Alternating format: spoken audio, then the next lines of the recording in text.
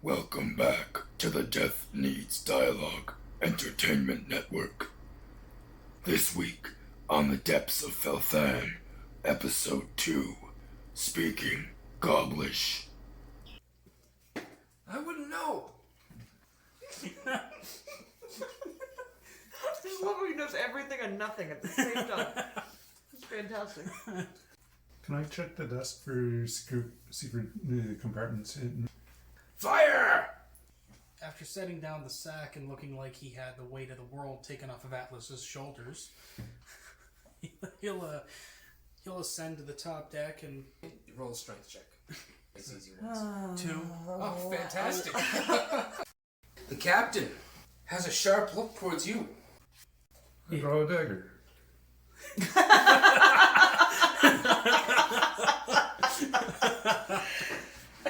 A dagger has been drawn.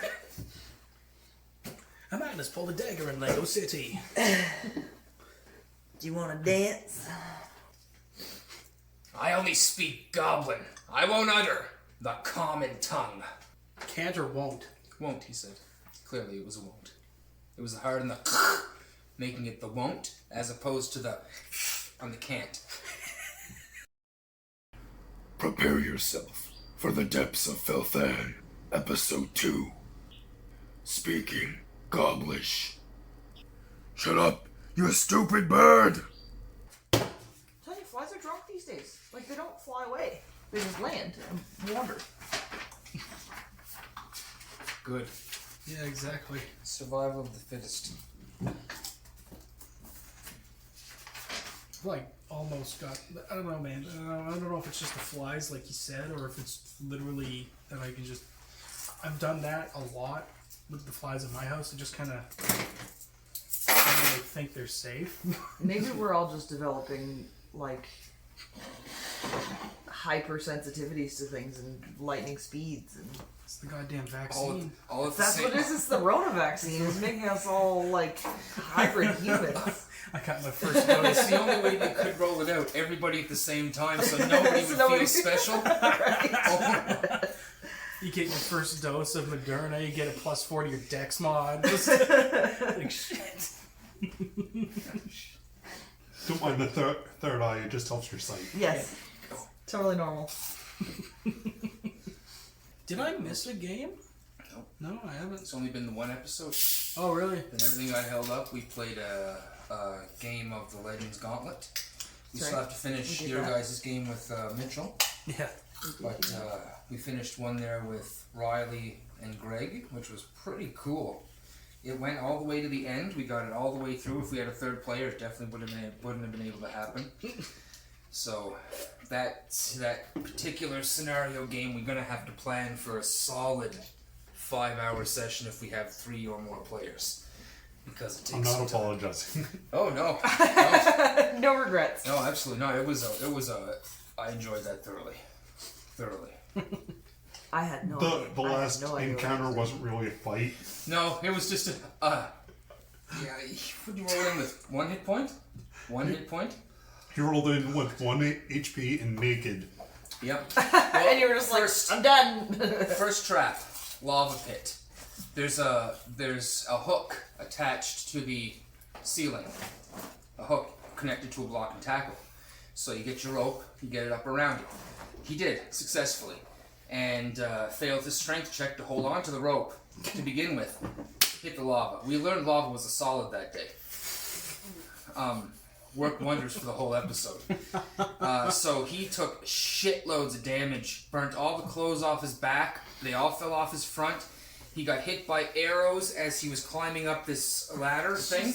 All in his chest, the arrows came out of the holes he was putting his hands in to climb up. Got up there, although I did some more, I looked back at the trap and he would have been dead. Because after the lava you take 1d3 rounds of 14d6 damage. Oh my god. So he would have been...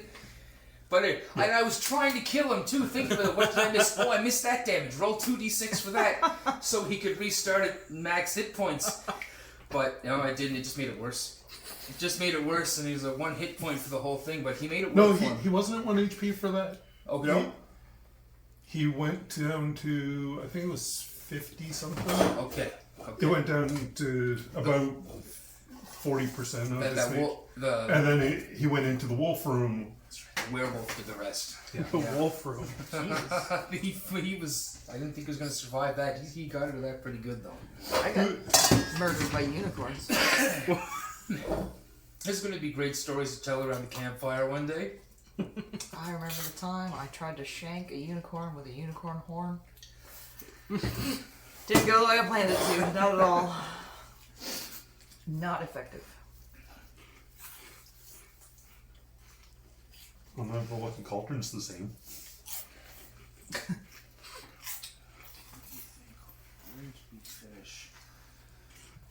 We finished.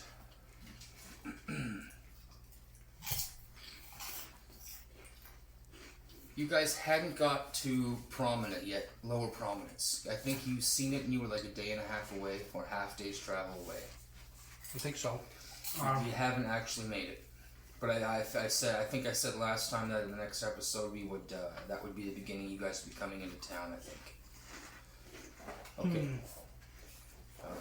So, that's good then. That's good. Okay, so Nani, you're gonna be on the back burner for about, I would say, an hour and 20 minutes. That's But at that, I'm gonna have something else for you to do, so you're not gonna be out of playing. Okay. Just because I have to get these guys across the water, and I'd have a little bit of fun across the way. So. Kraken. Like the Second rule of D&D, don't get on the boat.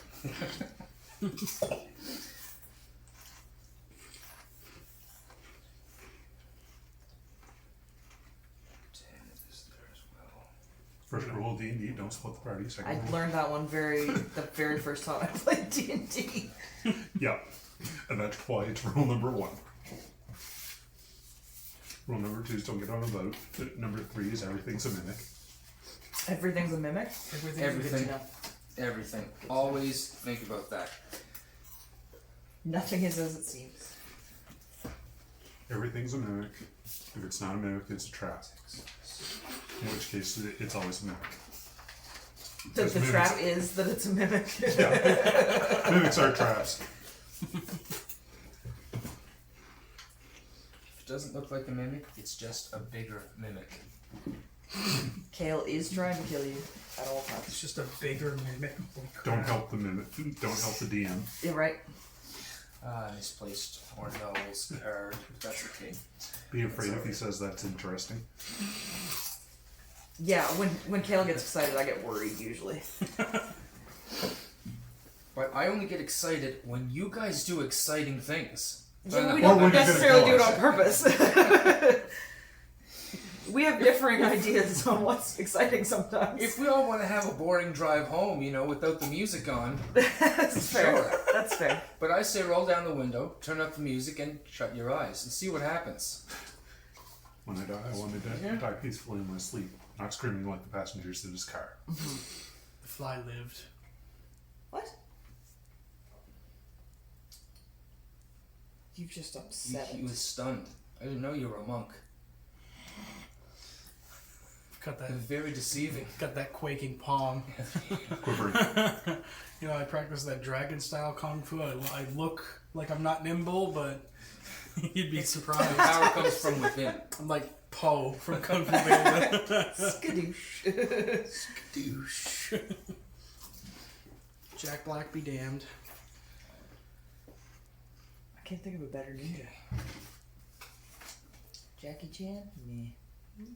Jack Black? I would say Chris Farley. Okay. Alright, I'll give you that one. Donnie Yen.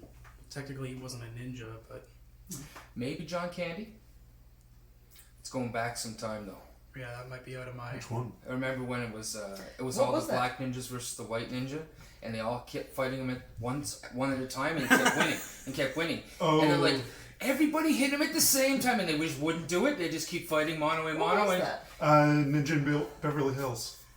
no, it was a skit. Maybe that may have been like why it was Yeah. maybe SCTV, like 'Cause going I remember way this. back. SCTV is going Vaguely.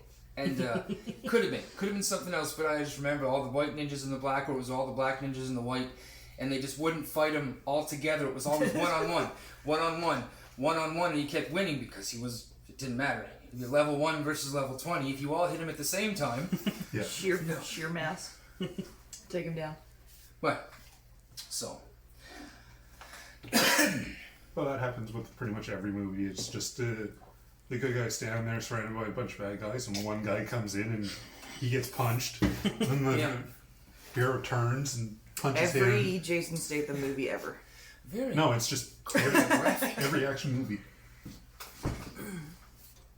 So I'm just trying to figure out where we are because of the picture of the map that I have.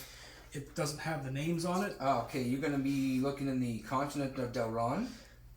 That's that middle one, right? Yeah. So we started up Like there, right there. and then we were heading down, and then we were... Imagine the capital city is right in the middle where that green little bit of pine is, and go south to that to the very coast.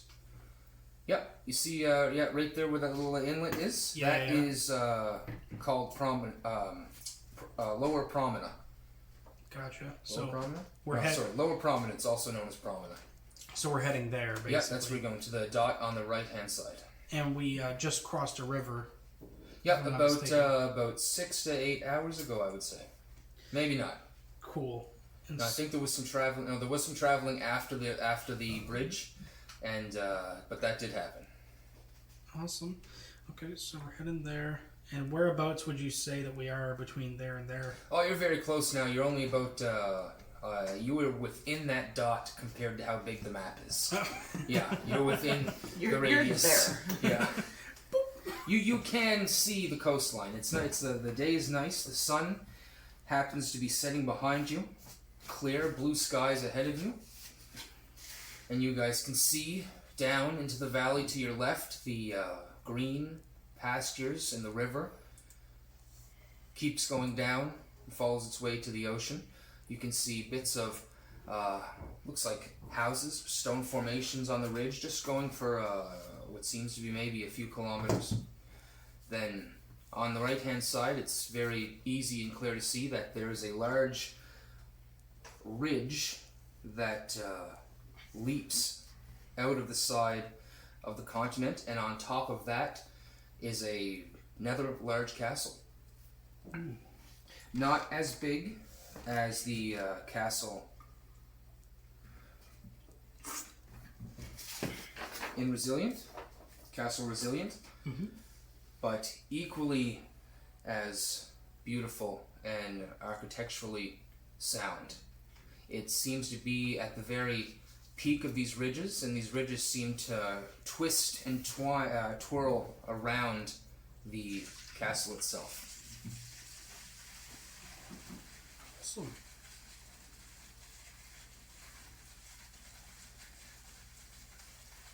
Ornell kind of looks over at Tanith, and he says,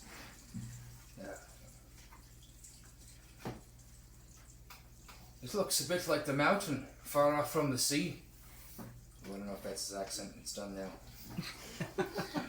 For this session, that is his accent. Tanith nods and says nothing.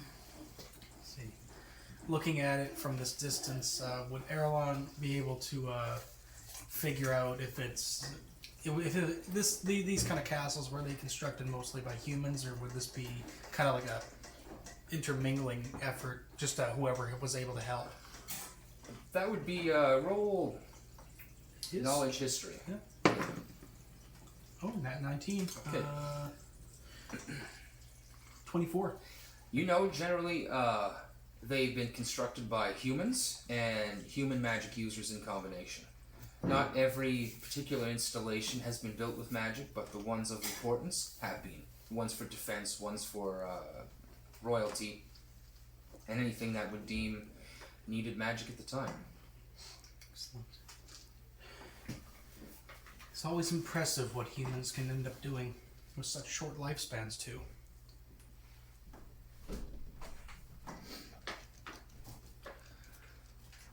Says the high elf.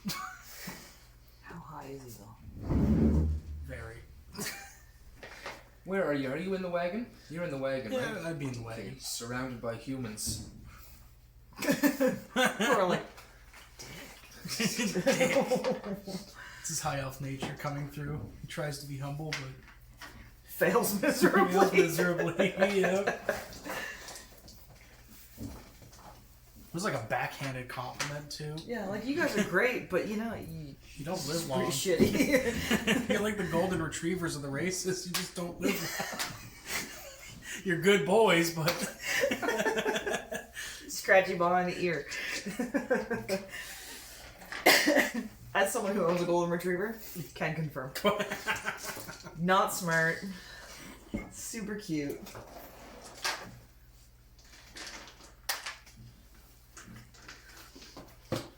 and Ner'ille just takes a little sip of a water skin that he has and he's sitting cross-legged on the wagon as much as he can manage it with what little space he has, just to make sure that he's meditating to get closer to Grenhilda. Okay.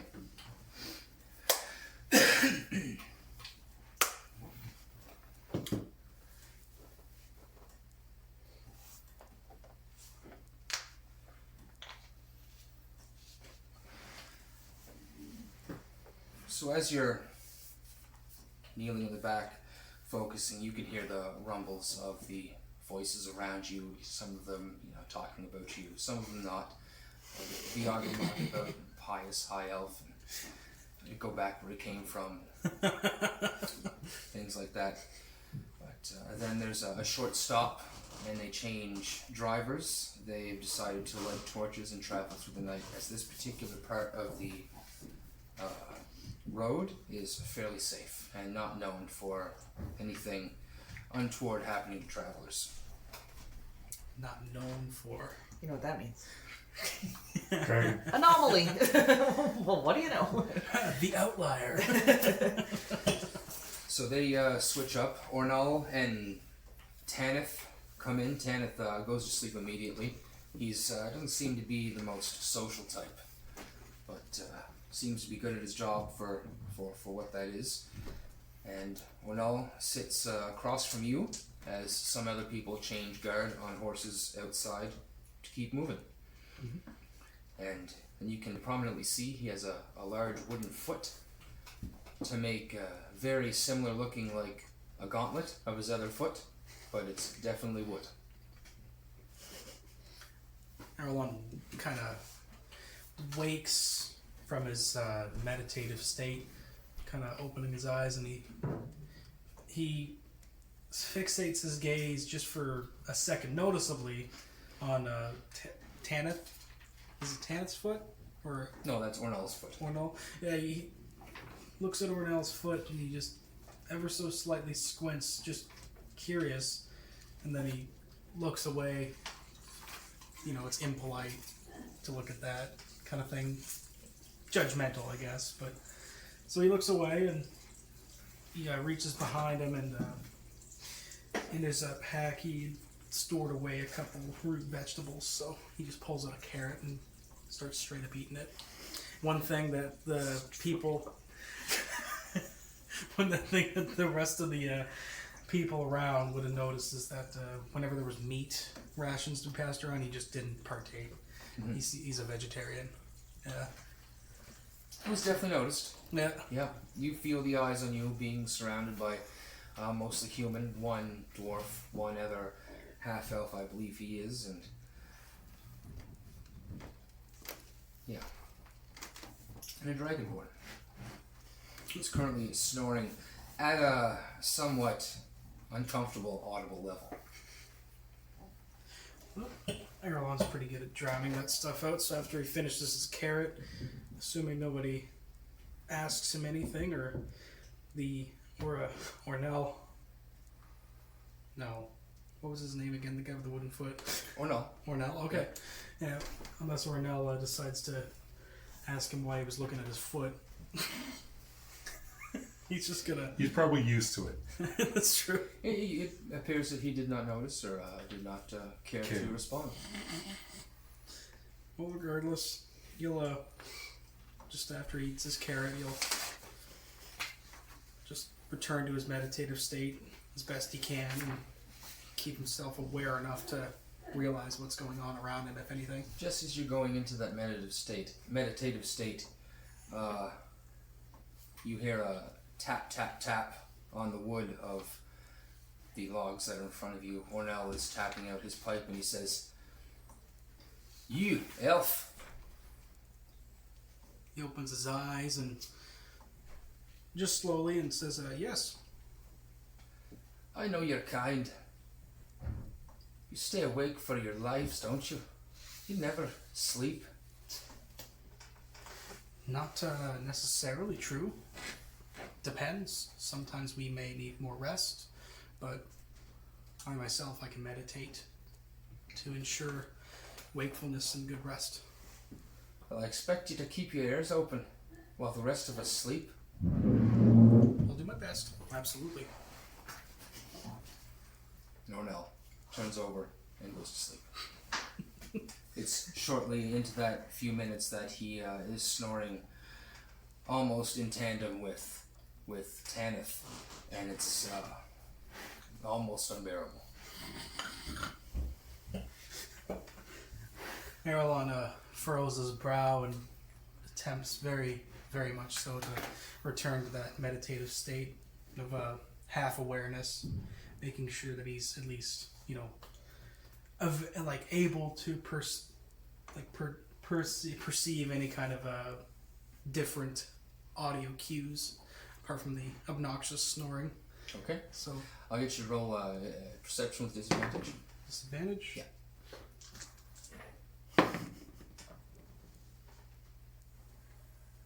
5. No wait, 7. Okay. Forgot about modifiers. All right then. So you hold in your meditative state, able to maintain over the loud snoring that is happening in the background, and the night begins to pass. Ravum. Outside, you and a few others are still on horseback, and some kind of just perched on the side of the wagon. Dermot rides up to you and he says, "You might not want to sleep in there tonight. I would suggest just sleeping on your horse." That's probably the best. I can hear the reason why from it. You seem to be at a lack of, to put it nicely, skilled labor. I need someone who can write, someone who can read, and is someone who's good with numbers as well. I'll do what I can. And it's It's still, good help can be hard to find at times. it's still a journey up the mountain, so we'll have to make our way up there, and there's still a few things that I have to do.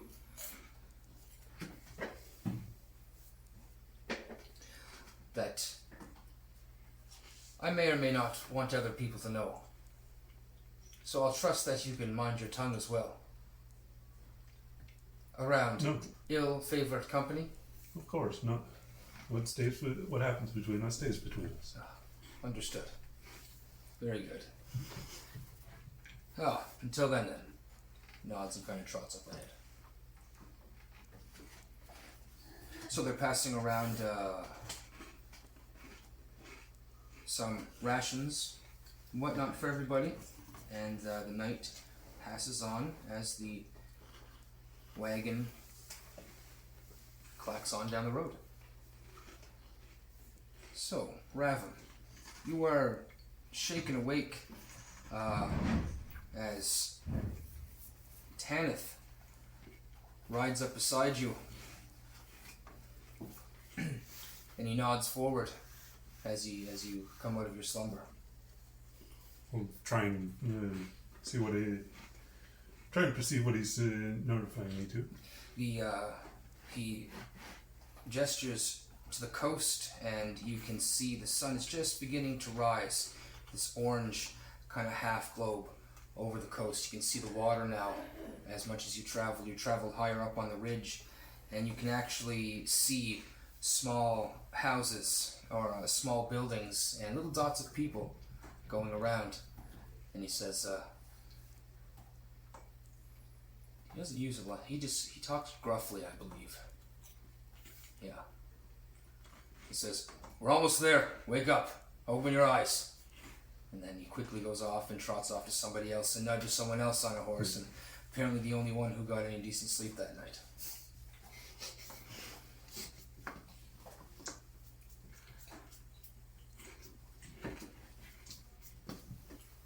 Erlon. Good. Yep. Okay. You kept your ears and eyes opened from time to time, and nothing seemed to happen throughout the night. Nothing out of the ordinary. And you now see the sun also coming up over the hole in the wagon front. Erlon just thinks to himself, thanks Grinhilda for this glorious day. And he just keeps on keeping on, eyes open, as he already got good enough rest as his meditation would allow.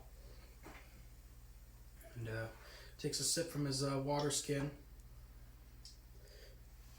and puts it back on his in his pouch and just crosses his legs again and kind of just stares off into the distance while still keeping himself alert. Okay.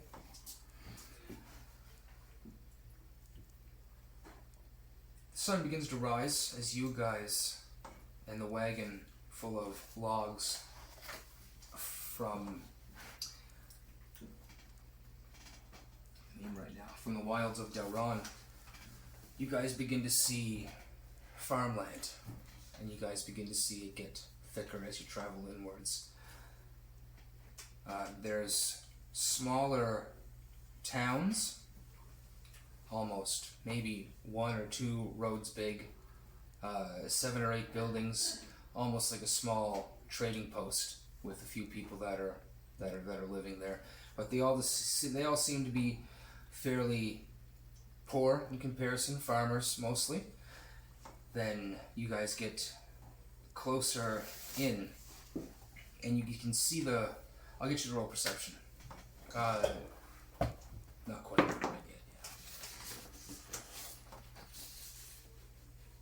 It's a 6. 17. 17. Okay. With 17, you can see that up ahead the road begins to split into 2. And the one on the right-hand side begins to crawl upwards, up the large mountain towards the city of Prominence. As I'm sure you're aware, they've been talking, you guys have been on the road for quite some time now. And you can see as that leads up to the mount and the castle that lies on top. And then there's another road that pivots downwards, back into the valley. And that road leads down to Lower Prominence, or the city of Promina, is where you guys are heading. As you begin to approach this town, it looks very small in comparison to the massive castle that is balancing it on the right-hand side. But at first you see a string of simple houses. They only seem to be 2 or 3 stories high, and they seem to string along the top of the ridge, and you guys can see the ocean in behind it. They're all different colors, reds and yellows and whites. You can see different bits of gear and equipment stored in the yard. You can see boats tarped over, boats being worked on. As you enter closer, there doesn't seem to be any major guards on duty. There's a guard standing there, but there's nobody who's questioning you. There's no gate, anything of that sort. As you walk over towards the ridge, the road immediately turns left and begins to go downwards. And as you look down, you can see more of the same similar buildings, and you can see townsfolk walking around carrying buckets and fishing equipment, fishing supplies. And it seems to be a bustling community, fishing community. As you continue downwards, you can see that it turns back on itself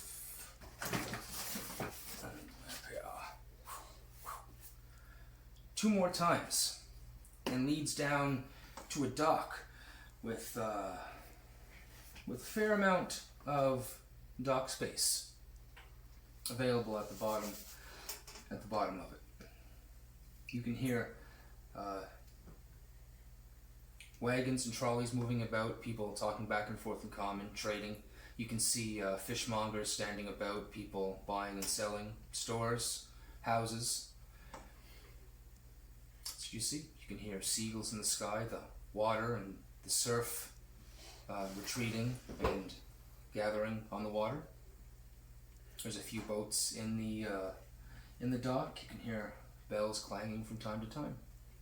I'd imagine where our destination is one of the larger boats. I don't think Dermot talked to you about that yet. But if you do speak to him, ask him. I'd imagine at some point we discussed that we were going across the. You know what? sea. I do think I remember saying it actually. Now that you say it. Yeah. Yeah, because they signed on saying that we were going to the. You're looking for a ship called the Goldswale. Okay. The Goldswale. He didn't say how large it was, but you do have a name.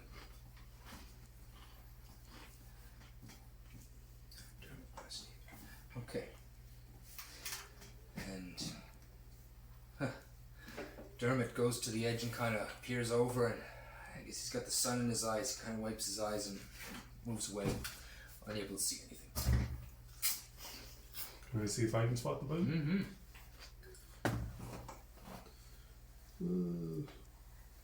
21. 21. I called the DC at a 20 from this distance. You look down, and you can see 7 different boats in dock. And you can see this very large boat, large ship, I should say, 3-masted. It seems to be about 120 feet long on the side.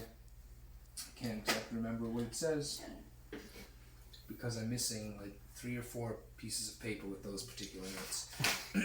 But it's there, and it's definitely notable. It is a very fancy ship. You can see there's ribbons tied upon it, there's flags. You can see guards in uniform standing on deck. And then further down there's a few fishing boats that are definitely fishing boats. Very easy to tell. You can see them either pulling fish out, or you can see them loaded up with nets and traps. Moving downwards, there are 2 other boats in dock.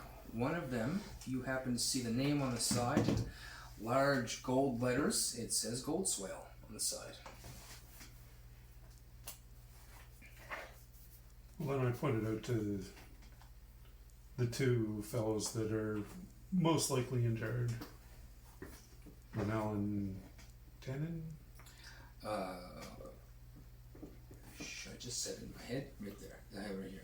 Dermot and Ner'ille. Ner'ille's on the wagon now. Dermot is just not too far away from you as you just rolled up beside him and looked over the mountain, or over the ridge. And I pointed out to Ner'ille. Give him advantage. He looks again. The sun's in my eyes. I can't see. Rubs his eyes again. Goes down. Keeps going. That's useless. Let's start Dermot. All ears, no eyes. Barely. So it's pretty busy on the road. The wagon is moving at walking speed, so the guys in the wagon do get out and begin to walk around. Dermot addresses the whole band and he says, "Alright, you got about 8 hours. Do what you want. Be at the dock down at the Goldswale. If you're not there, we're leaving without you." He turns his horse around and keeps walking. Alright. One thing that the people in the wagon probably would have taken note of, just because looking at between Dragonborn, the High Elf, and the Half Elf, everybody else is either human or dwarf. they would have probably noticed Erlon as they would have got into the farmland. He kind of had before that point, he had a look of unease, just general discomfort on his face, just micro expression, really. And after that sort of tension in his face, once the scent of the farmland started wafting about, he became like mentally familiar with it because he'd been doing farming for the past 10 years or so, and he just became a little bit more relaxed, and overall just I don't know, content with the situation. And once the sea breeze started coming in, a little bit of anxiety came in because he never really traveled the water apart from going from. Your first trip was a big trip. Yeah, a very important very trip. large trip. Yeah. So okay. Yep. But this will be his second trip on the water. But the first one was from. What was it? It's From Brel? yeah, from From Brel to Delron? Brel to Delron. Yeah, I'm saying that was the big one. That was your was the big escape one. trip. That was Yeah, your get get the out of hell jail. Yeah, exactly. Now this is who knows where this is going to take you? Yeah. So What shackles lay beyond the sea?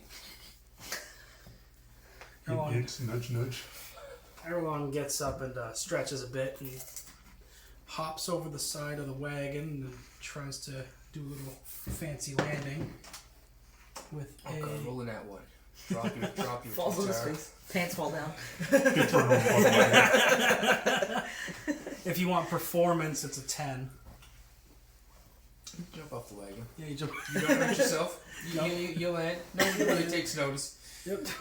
Look around to see if anybody saw how cool that was.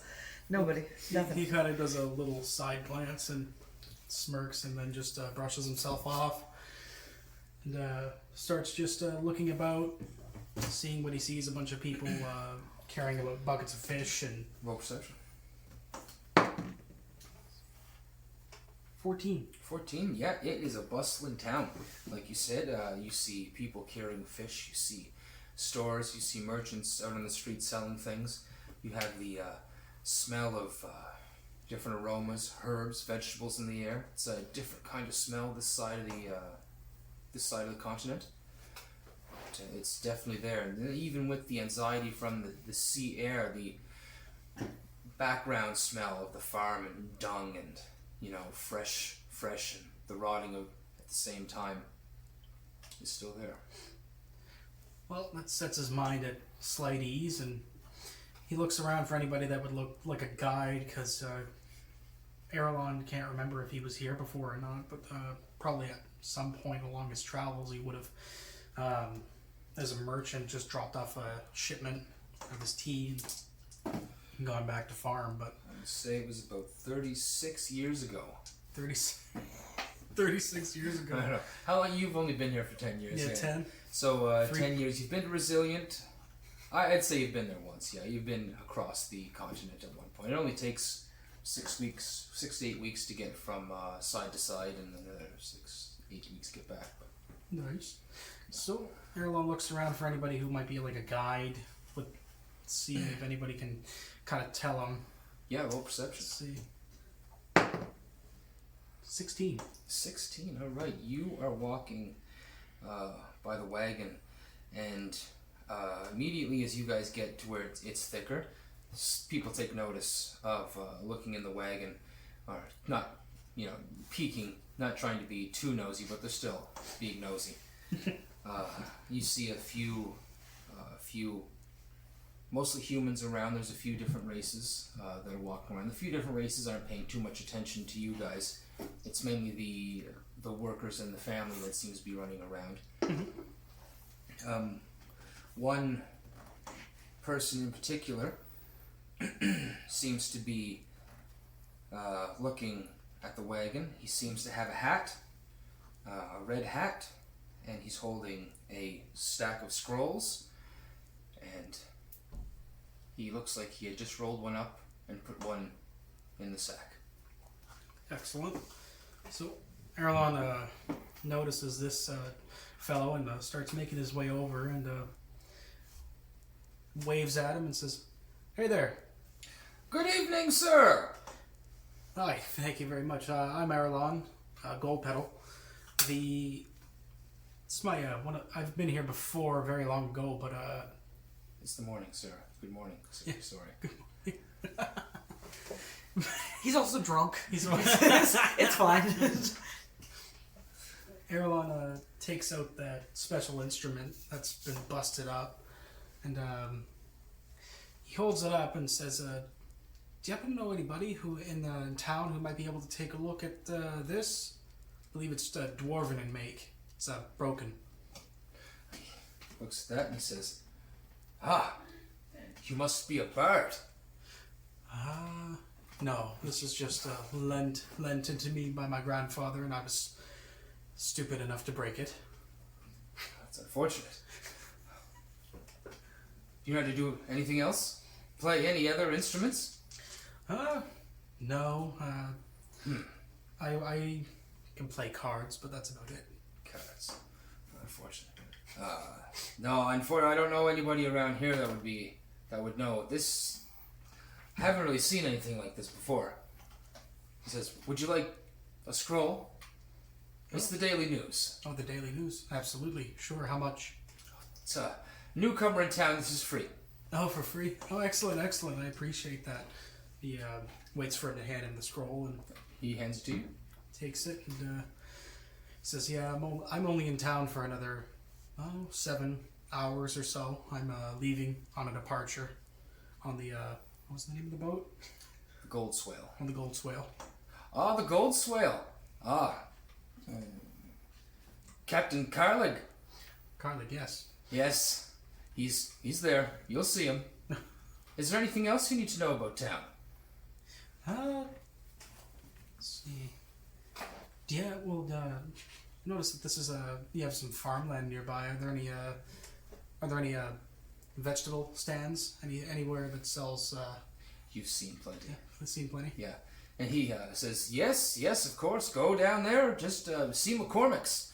Best apples. Best apples? Okay, excellent. Thank you very much. Have a good day. He does a little bow and starts making his way towards McCormick's. Okay. There you go. He's just down there. The wagon's still going at walking pace. It's not thick rubbing into people, but it's still sometimes you have to stop as someone's walking by. It's fairly busy. Gotcha, And you make your way there. Raven, anything would you like to do coming into town? I mean, you're only about halfway through town. Dermot seems intent on getting all the way down to the dock to begin with. No, we'll make sure everything gets loaded up before takeoff. Okay. Maybe they want some work done beforehand. Okay. So you guys continue on the wagon as well. The wagon makes its way down. You stop at McCormick's stand. There's a vast variety of vegetables, similar things to you that you make, but just slightly off. You can see as a farmer that there's slight definitions of the particular fruit or vegetable that are different on this side of the continent. Differences in the soil and how they grow them. Aralon picks out a couple. Well, first he walks up to the stand and he says, "Hello, thank you kindly. How are you today?" He just bit a big mouthful of onion, kind of a big fist-sized onion. He says, "Sorry, I'm doing great." Looks up, Grenhilda provides. Looks back down. Kind of perks up and he says, "She does indeed, yes." How can I help you? It splashes. Roll dex save. Gotta go blind. That's a 20. No, Okay. 22. Hey, you feel it on your face, but it doesn't get in your eye. Unfortunate. 22. Still gets in my eye. No, you feel it on your face, but you didn't get it in your eye. You feel it, but not in your eye. No stinging. Just a little backsplash. Oh, I'm just seeing what root vegetables you have here, and a couple apples there too. Let's see. He thumbs through, looking at like any anything that can resist rot, like your typical tubers, potatoes, turnips. And carrots. he has a fair amount of root vegetables. Not as many on the other side of the continent. There seems to be a smaller variety. It's more of a fruit, fruits and fresh vegetable kind of thing. You see mainly like tomatoes, peppers, cucumbers at this time of year. But there's a fair amount of a limited supply of root vegetables. They seem to be the ones that will be the harder. He does have carrots of all different colors. These ones are purple, yellow, and there's some orange ones as well. And some other different kinds of turnip that you haven't seen before. And he picks one up. It's this dark outside color, and he slices it open, and on the inside it's these circular red and white patterns as it goes all the way down to the middle, and he tosses that one at you. Gee. He catches it and gives it a sniff. Is it like a radish, sort of? No, it's a beet. Beet. It's a beet. No, nice. Yeah, it smells like a beet. You can smell that earthy, that iron smell to it. Excellent. He takes a little snap off of it and eats it, and that's really good quality. It's quite delicious. It's a little bit sweeter than you're used to compared to normal beets. Not that are sweet, but this is just a little bit sweeter. Good. I'll have to take some of those. I'll take 2 of those, please, and some of the carrots. I'll take 5 carrots. And as you're deciding, you hear click clop come up behind you, and Dermot's kind of looking down. It's good choice. Here, he passes you a sack. Oh, get enough for everyone. Thank you, Dermot. And walks off. Appreciate it. Guess we're taking more. So he kind of runs the gamut. He sets aside like a little corner of the sack for all he gets. He has his own little breakfast sack, and he kind of does 2 orders, if you will. One for the group, mostly root vegetables, stuff with high amounts of fiber, etc., and the whole stuff. He gets a bunch of turnips, potatoes if there's any, and a couple other things here and there just to make like stews. Yeah, Dermot gives you enough silver for rations for 6 weeks for everybody. Awesome. So it's a fair amount of supply after coming, because since you guys are going across the sea. Awesome. Okay. So he'll, for himself though, he takes a couple cucumbers. For flavor, anything you want to write down? Yeah, anything like that. Yeah, he's gonna just give it to you off the top because Dermot just dropped a whole bunch of money in his pocket. Awesome. Get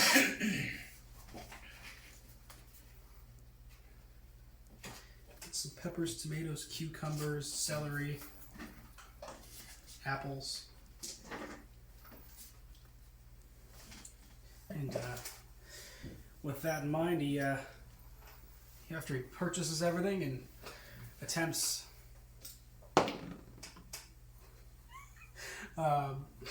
Poorly. yeah, well, Pick the keyword. I'm gonna assume. Well, he's not exactly a strong guy. He's more like a nimble. So this huge sack of stuff, he hoists it over his shoulder. It's like no, he actually assigns people to help you with the wagon to meet you down there. It takes him a little while to get all this stuff ready. Yeah. Gotcha. Yeah. Well, he'll try taking one of the sacks anyway. He's not the strongest dude. He hoists it up fair enough. He got like a 10 for athletics. Oh yeah, that's manageable. Manageable. Just he's been skipping arm day. That's what's been happening. He's skipping arm day. Head leg day. His instrument's gone. You can't. You can't losing have that muscle memory. So he gets all of his bearings and heads down with the workers that Dermot assigned to him to the ship. Puts everything on, and if there's any sort of kitchen or stove or whatever, he'll just have he'll just look around and just see if he can make like a little kind of stew or whatever, like a vegetable stew. If there's meat, he'll toss some in as long as he gets permission from the people in charge to cook it. If you go and start, so you're gonna head to the Goldswale and start that. Only if he's allowed. By that time, Dermot would have been there. It's gonna take you 1 to 2 hours to get everything set up and then get down there. So by that time, Dermot has already been set up on the Goldswale, and to do that, I will wait just a few moments before we catch everybody up to hit the ship. Absolutely. And just keep timeline.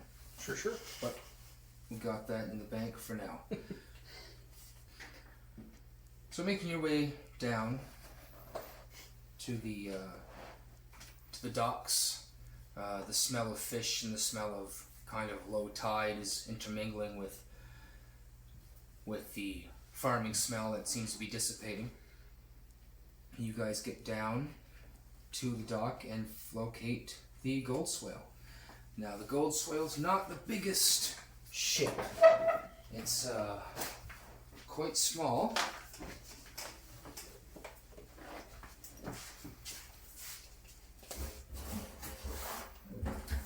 Compared to some ships that you guys have seen.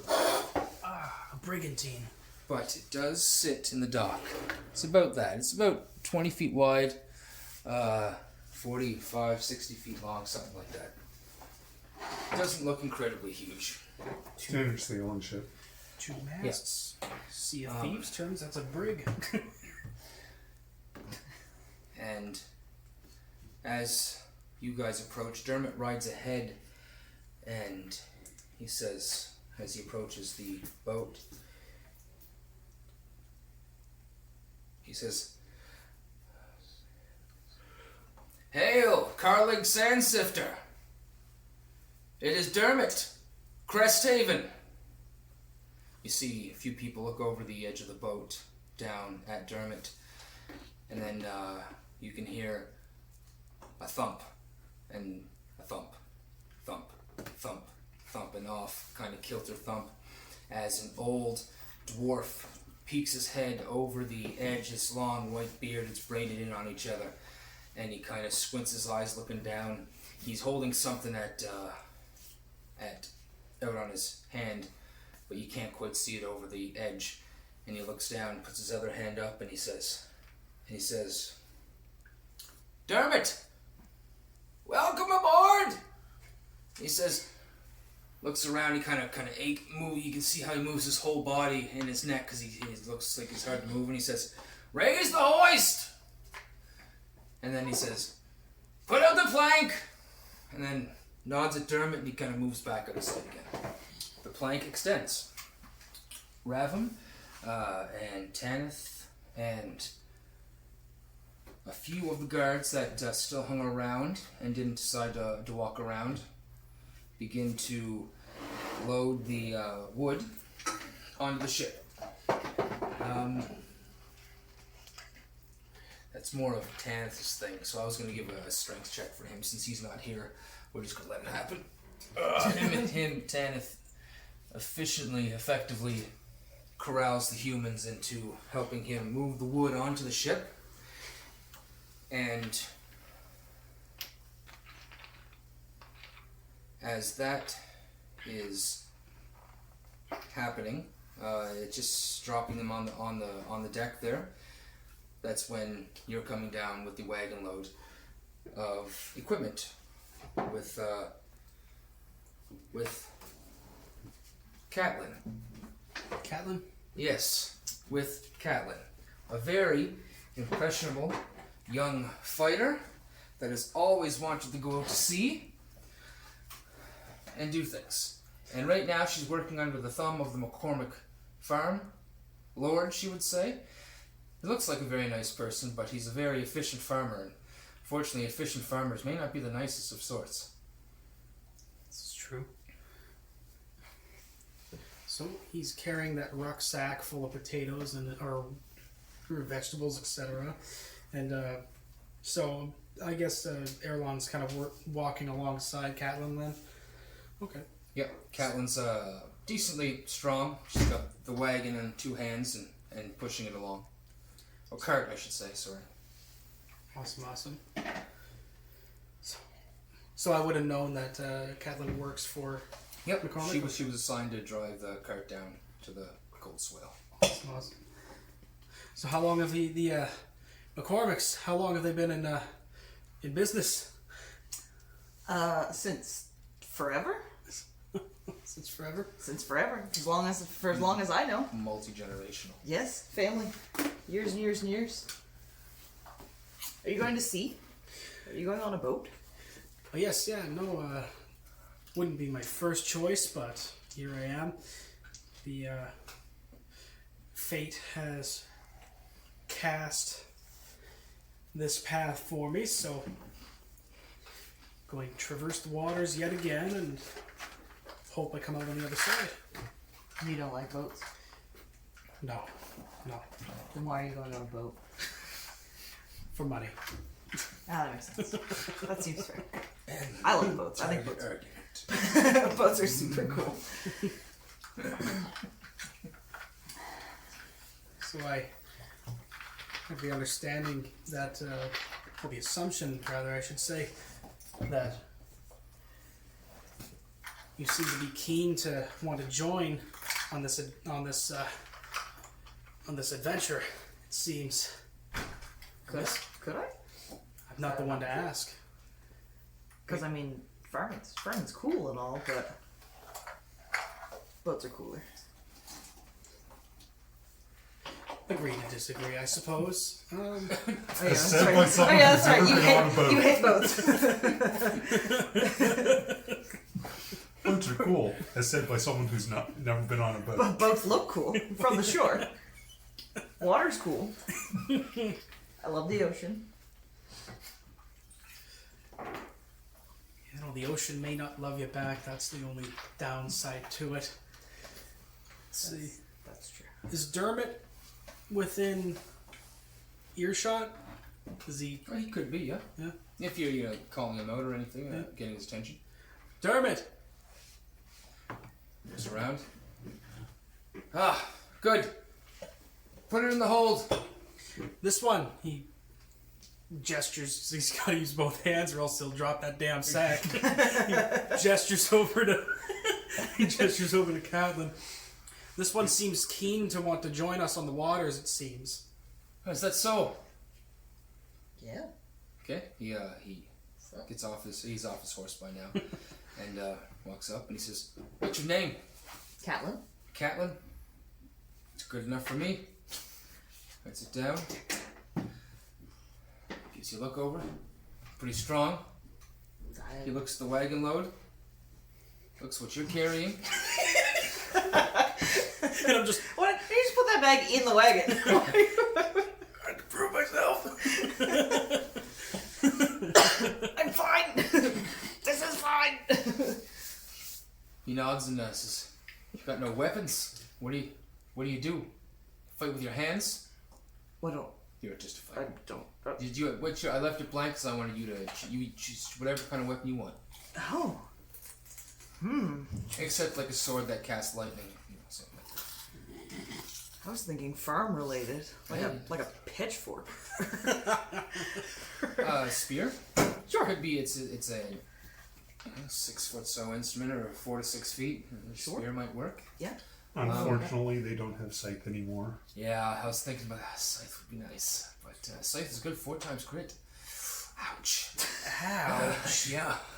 Duty 4 and 4 times crit. Yeah. Always one of my favorites. Yeah, so you can. Spear is good, but you are capable with any weapon. But yeah, you need a pencil. there's Young and sickle. adaptable, not. Okay, yeah. So write down spear. And then- Sickles are also farming instruments. It's true. Is it the sickle's in there? Is it? Yeah. Okay, the sickle as well. Generally used for harvesting of like weed and. Is that two-handed the sickle? No, it's one. 100. The scythe is two-handed, right? That's the long one. Yeah, that's the. Okay. Yeah, so there's lots of choices. So beside that, whatever it is, your to hit's gonna be +5, and your spear's 1d6 +3. Okay. And it has versatile.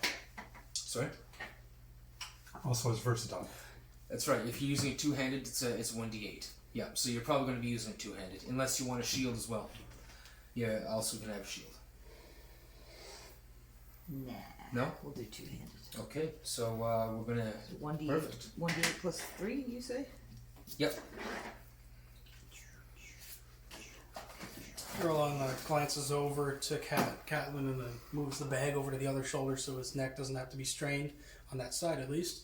He says, not to tread on feet that I don't own, but have you...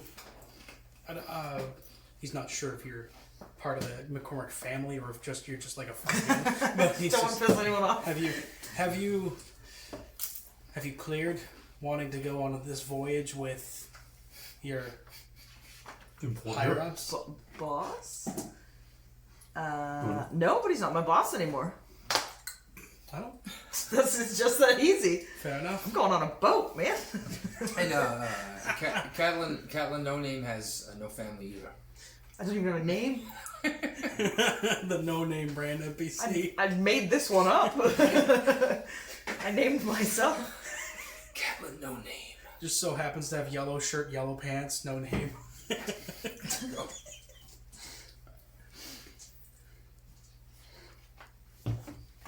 Well, before Erlon collapses, he will go onto the boat, and since the plank was lowered, and he'll offload the vegetables after getting a solid core and up workout by walking like not even a quarter of a mile. With a 20-pound bag of vegetables. 20-pound What is your strength? Is your strength 8? Well, yeah, it's my strength is 8. So good. I love that. That's so good. I So, yeah, Catalyn, he kind of nods to you. follow him along with the pulling the cart. I probably should have asked this before I agreed to it, but where are we going? Dermot, Not that I as you care. walk by, Dermot says, we'll discuss the details later. Load... We'll discuss the details once you're on the boat. Once I can't. Yeah, whatever. It's all good. Once you can't say no. I'm fine with that. He said rolled yes. he rolled a good Going on a insight on the situation, so... Good, okay. So you guys, Where are we going anyways? Nowhere overly dangerous. Yeah, it's fine. No, Make sure you overly. bring your spear, though. you guys head into the boat, into the hold. The boat goes down 2 or 3, 4 decks, and the third deck is the hold. And you guys enter the hold. You Oh, got- sorry, my you got mistake. this. That's You- wrong. That's Jesus. wrong. Wrong ship. Wrong shit. Wrong ship. I'm thinking wrong ship in my head. Oh. The deck goes down by 1. Boom. One is much easier than 3. We'll take one.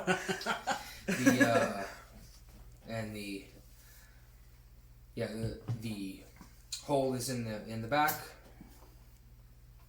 and behind that is the kitchen area. You can, as you drop all the stuff off in the hold, but it seems to be fairly organized. You can see the kitchen seems to be there, but nobody seems to be attending it at the moment. Okay. Is anybody on this level, on the deck? Well, on this deck, or is it empty apart from us? There is nobody there. Nobody there. Okay.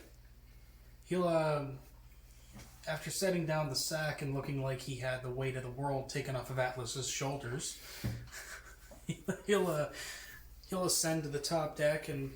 It's going to take a few trips to carry the stuff down. Yeah, well.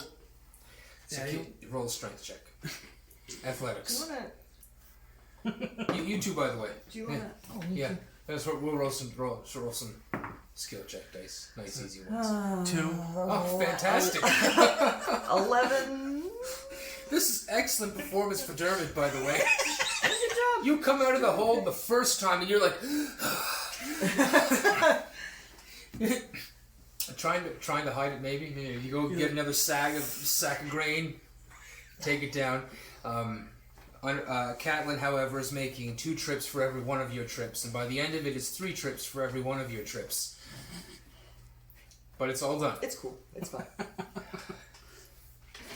going on a boat. Alright, and now that he's pulled every muscle in his upper body, Erlon will... I carry him back up to the top. My final trip. Somebody get me a dragon airlift. Let's see. But You come back down to the hole, he's underneath one of the bags. Get up! It's farm alert. I pick it up with one hand, like, you gonna be okay under there? Once that was all done, though, he'll turn to Catalyn and say, "I'm just going to go see if I can use the kitchen and start preparing us a meal." And he just holds his right shoulder and Well, on the upside, you got about 6 weeks to recover. There you go. yeah, This is true. This is true. he'll climb the stairs and let's see. I would assume that apart from Carlegg, that there should be like other people on the top deck. Yeah. It seemed to be more on the top deck, tying down the logs, and there doesn't seem to be like a boat full of people. Perhaps they're out right now, getting things or just being sailors on the town. Okay. Mm-hmm. Gotcha. So, with nobody really, is Carlegg there presently at the moment? Yeah, he's on deck. Yeah. Gotcha. Okay. He didn't see you come on deck and walk around because he looks maybe that he's kind of old or blind. And also the captain of a ship. Let's see, and I think he would have heard Dermot call out his name. He was coming down. Yeah, so he can associate pretty good enough. He's not that aloof, but Ner'ille looks over to the captain and just raises a hand. He's just like, Captain Carlegg? He looks in your direction. He's And he says, "Aye." I want to prepare a meal for the crew. Is it all right if I use the kitchen? I'm Ner'ille, by the way. Ner'ille Gold Petal. Gold pedal. Indeed. Aye. Use the kitchen. Thank you, Captain. No fennel. No fennel? You got that? No fennel. Good. Yes. No. Apparently he's deaf too. I had to remember what spice I really hate. It's fennel. That seems reasonable. Licorice, yeah. No. Goes good with pork. Alright, so Ner'ille will go down and start looking through, seeing what would go with what, and he first prepares he just slices up a couple cucumbers for himself as to snack on while he's cooking the rest of everything. But he's going for like a stewed kind of meat dish for the crew with peppers, tomatoes, a little bit of celery that's sweated down, an onion, and whatever meat was available. Okay. Yep. Roll performance. Performance? That sounded like art, right? 10. Okay. It's beauty. It was a thing of beauty. It really was. Actually, roll with advantage. I think that, yeah. He sounded like he knew what he was talking about. 12. Okay. He definitely knows what he's talking about. No. Fortunately, the kitchen may not be able to provide the exact, Grinhilda provides, but she doesn't provide, knives and the things. No, Talent. he's got daggers on him. So you're making the best with what you got there, but you're making do. So you're taking some time in there. It's edible. Ravum, You're feeding sailors. Dermot and Ornell seem to be discussing something on deck now. They seem to be on the far side to the water side. They're on the aft castle, kind of looking out and discussing things. You basically have, you went down there first with everybody, so you have a few hours before, a little bit of time, about 2 hours before these guys even show up to do anything with the Goldswale or with Dermot or anything of that sort. If they're in the middle of discussing something, I'll... That's not till... Sorry, I put it at the wrong time. That's kind of after the 4 hours of time in between. Okay. So, I forgot there was that delay. Yeah. So once we get the logs on, sort of recommend that they're strapped down, but I imagine that they're doing that anyways. Okay, yeah, you're taking part of that. I'll get you to roll then investigation. Yeah, investigation. Add to that since there's no strength check from... I'll roll a strength check. See if he does something terrible. No, he doesn't. He does pretty good.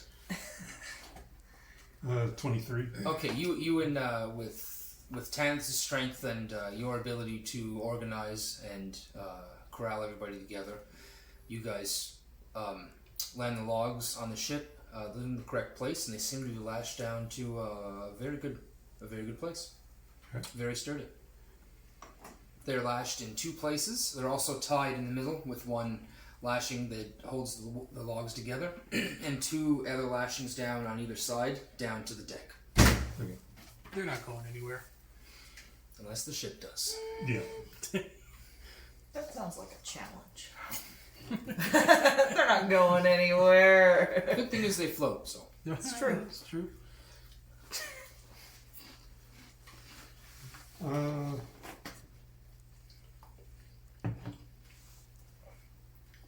Provided we have a little bit of time, I will go into town, try and gather up a bit of supplies. But Yep, you guys had about 8 hours total, and you've spent about 2 hours getting the logs on. That's when Ner'ille and Catalyn came down. They had the quick back and forth with Dermot, the time down. That gives you about 2 or 3 hours to do some shopping and then come back and find those guys at the end of the boat. yeah, pretty much only really looking for like a quarterstaff, a couple extra daggers, and some parchment, and basically any news about where any rumors that might be going on about our destination. Okay, I'll get you to roll perception for the equipment. That'll be very, very easy to find. 22 for that. Oh yeah, easy enough. It's you know, I was gonna say Joran. That's wrong. I had a different name on my tongue. Eloise's general store. You find everything you need, utmost quality. Just dock the price down. We don't have to be specific about it to the minute, and get you to roll persuasion. Yeah. 24. Okay, excellent. That's good. So as you're walking around getting your things, you're in that particular store, and you're talking to this lady, Eloise. She happens to be behind the counter as well, and she's about a 65-year-old woman, human, seems to have been in the business for quite some time, and she says, Trade's getting tough. They're not allowed to trade any wood. I think this might be the last. I heard that you're with Dermot. We are. I've seen you through the window.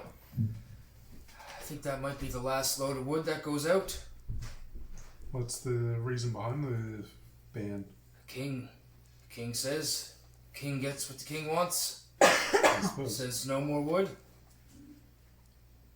No more wood. It's shows times of turbulence, I think. I don't like it. I don't like it. There's already tensions between us over there at the Lower Shears. Already. She kind of gets glum, looks down, then turns back up and takes a breath. She says, a quarterstaff, he said. Here. Passes it to you. It just happens to be there in a barrel, a few of them all together. I'll check its balance and see the quality of it. It's quite efficient. It's nice, it's smooth, it's been sanded down and in certain places for good texture and a little bit shiny. Never been used. Definitely take good care of it. Hi. She... kind of old woman. Just kind of looks around. Anything else I can help you with? No, I think that's everything. Thank you. What's your name, by the way? Bordes. It's been a while since we've played a character. You meant to say Ravim, huh? That's what I thought. I thought I heard. My old ears, they don't go so far these days. My name's Eloise. Eloise Tarkanet. Pleasure. Nice to meet you. Tell Dermot I said hello. I will. Old friend? He'll laugh. Old acquaintance, then. She doesn't respond.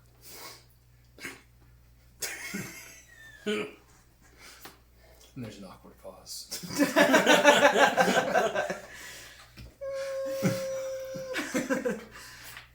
Oh. So you have your equipment. Have some information. That's what she seemed to have particular to say. And you still have some time hanging around. The entire time you were describing that quarterstaff in my head, I was just going, it's a mimic. I was like, it's happening. This is it. This is going to be the moment. That's why I was giggling. Sand it down. It's shiny. A little bit Never shiny. been used. It's a mimic. You see a row of teeth suddenly appear on it. You go to let go of it, and it doesn't let go. It's like, You now have the grappled condition. It bends to surround you. It's like...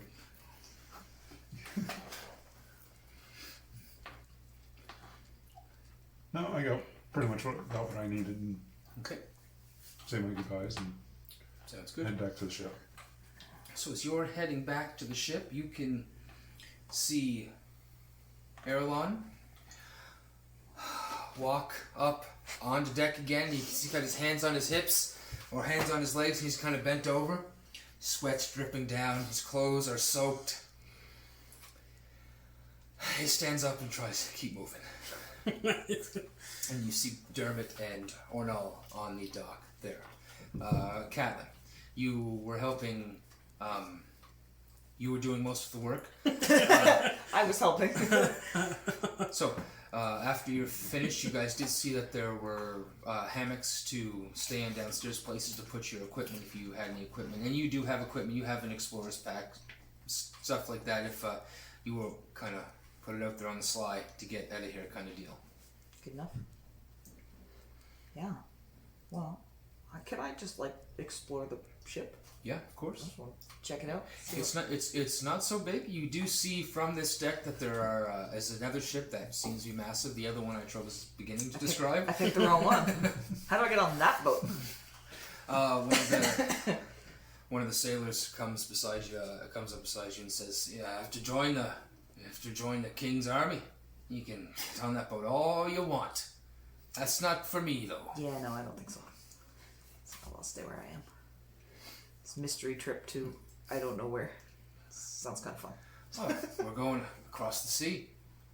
That's where I want to be. Our destination is Not here. what does he say? Not here. That's right. Somewhere else. We're headed to Cecil's Cock. Okay. and how long does that take? Oh, with good weather, it'll take us a month.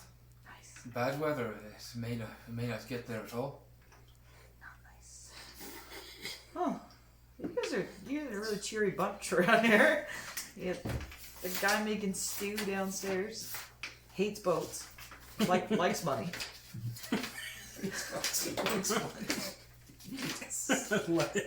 Captain's deaf. I'm starting to really think that maybe I didn't make the right choice. The captain's deaf and blind. The guy in charge won't tell anyone where we're going. The guy beside you. This sounds great, actually. I'm not gonna lie. The guy beside you. Maybe farming wasn't such a bad idea. I've been digging holes for years. It's time to do something crazy. The guy beside you puts his hand in his pocket and pulls out a shell, and he gives it to you and said, "You seem to have worse luck than most of us. Perhaps a blessing to Ner'ille might make our journey a little more palatable. He kind of puts it in your hand and walks away. Would it be really offensive if I just threw it off the boat? Roll knowledge religion. Here. That's a 15 plus. Yeah, that's basically how you make a sacrifice to Ner'ille. Oh, good enough. Then I'm just gonna throw it. Here's one for good luck. There are some words usually, but that's good. Yep. Cool. Now the question is, did you actually throw it into the water or onto another boat? Threw it onto the other boat. Hoping maybe I'll get teleported. Someone else gets this wish. And that's how you wind up on that boat. That's you right. throw something at Throw them. something at them, they'll take me captive, and then next thing you know, I'm a sailor on that boat. You have this shell, this kind of green and purple shell. You cast it out. It hits the water once and just bounces once, and then bloop, and disappears in the water. I'm not religious, but that's about as good as I got. I'm gonna go take a nap. Raven, did you want to do anything with Dermot or Ornell? They just happen to be there talking out of earshot. If not, we'll likely move on to the departure of. I'll ask if they need my assistance with anything, but I'm not going to. I am keep a little bit of a distance, so I'm not going to drop in on the conversation. In an employee distance. Gotcha. Sounds good. Yeah, you approach. Dermot notices you approach immediately. He turns around. He says, Raven, I need your help. He looks around. I see 14. We had 18. We had more. Do you remember who they were? Do an insight check to. Yeah, do it. Actually, knowledge, history.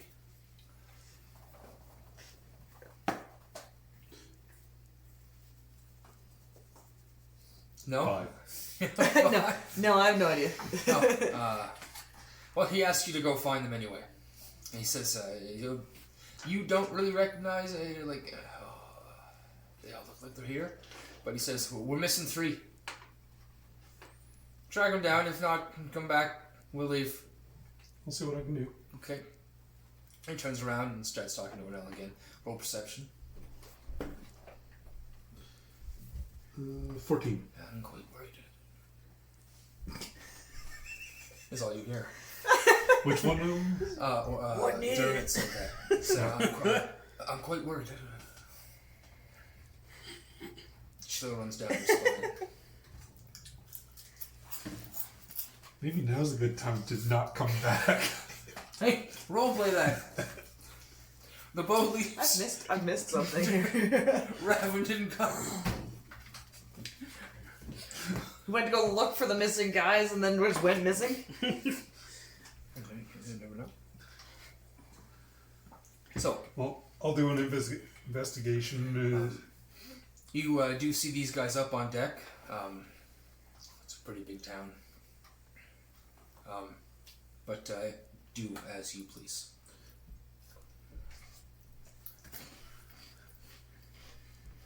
I'll check a couple of the. I would imagine there's taverns or something. Mm-hmm. I'll see if there's any strangers that have showed up in the last 4 hours, and see if they're anyone is familiar or seen Okay. it. Roll persuasion as you enter this particular tavern. That's 26. Okay, it's 26. Yes, it is. You go into this particular tavern. You don't recognize them, but you do go up to the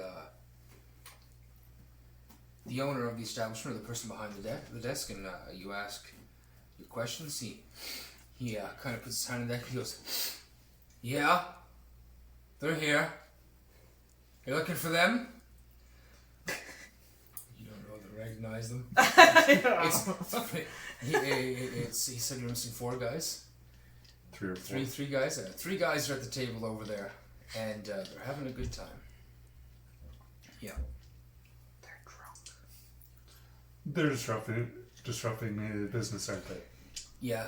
Yes, they are. They might be pretty. If they belong to you, Get them out. I'll see what I can do. He just looks at you. I'll go over and see what I can... Yeah, they're there. There's 3 of them. They seem to be fairly intoxicated. They don't notice your arrival. They're laughing, telling crude sailor jokes in this not so crude establishment. Yeah. Change of plan, boys. Boat's gonna leave early. You guys are gonna be on it. Intimidation or persuasion? Persuasion. Okay.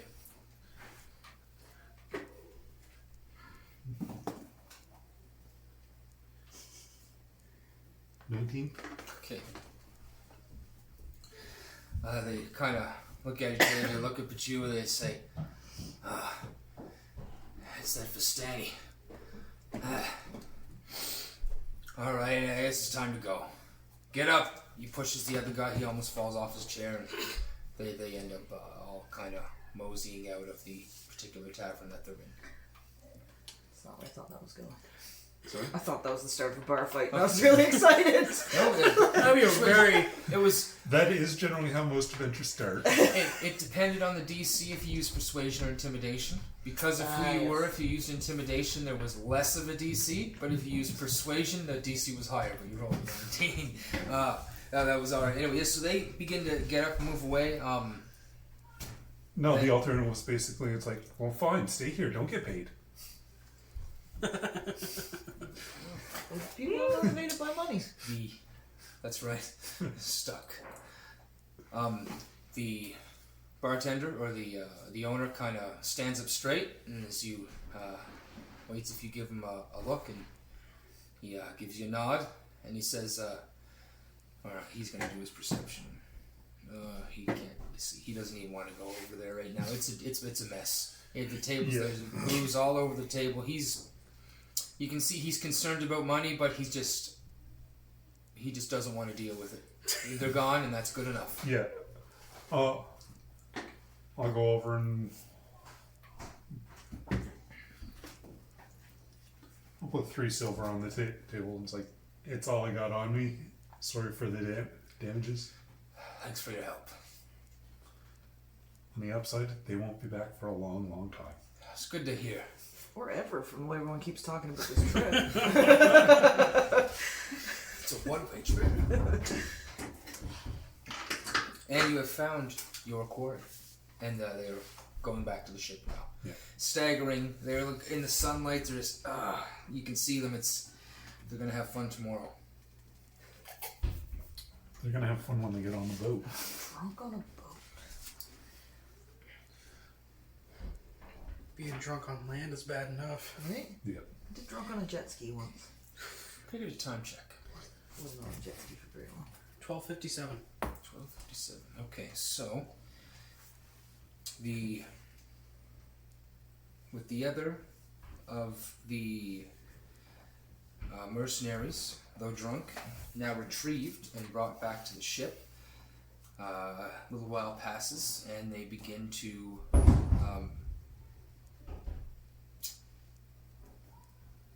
draw in the ropes that are lashing it down and prepare to leave the continent of Delron. Something that you have never done, Catalyn. This is cool.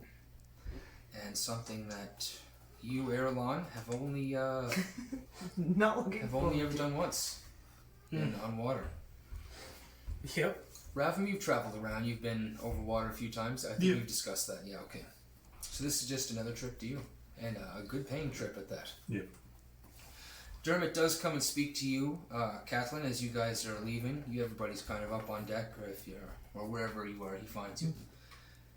And he says, he has he has a scroll with him. He puts it down on, kind of looks around.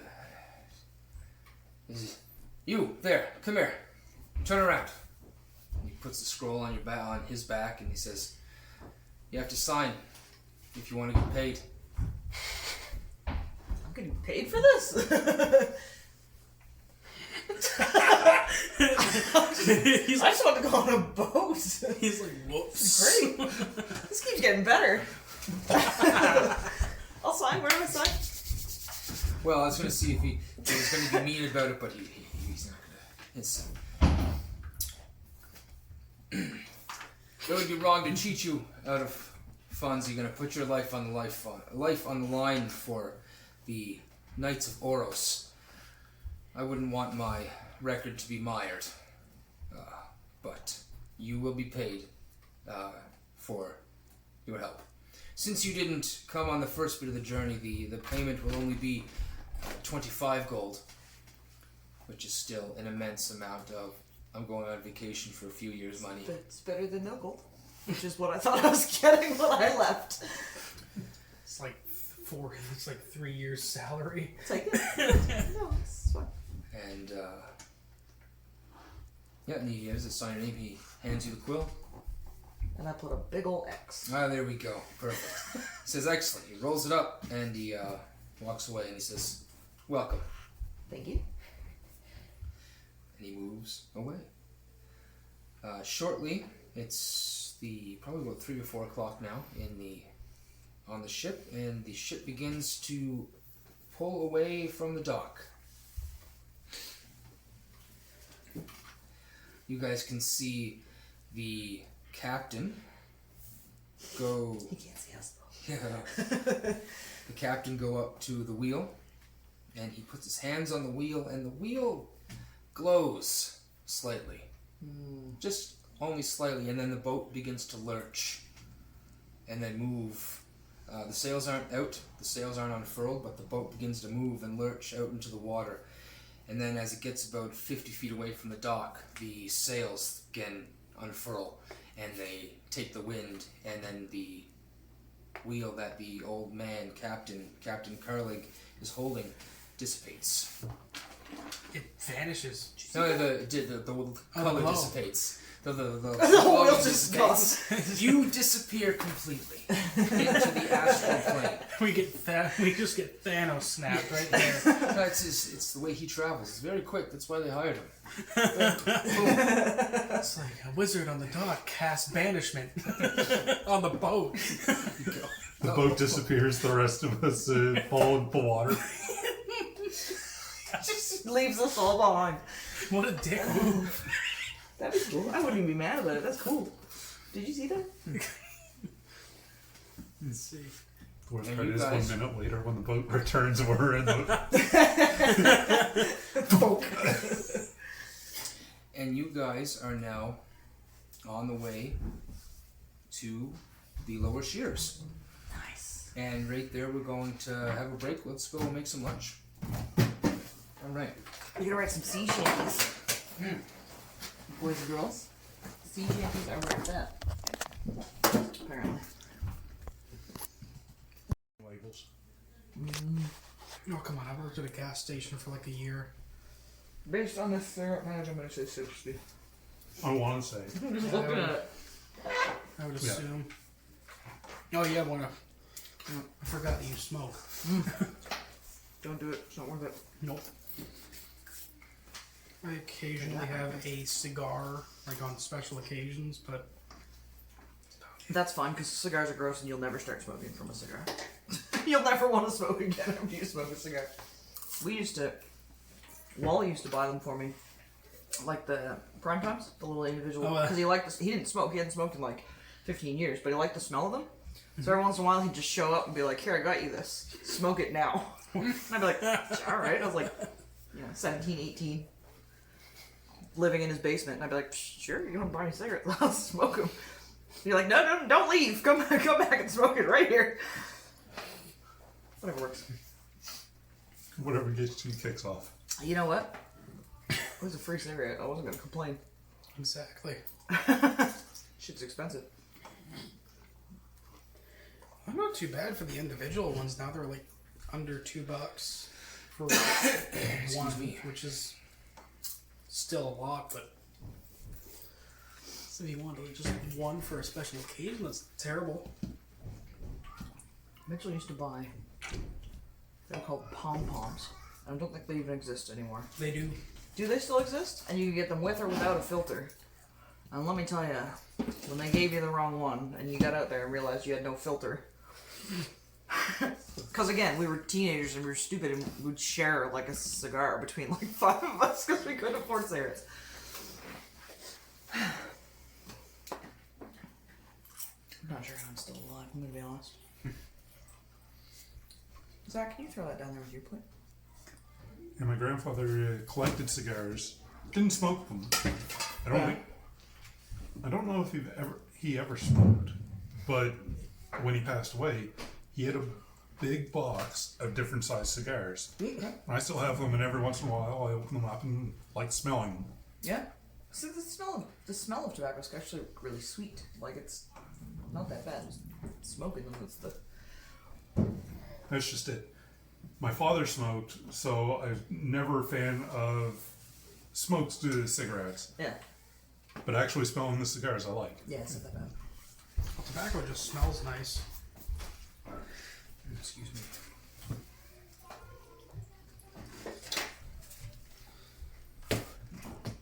Okay. Excuse me.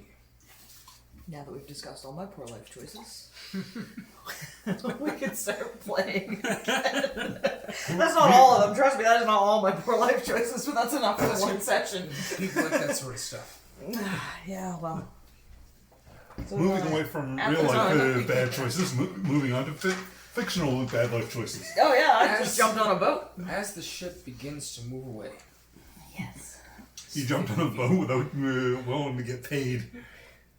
It was the experience. I'm living for the experience, okay? Smell of averagely cooked stew. Yes, but no fennel. So down fine. in the belly of the ship, you do feel the ship lurch and begin to move. You know that you are underway. It sloshes a little bit. Your stew pours out on your. Are you? I think What you. would you roll? Your performance was 10, right? 12, right? Yeah, it was like 12 or 13 or something. Okay, that's all right. Okay, some kind of slops on the cooking thing as the boat lurches because you've never cooked on a boat before. Well, maybe you have, but it's been a long time. 10 years since you cooked on a boat. It's been a long time, Yeah. exactly. It's been a hot minute. But A piece of fennel falls out. piece of fennel. One little fennel falls in the stew. You've just ruined everything. Quickly realizing that fennel fell in, he takes it out as quickly as he can. As soon as it touches the top of the stew. You must remember though, if he can't see or hear, his sense of taste is gonna be exceptional. Yeah. You goofed. If it's been in there You're in trouble. It's been in there for half a second. You're That's it. You're done. screwed. You off the boat. But we're not nowhere near Yeah, the boat. we're in the I middle said of the off ocean. the boat. You heard me. Did I stutter? How are you cleaning barnacles off the bottom of the boat? Yeah, while we're sailing. Without a rope. So, he, by this time, I guess a few hours have passed. Yep, definitely has. The stew has been probably cooking for about 3.5 hours. Just that, good time for a short-term stew. Yep. So he's been tending to it, and now that the boat's moving, he had already finished up his rabbit food. Okay. as if you will, the cucumbers, tomatoes that he sliced up earlier for himself, and a bit of celery and apples, and a bit of peppers. Just kind of like a medley of vegetables, and completely separate from the meat. But yeah, he deems the stew done, and Erlon puts the lid on the pot, and or cauldron, I guess, with something that big, you would need a sizable. Yeah, I would say it's fairly. So the ship has what was the crew of the zoo? Do I have it written down there? 18? And that was the big one. Yeah, there's 18 mercenaries. I have to count for those guys. Yeah, that's right. Yep. So it's definitely a cauldron and then some. So. Exactly. So Erlon goes up, and I'm assuming that there's bowls down in the kitchen.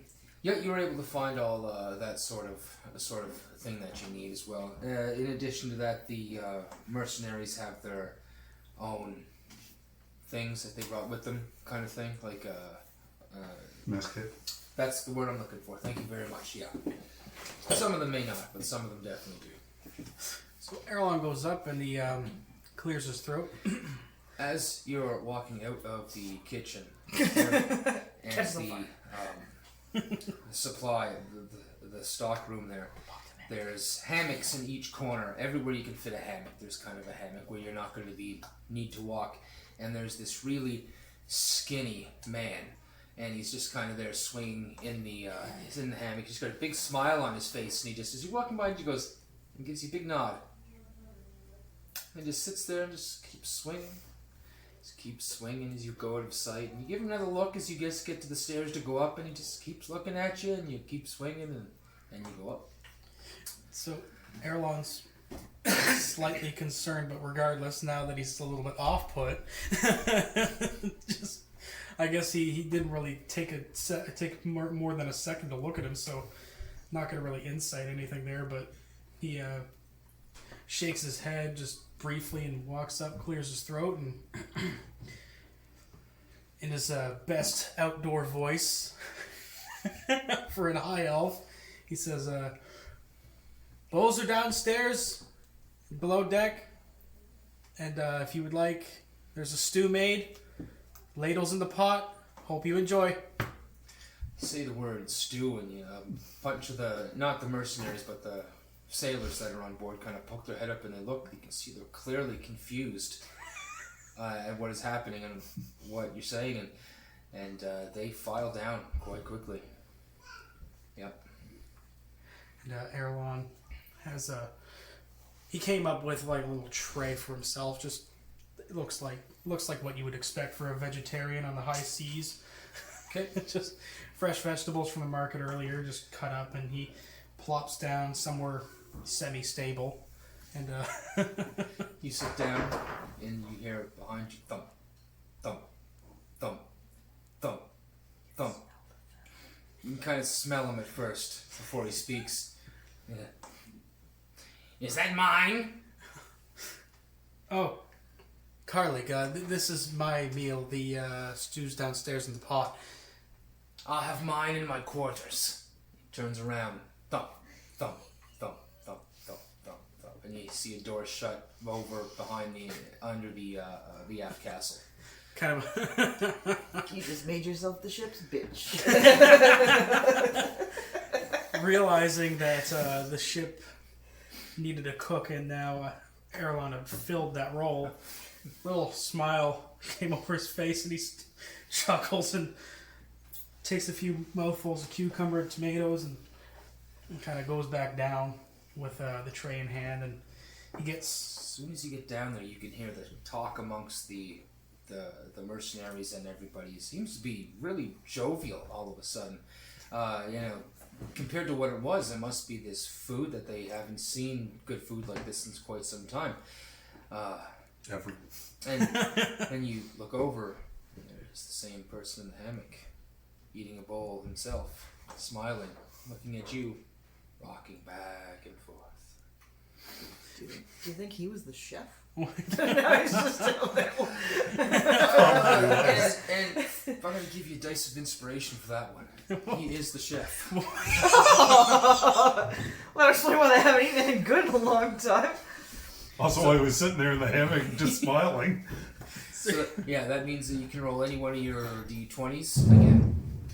Yeah. Or make someone else re-roll one of theirs, or make an enemy re-roll one of theirs. So if they hit you really good, maybe not. It's just a no you, basically, or yes me. Got it. So it's really awkward as he watches you, but He, Erlon kind of averts his eyes for a moment and kind of thinks, why is he looking at me like that? roll insight. It's Low. Super low. 12? 12? Yeah, you kind of think he's strange. When you walk in the kitchen, you pick up the food again, you're like, why isn't, there's got to be a chef. Why isn't there no... Then it hits you. Son of a bitch. So, Erlon's eyes widen, and he froze his brow again and just kind of shakes his head and goes, gets a few ladles full of the stew for the captain, and walks past and sees what he assumes and pretty much figures out as the chef, and he says, "I relieved you of your position, didn't I?" He just kind of shrugs his shoulders, doesn't say a word. His mouth is full of stew. Kind of tries the best smile as he can and not make it spill out of his mouth. You basically gave him like 2 months off if the weather's bad. He's gonna sit here below deck, not make eye contact with the captain. Yeah. Yep. He made 2 friends anyway. You have your bowl for the captain? Yep. So he goes up and he looks around for the it's pretty easy enough to find the aft castle, I guess. The captain's quarters. Goes in and Inside did not get lost on the boat. it's too big.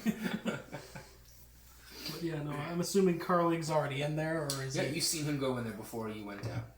Gotcha.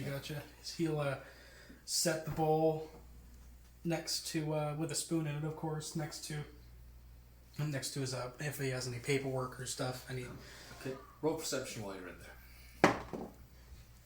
That is 22. Your perception. You're walking in, he's got his desk right in the middle. There's numerous amounts of ornate things on it.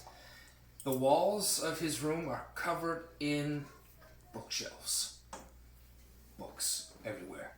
And they kind of come to a smaller point at the end where there is kind of a porch at the end of the boat where he has the 2 double doors open wide. And he has on a tripod a large, it looks like, what's the thing in the book? There's a piece of equipment in the book.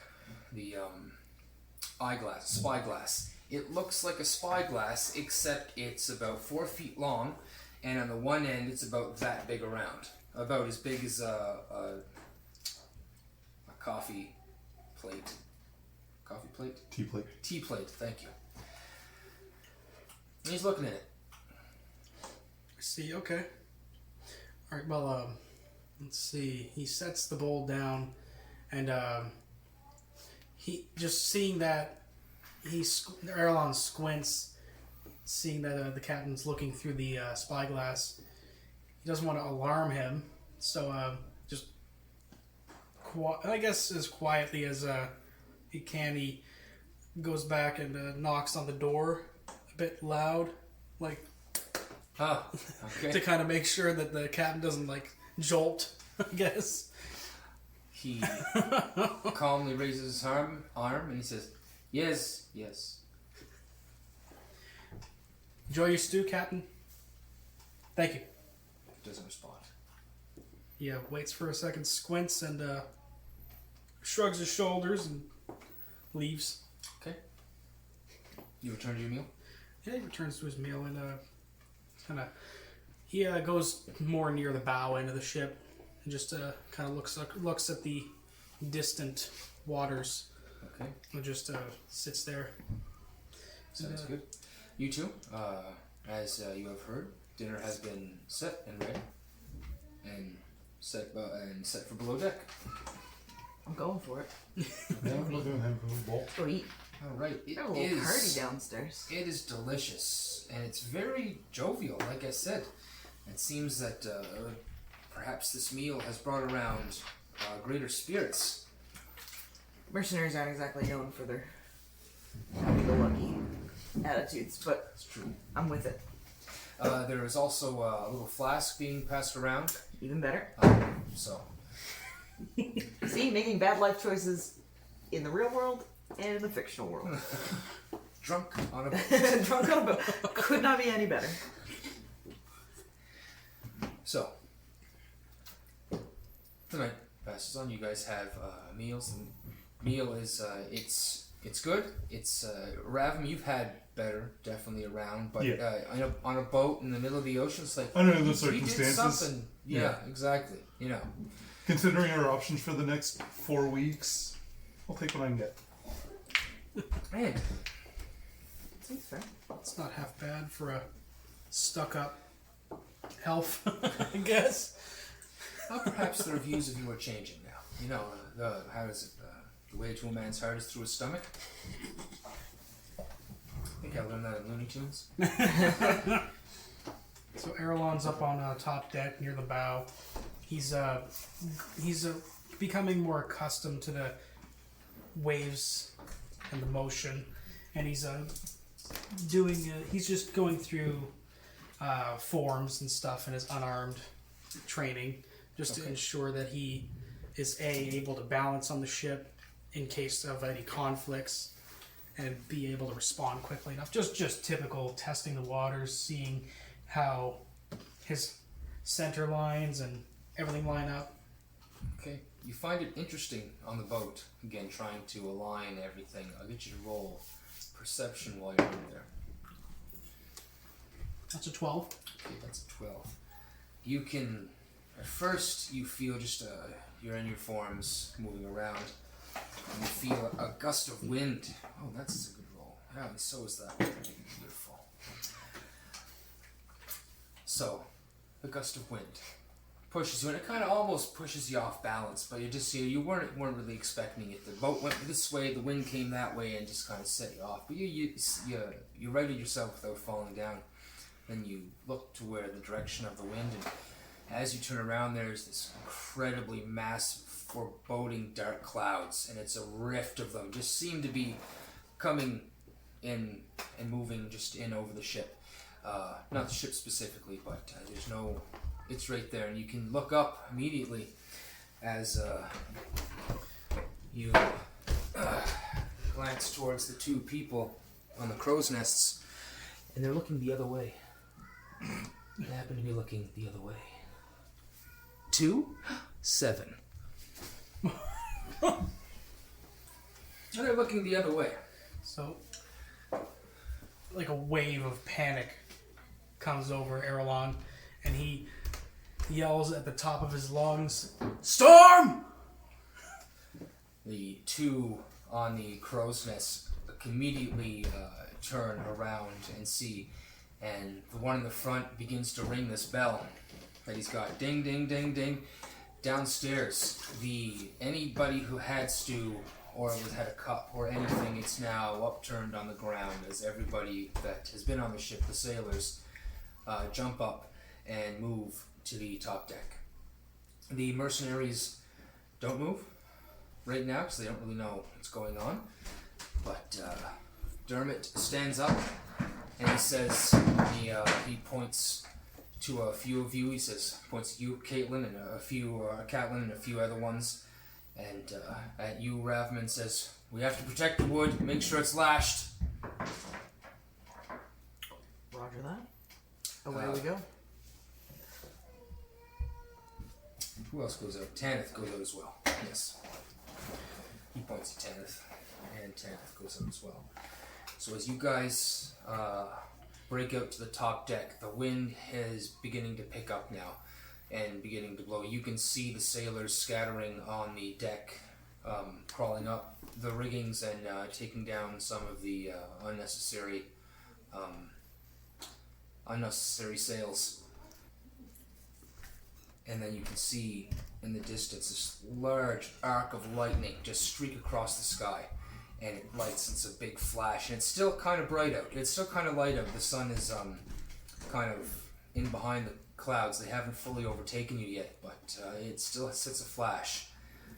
And then about a few minutes later, you guys hear the roll of thunder come over. Maybe not a few minutes, 3 or 4 minutes. You hear the roll of thunder roll over. Still pretty distant. Roll perception. Or knowledge weather. Knowledge weather. So I got a 9 for perception. Hey, you're not sure. Nope. You're not sure yet. It's massive. You can't really put your finger on the relativity between your small ship and that massive cloud front.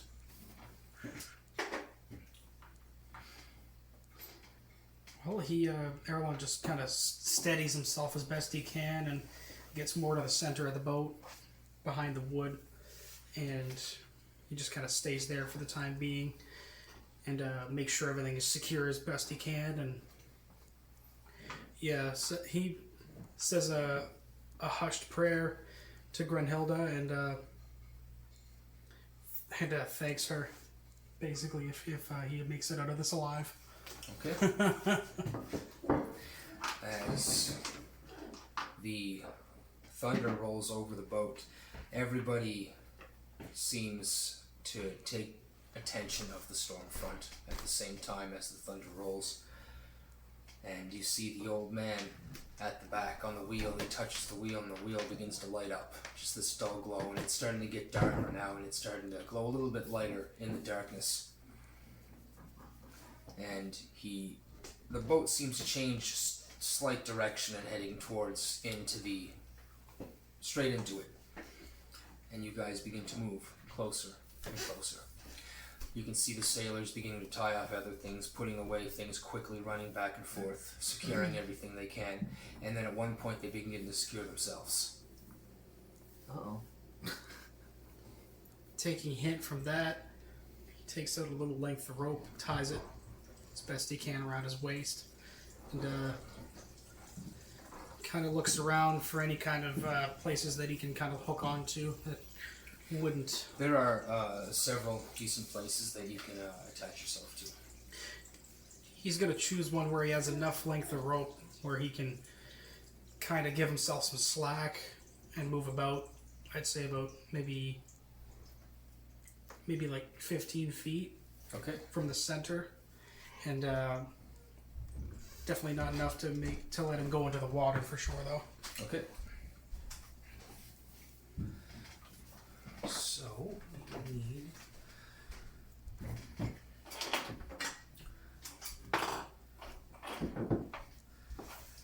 3 people. I do have these ones, 1, 2, and 3. So I don't have much selection of particular types of people.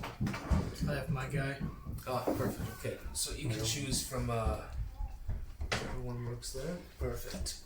Okay, so you guys are place yourselves where you think it'd be. There's not much space up here. Okay. Let's stay up there. Are the logs tied side to side or front to back? Side to side. Their logs are perpendicular to the lashes that are down. Okay. Yep. And then, as the first wave hits the boat, you guys are taken. You feel this slight sense of weightlessness as you reach the peak and begin to fall. It wasn't so bad, the first one. But as you begin to go down that particular trough, you can see the wave coming up after it is not so small. As it begins to take the tip of the boat and begins to pull the boat up, I'll need everybody to make a strength saving throw. Those who have ropes attached, roll with advantage.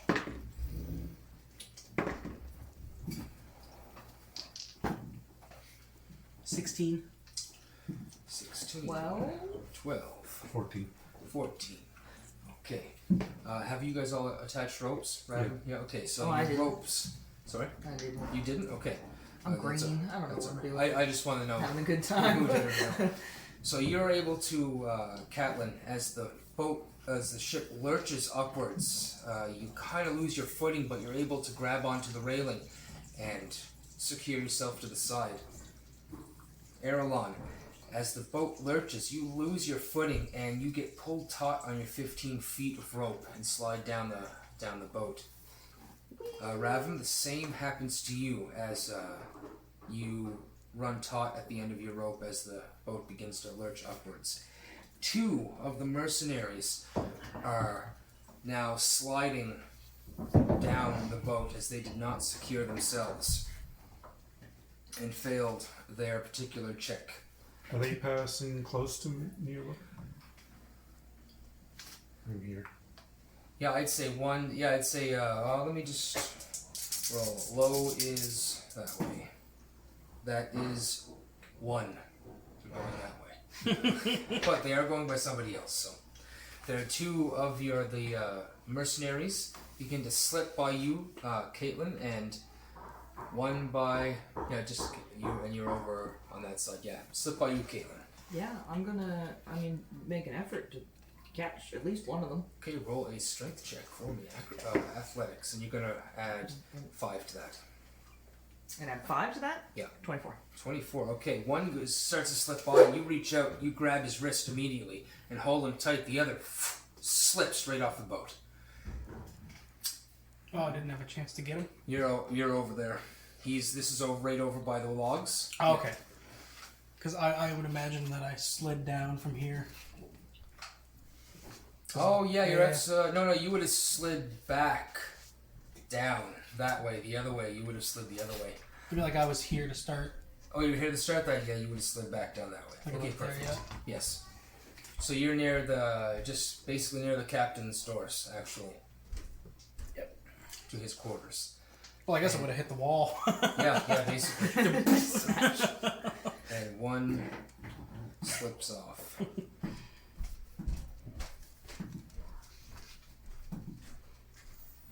Wow. Well, he's dead. That's a lot of bad. I just rolled 70 20s for all of the sailors, and none of them got above a 9. They all fall off the boat.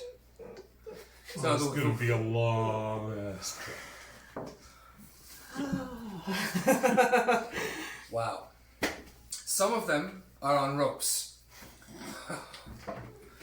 So now they're just hanging off the And there's 3 Oh that my are God. attached to ropes on this side. pinatas. There. And One on that side and one over here. And there's 4 that are off the side and in the water. And the boat begins to move higher up the wave that is coming towards you. It peaks, and as it begins to draw down again, I need a strength saving throw from everybody.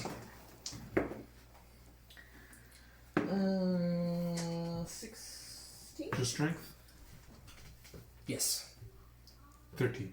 13. 19. 19, okay. Good job, Zach. Well done. Again, as it begins to pitch forward, those who are attached to ropes, 19, you are able, as you fall back against the captain's doors, your elbow kind of smashes through one of these very expensive stained glass windows, but you're able to latch on with the 19. And as the boat dips forward, you don't fall forward. Where was all that strength when you were carrying vegetables, Zach? You do all the work. Adrenaline. The Adrenaline. vegetables way more than he does. This must be it. Bravam, you are on the other direction, taut against your rope and prone. Catalyn, what did you roll? 16. 16, okay. You are able to hold on, you grab onto one of the logs, and you hold on tight as it begins to dip forward. And now all the other guys outside in the water get a disadvantage roll, basically to die.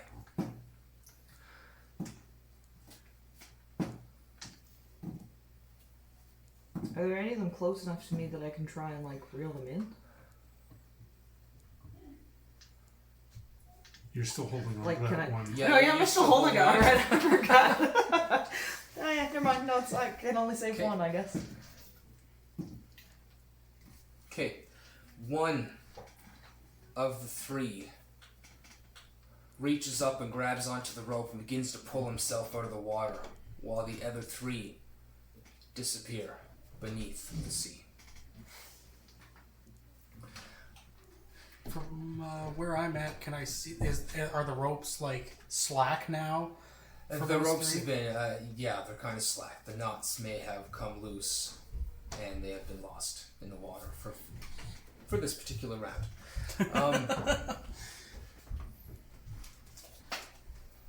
Okay, and now as the boat comes down into this trough, you guys have an action. You guys have a turn. So I'll get you. We'll go from my side first. Ravim, we'll start with you. Well, I'm going to. Oh, Yeah, he probably fell off. That's probably fair. Or he's like dangling Hanging, because just he's hanging off the crow's nest.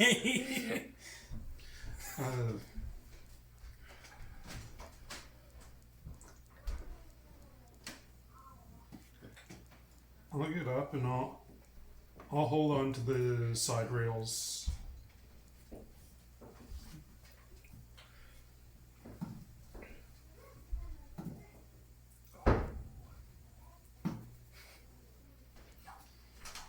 Hold on to the side rails. Roll perception. 18. 18. Roll a d6 for me. 4. 1, 2, 3, 4.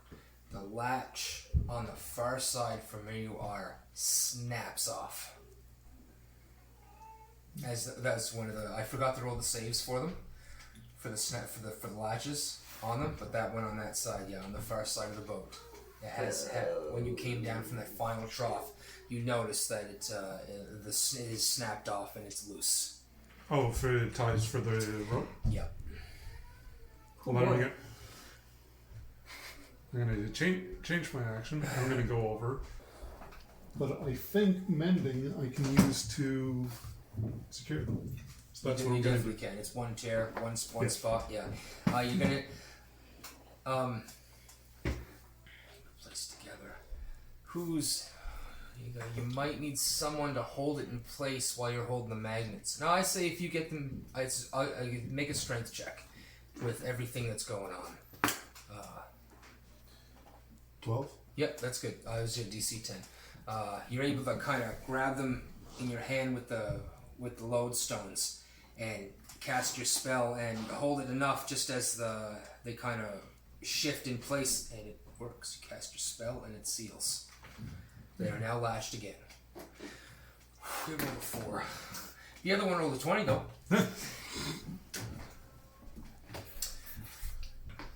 Erlon, Alright, so you are back against the captain's door. Yes. Okay. seeing that one of the latches snapped due to the whew of the waves.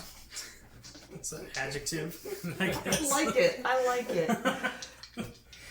Erlon looks and I'm just gonna perception to see if any of the other ones are.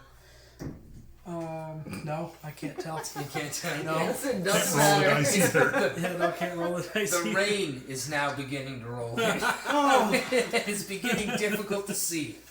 so No, seriously, it is rolling in now. yeah, Yeah. for real. Yeah. So he's gonna just move up and like grip the mast as best he can, like an arm around, Okay. that kind of thing, just to kind of secure himself a little bit better. Okay. Protect me, mommy. And since he's like 5 feet away from the center, he's just gonna.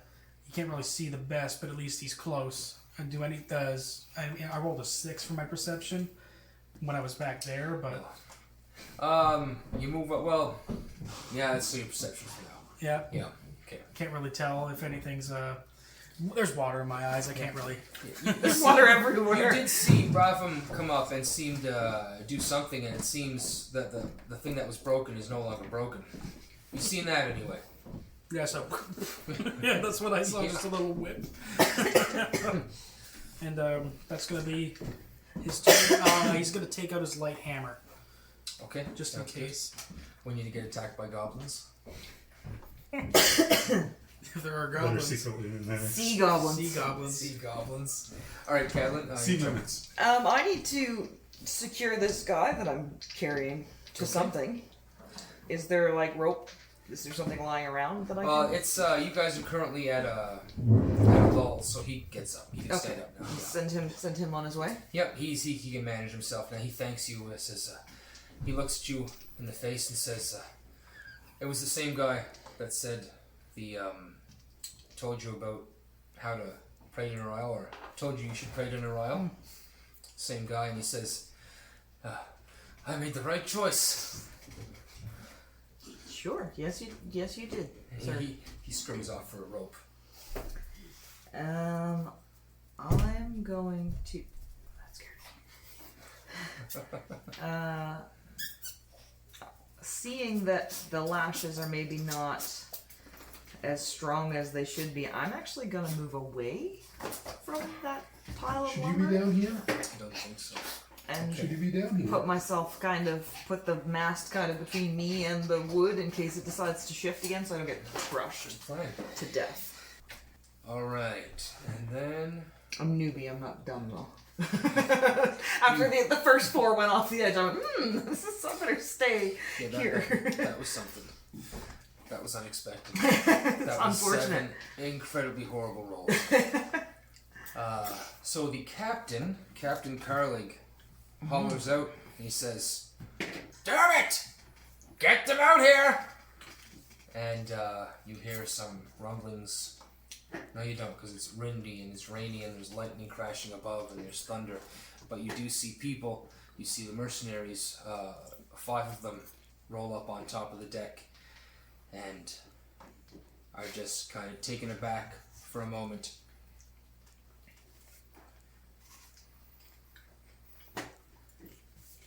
Forgot about Tanith. It's alright, it's not him. Tanith looks at them. He automatically passes. Yeah. He's protected. Tanith looks at them and he says, "Bind yourselves!" And they find rope and they bind themselves. As you do. Yeah, so it's into the night now. This storm has been raging for a while, a couple of hours, and it's been going like this back and forth. You have lost 4 of the sailors that were on board due to a very massive and unprecedented and tragic wave. But it seemed to be rough, but not deadly after that. And you guys have been able to manage the waves and the lightning and the thunder and the rain until it begins to clear and begins to dissipate. And then the clouds just seem to hang white and colorless above the sky while the sea begins to settle. It seems to have passed. The captain addresses the crew and he says, he looks around. Looks like he's looking around at people anyway. And he says, "I need 5. Just keep watch. The rest, go sleep."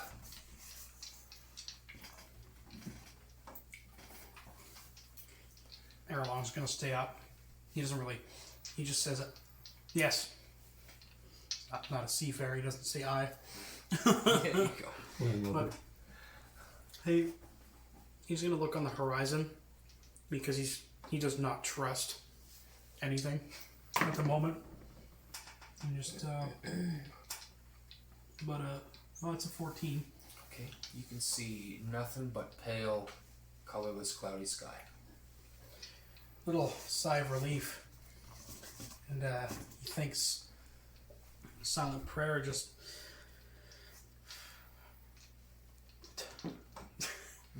I don't want to betray Ner'ille.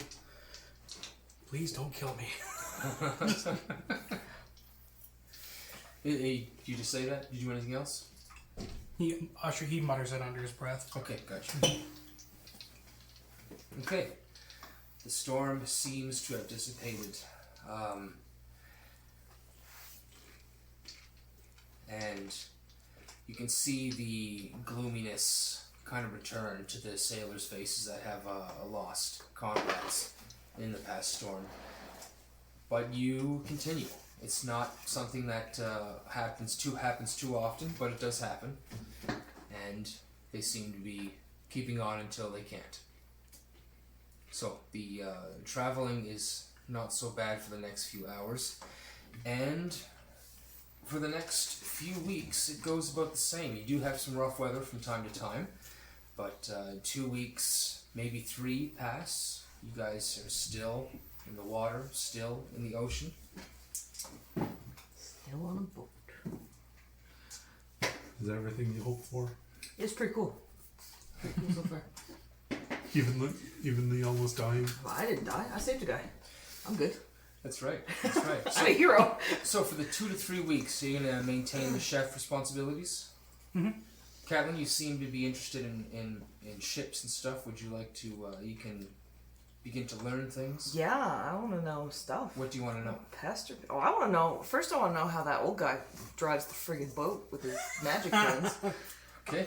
I'm a farmer. I'm a simple farmer. I want to know all the things. When you question about that, they dissuade your comments, and they don't answer your particular question. And if you do question further, they will outrightly get aggressive and say don't, and ask the question about that.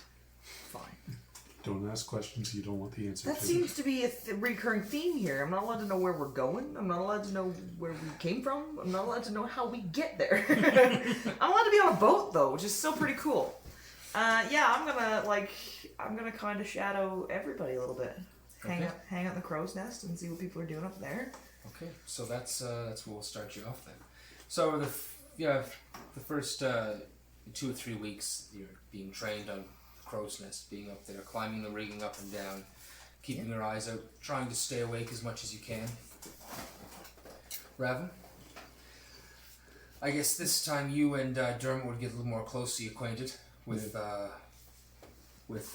things, albeit there's not a whole lot of work to do, but being one of the only other people Scholar. Exactly. You guys are often either on deck or a bit below deck, probably playing cards or discussing things of such nature. You also know that the captain does have a very large selection of books. Compared to, in a cabin full of books, you can imagine a cabin full of books is large for a captain. But there's that as well. So there's your options for some learning, reading, conversing. I'll speak with the captain about some of his books. Ask permission to see if I can read a couple. Aye, browse all of them. Don't leave with them. Of course not. He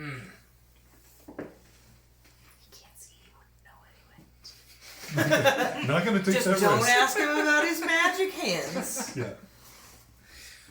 So you get some. There's some pretty interesting books that he has collected over the years of his life.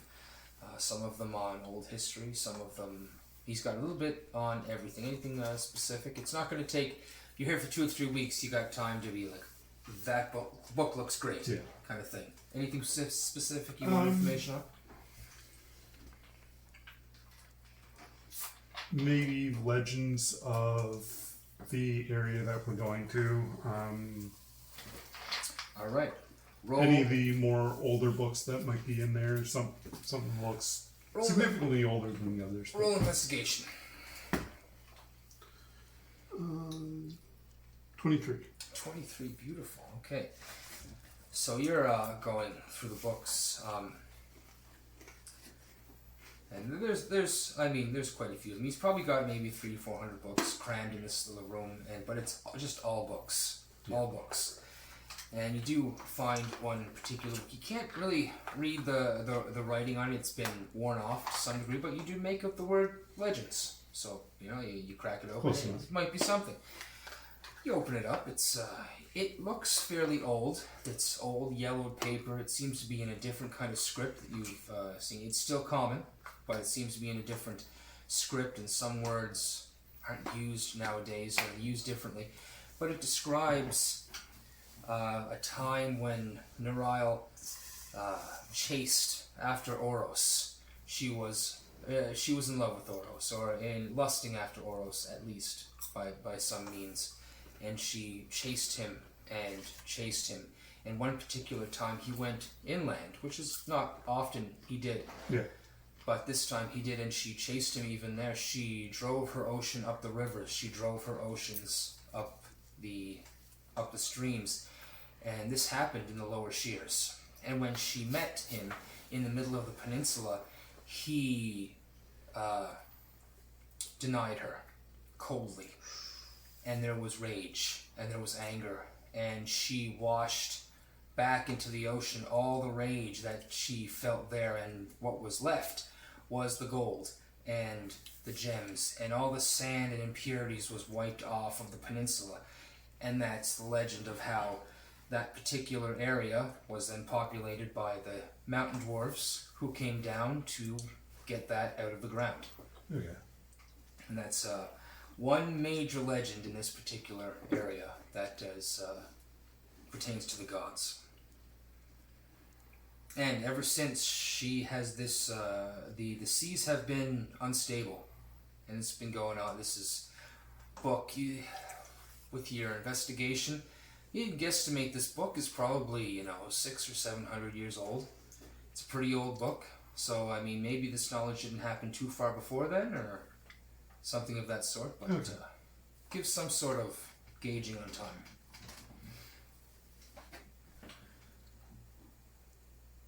Alright. And now, so let's say one particular day, let's get this some weather on the go. Good, that's nice. It is bright. There's a few clouds in the sky. The sun is almost directly above you.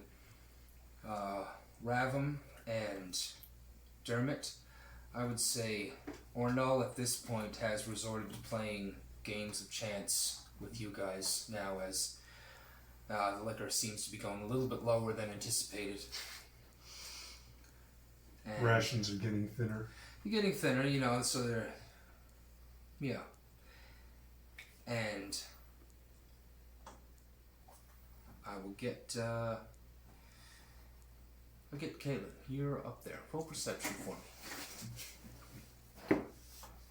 That's not good. Okay. I rolled a 3. Okay. That's not good. No. That's going to be your wisdom, so that's going to be like... Put me on the crow's That's nest. going to be like probably 4. Erlon, where do you think you'd be at this point? You had 2 or 3 weeks to do. What would you be doing? Doing the whole chef thing, but in addition to that, you could probably be doing other things. Just trying to figure out how to fix his hurdy-gurdy with that kit he got. Ah, yes, that's Yeah. right. I had a whole thing for this. Where are you doing it? So he's just looking. He's just on his breaks, or when stuff was just simmering away. If he was making a weekly stew or whatever, which I guess would conveniently happen upon this day,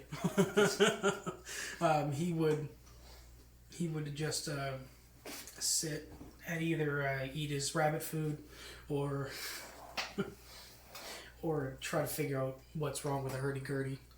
And he'd be like right here, kind of like that guy died. Okay. That was an unfortunate Again. series of events. We won't talk about that. But he'd be kind of like leaned up against the stairway that would go up to the deck, with the steering deck or whatever. And he'd be leaned against there, trying to just figure it out. Occasionally he'd sit down cross-legged, not really getting in anybody's way. And if the captain were to come out of his quarters, he would see Erlon just off to the right. Would he though? Maybe. And just so If happens, anyone else walked out of that room, they'd see him sitting in the corner. he just so happens to be coming out of his quarters and walks out and then just stops and kind of turns his head and body towards and down to you, and he looks at that. He says, "Ah, a hurdy-gurdy." Oh, yes, that's right, Captain. It's my grandfather's. Great-grandfather's. I have a stupid question. The fuck's a hurdy-gurdy?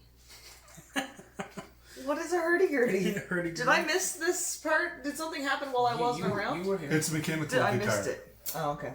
I trust you. I was like, I don't remember this. That thing. I don't know.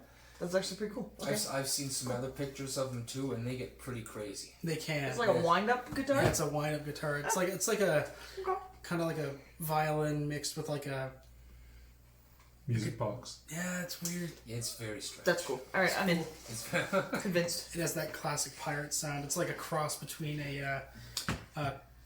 Oh yeah, I was gonna learn sea shanties while I was out here. That's right. Well, you can spend also 2 to 3 weeks learning sea It's shanties true. on I'm just ship. gonna learn all the sea shanties. Although half the sailors are dead, so might have to be mercenary shanties. So you have put it together somewhat. So it's kind of making noise, but it wasn't really making the noise that your grandfather had made.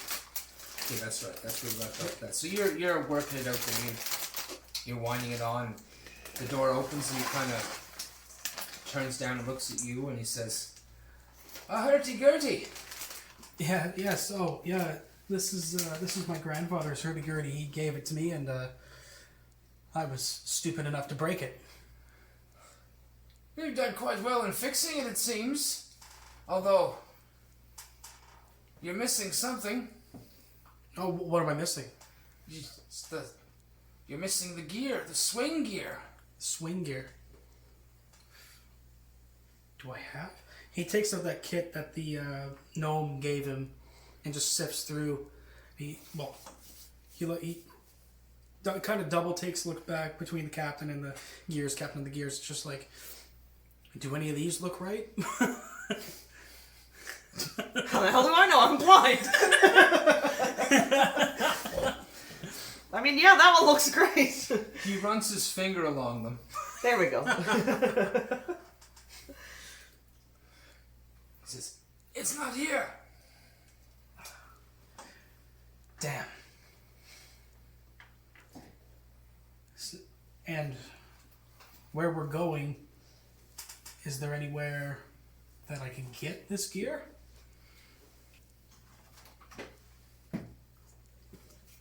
I wouldn't know. I just love how he knows everything and nothing at the same time. It's fantastic. Oh. Aralon just says, oh. I'll be sure to ask around when we make land. Thank you. We'll go to 3. Best knowledge check ever. It's like, I know everything very specific to this one thing, but I don't fucking know what you're asking me for. I know this instrument very well. I don't know anything about it. I know nothing about it. No, he does, unfortunately, his knowledge does not reach into this land for that particular information, but he does say, an instrument comes from Krell. You'll likely find the gear over there. Krell, and we're quite far from there. Oh, yes. Oh, yeah. Almost half the world. Yes, half the world. Yep. Wait, isn't that where my guy comes from, or is that Brel? You come from Brel. I come from. Well, isn't that's the same? Same, yes, kind of same area up in the same continent. He says, look at it this way. You're getting closer every day. Closer every day. And he walks back in. Shuts the door. So Not wrong. Aralon just kind of Looks looks. through the broken window. Aralon just kind of Fix looks. this. Aralon just kind of looks dumbfounded. He puts the wrappings over the gears. He's like, "How is he still alive?"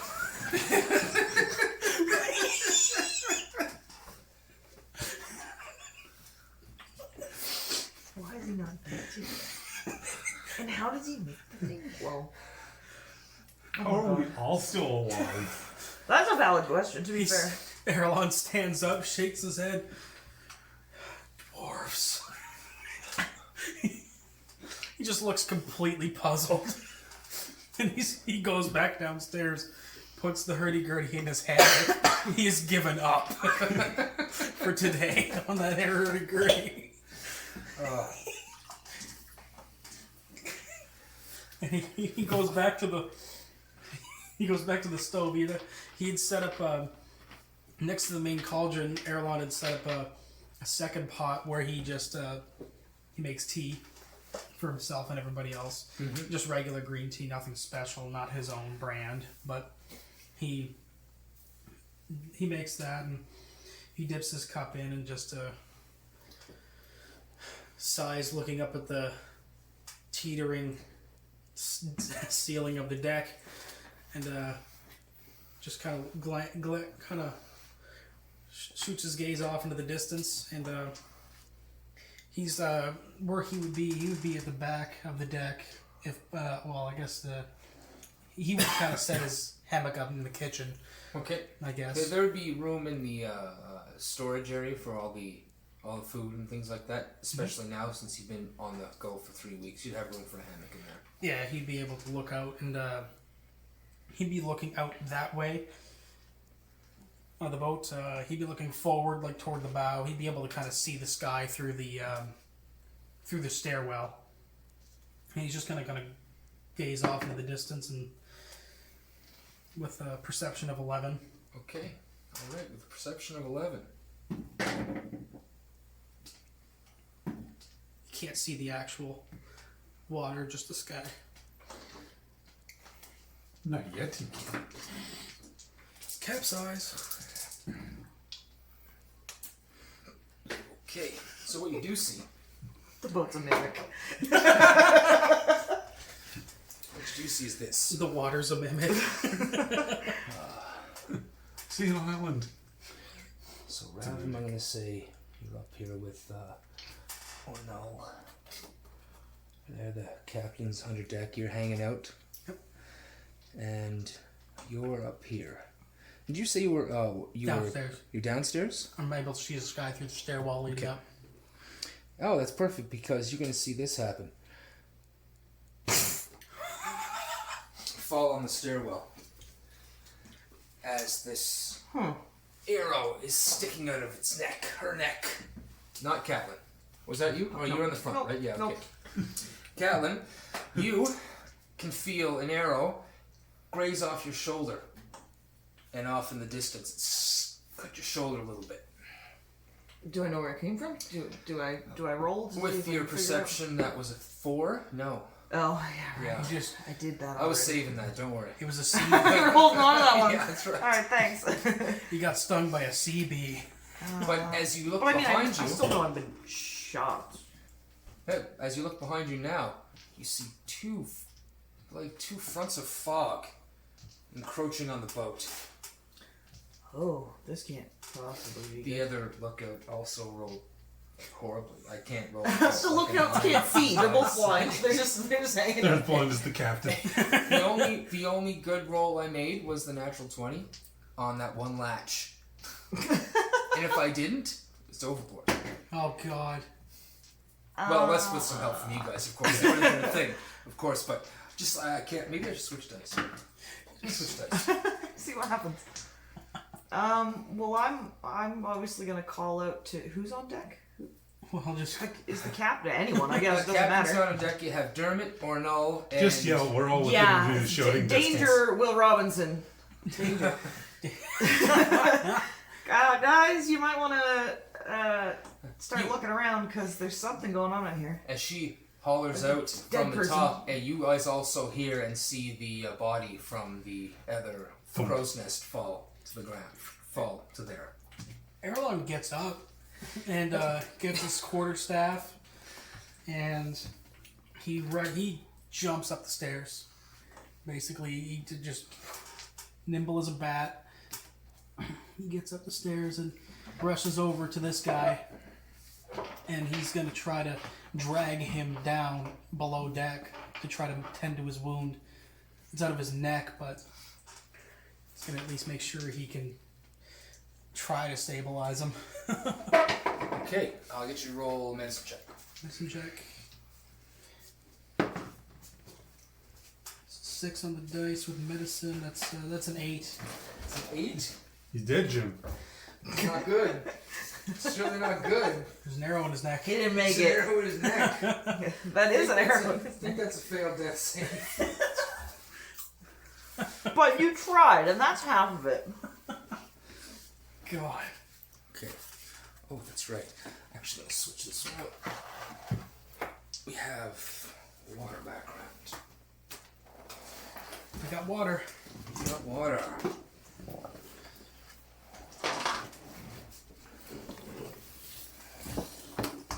Oh, would you look at that? That's right. So, there are two. Let's put this right up here. There are two fog clouds that are shaped like boats. Right there. Here. Conspicuous. One like right here. I'm suspicious. Oh, I can't see them. I can't see anything. You see fog. I'm suspicious of the fog. There's 2 fog clouds there. There is And- some questionable fog happening. Roll for initiative.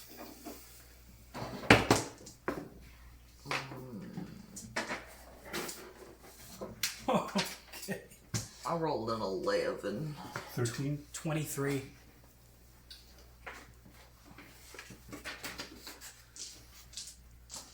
Brag about it, why don't you? Jeez, 19 on the dice. you friggin' hurdy-gurdy.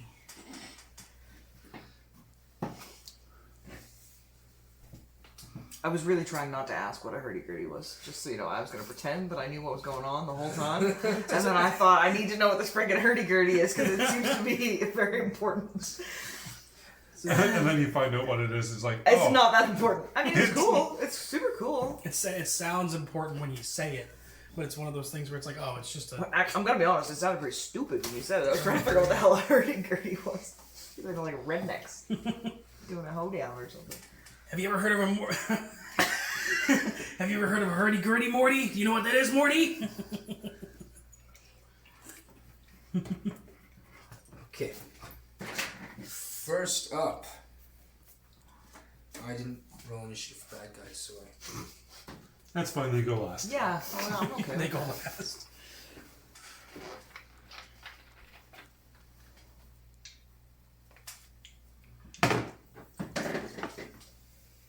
Ooh. Stop that.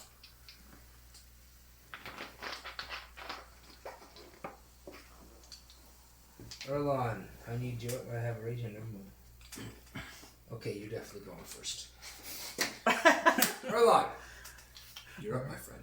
I'm gonna just try to stabilize that guy again. Okay, do it again. Oh, okay, that's 18. Yeah. Medicine. You are able to snap the arrowhead off and slide it out of the other side, not the arrowhead, and bandage it up. He seems to be stabilized.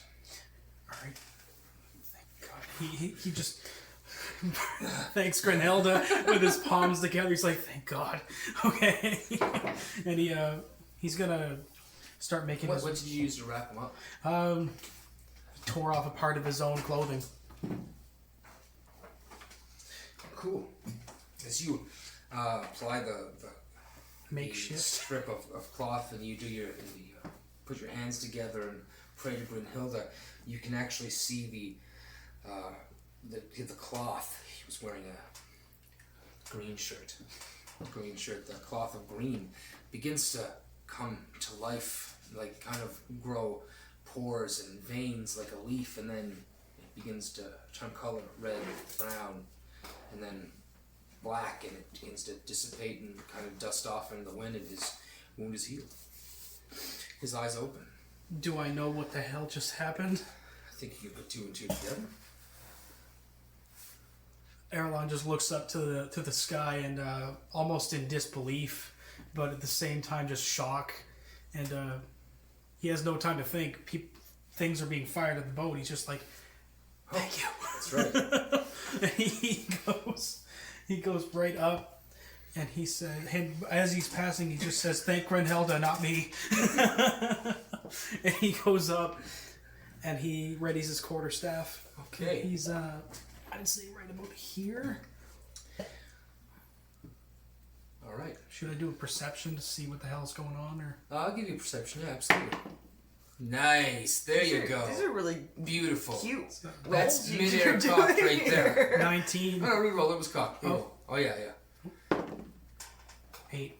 Oh, there you go. Oh. You still see these two massive fog banks. You know, they don't necessarily seem out of place. I mean, there's some clouds in the sky a little bit of clouds, but that's what you see.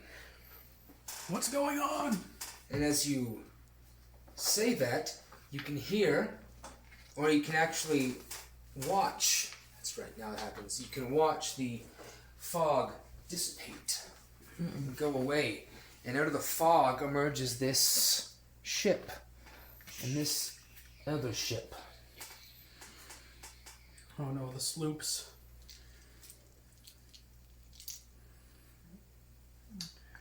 And think I like this. 2d6 falling damage.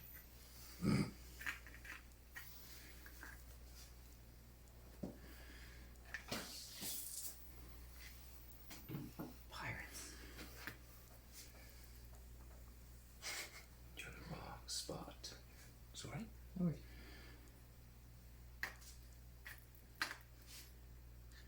Yeah, that's right. There and there. And there.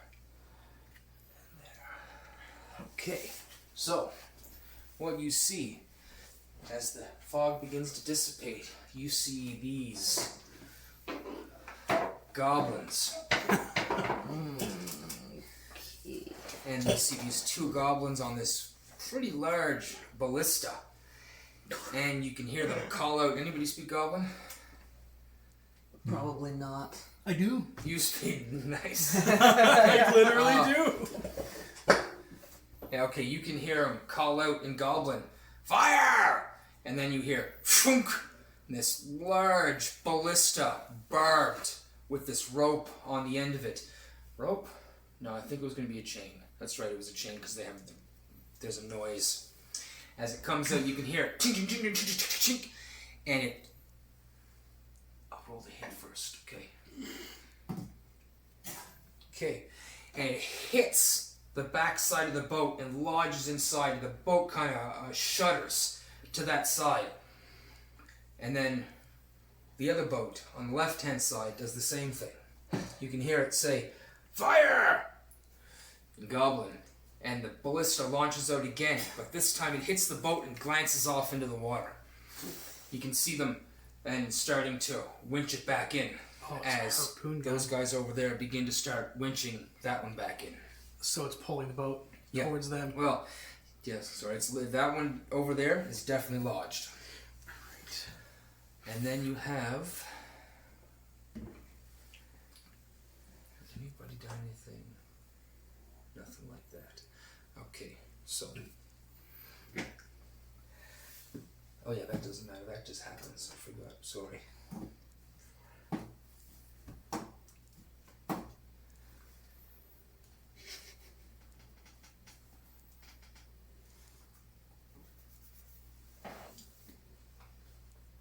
Okay, you guys are playing, just in the few seconds you guys were playing that game, the cards are maybe still in your hand at this point.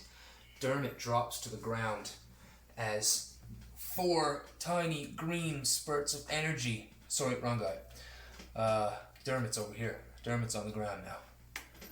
As 4 spurts of green energy hit him in the back, and he falls to the ground.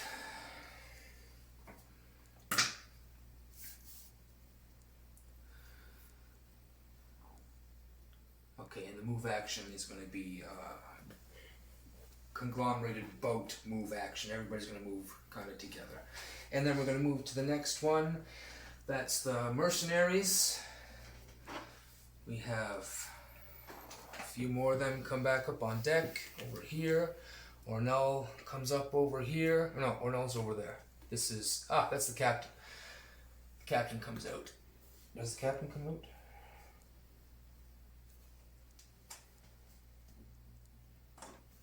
Bad guys just went. Captain does come out. Captain comes out, stands right there. Moves up on the stairs. Actually, he's going to make his full move up there. And he looks at both boats, if anybody's paying attention.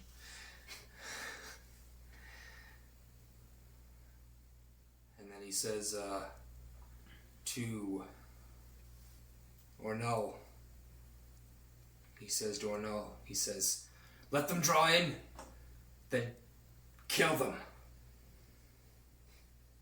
I didn't do his old man voice, that's okay. Maybe he's not doing his old man voice.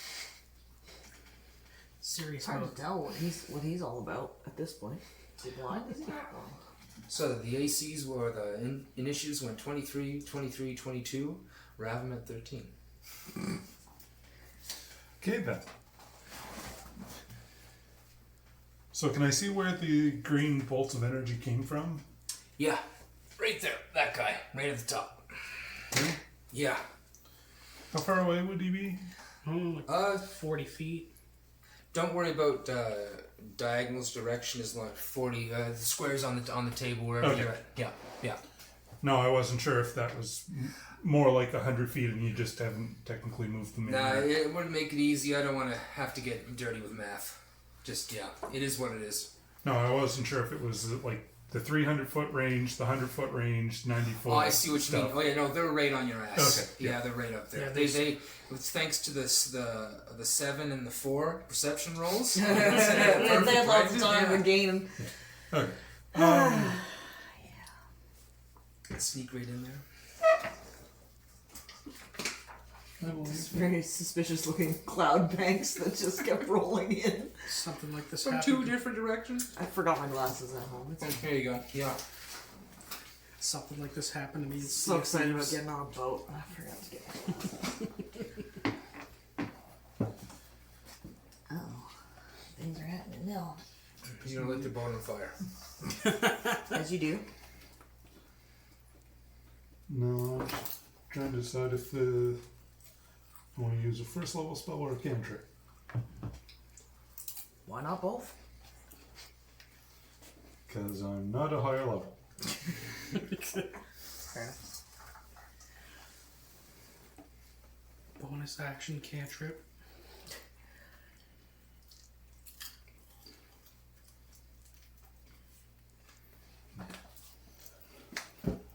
Yeah, there were these 2 ships in an alliance. Just fireball. Fireball? Fireball. Fireball. Firebolt? Yeah, okay. Hit the mast, hit the mast, hit the mast. You can do it. Why? Why? Because sail down. When it has a harpoon in it. Yeah, the sail's not really That's bad. fair. The spellcasters are the bigger threat at the moment. That's true. 14 to hit. That hits, yes it does. Oh. Yeah, okay, it does. Now he gets +2 cover, but you're still good. For 3 fire damage. Alright. Owie. Okay.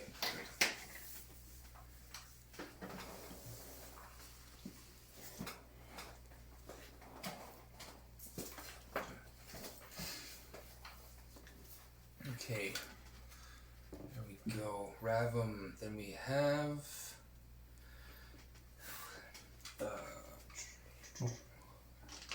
Yeah. Oh, sorry, I put the captain. I was supposed to act after you, Ravum. No big deal, though. That's fine. My mistake. Catalyn, you're up next. It's me. You're on the. I'm still in the crow's nest. You're still in the crow's nest. But I feel like it's not a very safe place to be at this point. So I'm gonna do something that looks really cool but probably isn't. And get out of the crow's nest. Okay, that's a 15-foot climb down. You move 15 feet. That's pretty much. That's it. Maybe. Yeah. No, that's it. I'm just don't want to be. You would have been Right in the line in the crow's nest. You would have been equipped with a longbow.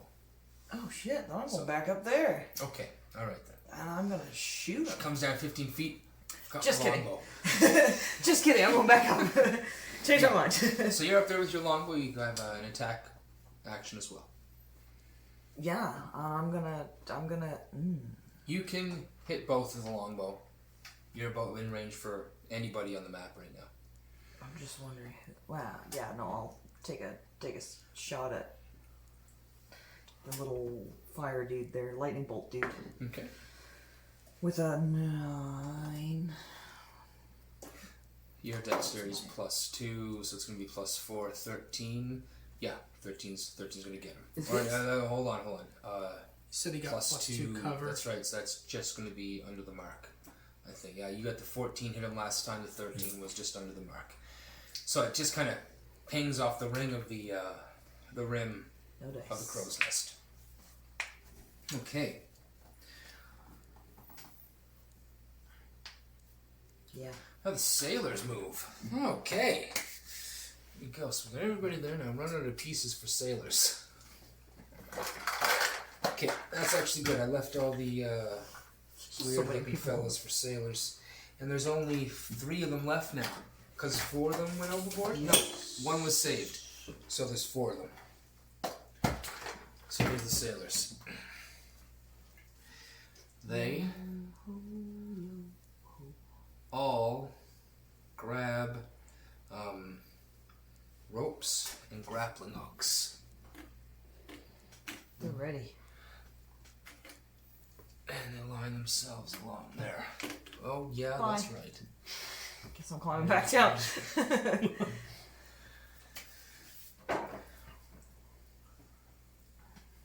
And they also have time to get a shot off, too. So they'll get the shot off before they prep that. So we got... Whoa, that's a good one. That's not. That's not.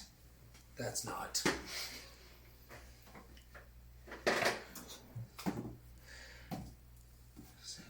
Okay. That guy pulling the... Oh no, that's right, not that one. Yeah, that guy's closer.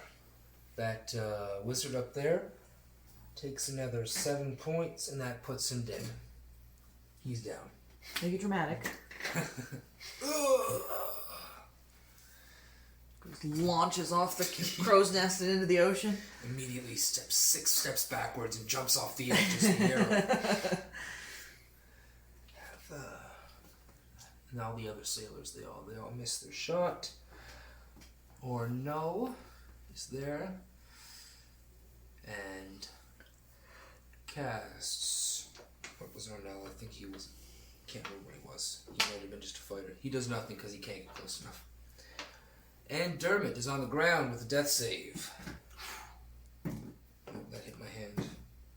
Okay. And then we go to the move actions of everything. Basically just change orientation to that. Oh boy. This is awkward. Okay, top of the round. Erlon. Alright, so seeing the ship draw in. Speaking of which, is this guy pulling in closer too? Just that close though. Just that close? Yeah. Okay. Alright, so seeing that little sloop pull up beside us, or ship, whatever you want to call it, sailboat. Erlon peers past to the mast and he, oh yeah, I forgot to mention, he has ball bearings on him. Mm-hmm. And so those, if he were to throw them as a weapon, now he doesn't want to kill anybody, that's the one thing, he doesn't believe in killing. If you threw a ball bearing, would it do blunt damage? Throwing it, yeah. Yeah, but Shot from a gun, no. no. But throwing it, yeah, I'd give you a blunt damage for throwing it by hand. Like a D4? I'd say 1 at bare minimum. Yeah, it would be a Or at the 1 plus your dex. Yeah. Cool. Alright. It's kind of like a dart. A dart's 1 plus your dex. So, he's gonna look at the guy steering the ship, and he's gonna try to throw a ball bearing at his head. Okay. Knock him out. Knock him out. That's a nat 19. Okay. So, Yeah, he takes what's your dex is 4. That's 5 points. Okay. Here's 5 points. That's right. That's 5 points. right in the head. Right in the head. Yeah, out of nowhere. Ball bearing off his head. If anybody's looking, he's on his ship looking at something else. He kind of grits his teeth a little. I don't know where it came from. But man's mad. Oh my god. 23. Okay. Then this guy here is going to move up.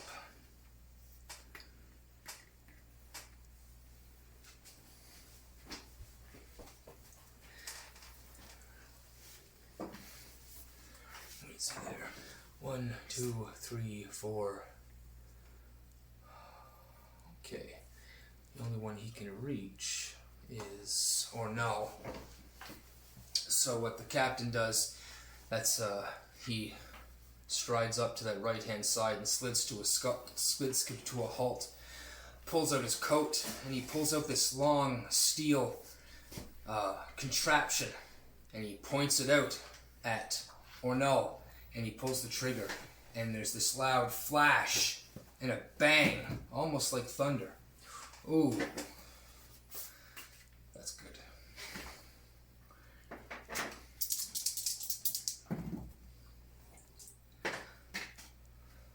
You can see Ornell kind of tense up in his back, and he takes some damage.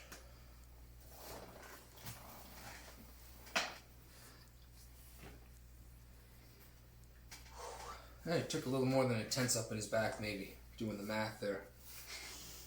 He gritted his teeth also, and anybody was close to him, he made a noise I haven't heard him make before.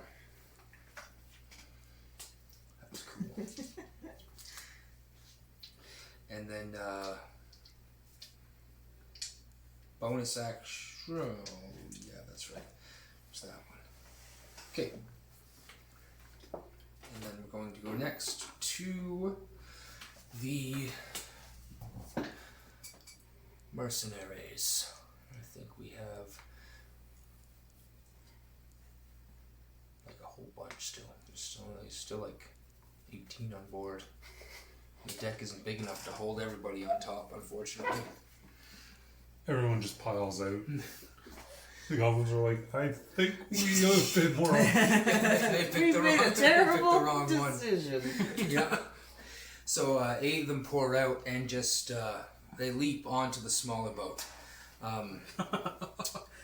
And I don't have enough minis to cover all those guys, but there's only 1, 2, 3, 4, 3 guys left on that boat, and 8 armed mercenaries run out from the underdeck and leap onto this boat. Not looking good for them. Not looking good at all. The boat just sinks due to sheer weight. So that's 8 of them. They get 8 attacks. I'm just going to go from top to bottom, and if the damage kills them all, the damage kills them all. 1 hit. 2 hit. So it's the first guy takes that. Okay. Miss. And a hit. And a hit. And one. Last one was natural 20. This is a high roll. It's yeah, they slaughter everybody. Well, yeah, there's 8 attacks. The first guy rolls in, 2 swipes on the goblin. Goblin drops. The other guy runs up behind him. 2 more slashes. 1 misses that guy. Then the third guy rolls up and hits him. And I said there were 8, but it only took 4 because the 4th guy ran over to the sergeant there and natural 20'd him and knocked his ass right off the boat. The other 4 just golf clapped in the background. Yeah, they didn't even make it across. They just stopped in half jumps like. Yeah, I'm going this way. He's got this. We're going somewhere else. I got hit in the head with a friggin' ball No, bearing. actually, what's going to happen? They do board the boat, but they do go underneath as there's 1 set of stairs that go underneath, so they do run under there to check things out. So that's where they are.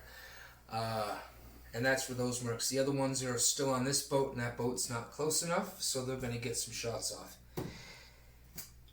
1 hit, 1 miss, 1 miss. 1 hit. Natural 20. And a hit, so 2 misses. 3 hits and a nat. Okay, and it's... This one's over here. Oh, low rolls though. Okay, the first goblin on the head of this boat takes 3 arrows in him and he falls down. The second one takes 2, but he is still standing. He's still standing, but he is not looking very, very good. And the winch has stopped now. And that were the mercs. Okay, next up.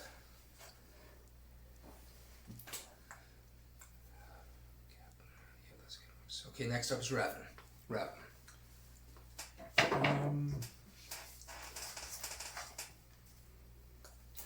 will try to stabilize buddy that went down first round. Nope. Okay, good. I thought it looked like a natural one from here. Okay. You kill yourself trying to save him. So that's 1 success and 1 fail for Dermot. Next up is the captain. Captain is holding his action. And because he's the captain, he's awesome. He's going to get a little extension on his hold action, but we'll wait to see how that goes. Okay, Catalyn, your turn. You're up on there. You're up there. Yeah. Can I shoot? Try and shoot this guy? Yeah. You got 2 arrows sticking out of him right now. Yeah, might as well give it a go. Add another one. That's a 13. That's going to hit with the bonuses for sure. And what did we say I was rolling? A D8. Yeah. D12 for a Yeah, I bow. don't know where I was going. Wow. 7. 7 plus 2 is 9. 9. He is down. He takes 1 right in the neck, falls backwards off the contraption. There you go. Okay. And now the sailors are holding their action as well. Ornol turns around, grimacing, looking at that guy, pulls a hand axe from his side and just launches it at this guy. Oh, makes a hit too. Okay, nice. Okay, and he catches him right in the shoulder and just kind of hits and then glances off. A little bit of red showing through his fine red and white clothing.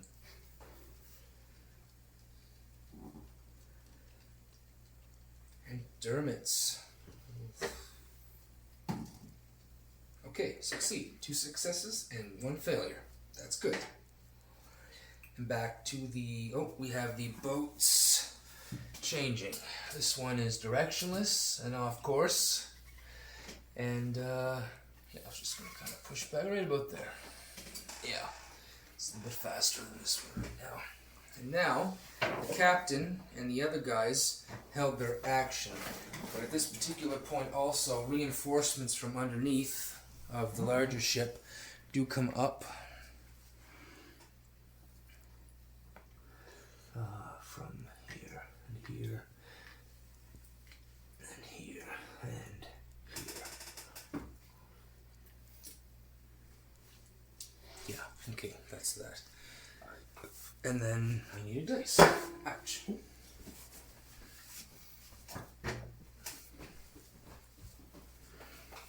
Okay.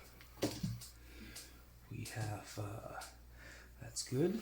He's going to kind of throw his hook up on some rigging. There's supposed to be another mast here, but it fell off around the rigging, and he lands right there. This one does the same thing. Gets a roll first. So that one, oh yeah, that's a bonus. That's gonna make it for sure. And right there. Okay. Yep. Oh no. That one falls in the water. Oh. So far, so good. And Captain. Oh. Captain makes it with his bonuses barely.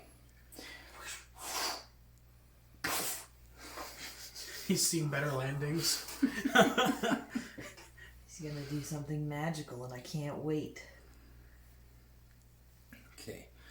So that was their held actions to do that. Now I'm going to give the captain his attack action too, because that's what his whole thing is all about.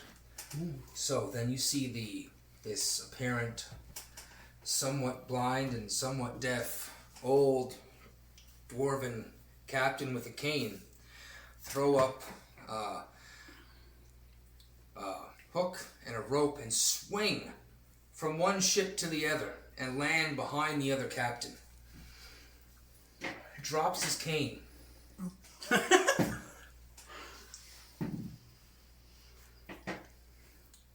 attacks.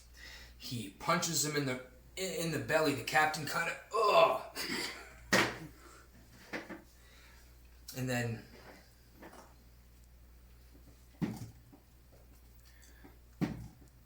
okay, there you go. Hits him 2 more times, one with an elbow and then one with the knee. The elbow misses, but as the captain dodges out of the way of the elbow, the knee comes up and catches him in the rib cage.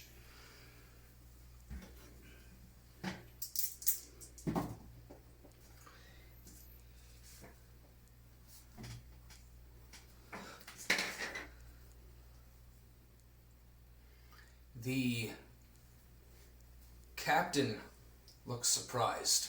The captain from the other ship looks surprised. Not quite stunned, but in disbelief at what just happened. And now, those were the held actions. Boat moved. Erlon, top of the list, buddy. Cool. So, Erlon whips around there, seeing the chaos that has happened here. Is this guy still up here in the Yep. crow's nest? He is. So, Erlon's actually going to take a dagger, and he's going to try to aim for his leg, and try to, like, catch him off balance by throwing it. If you're going for his leg, it's probably going to be a disadvantage because he's in the crow's nest. Yep. Okay. I'm fine with that. All right.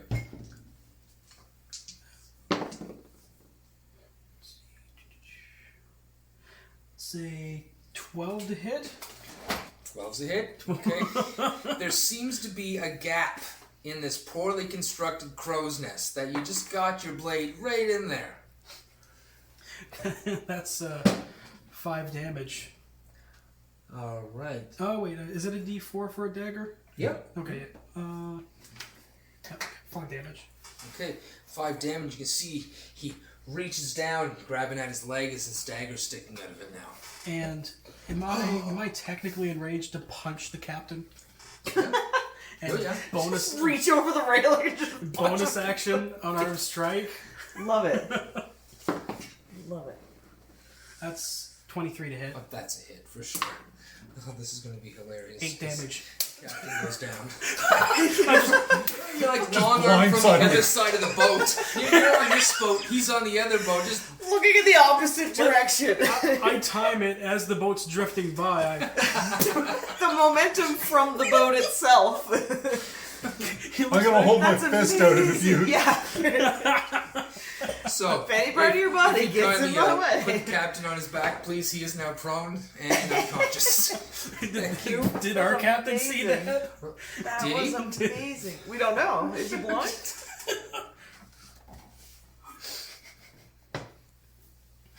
Whole crew just sees this Fantastic. pompous high elf knock this captain out. The same one that was struggling to carry back. Carrying a bag of potatoes. I hope the captain rolls a 20 for his save. 'Cause- no, but has her first successful death save. Nice.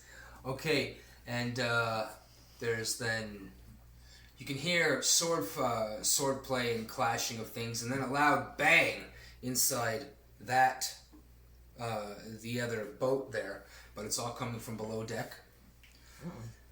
And then the mercenaries also move. Yeah, there's not really much room. They're kind of nervous about jumping over there. So they're just going to use arrows again. Who's up still? You got the guy on the top. Yeah. That he was just pointed out, and that's a big hit. Another 6. Okay, the wizard on the top of that one falls. He's gone. That's another hit. Not big damage though. That's a miss.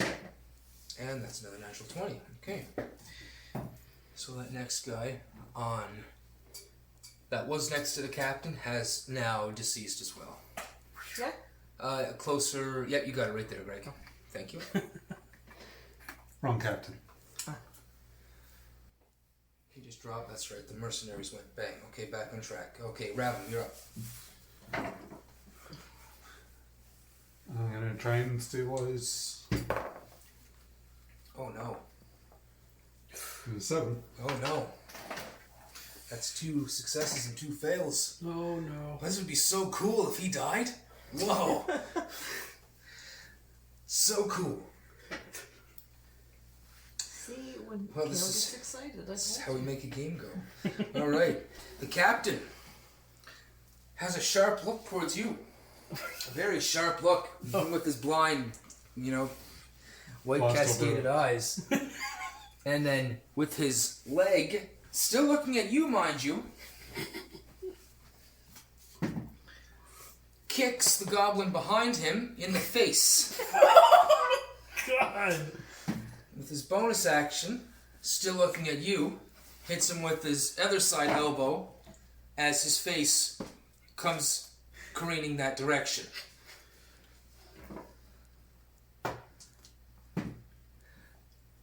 And he is unconscious. My God. Perfect. That is amazing.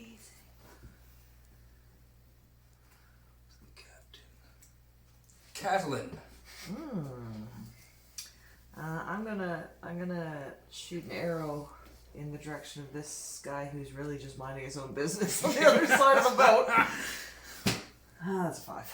Okay, that is not Yeah, going that's to be not hit. enough. That goes wide. Okay. He didn't deserve it anyway. He's just chilling there. Yeah, he's literally just minding his own business. Ornell looks over the edge. What did the Raven Pirates ever do? Oh. Whoops. 2 of those And then words. looks at Dermot.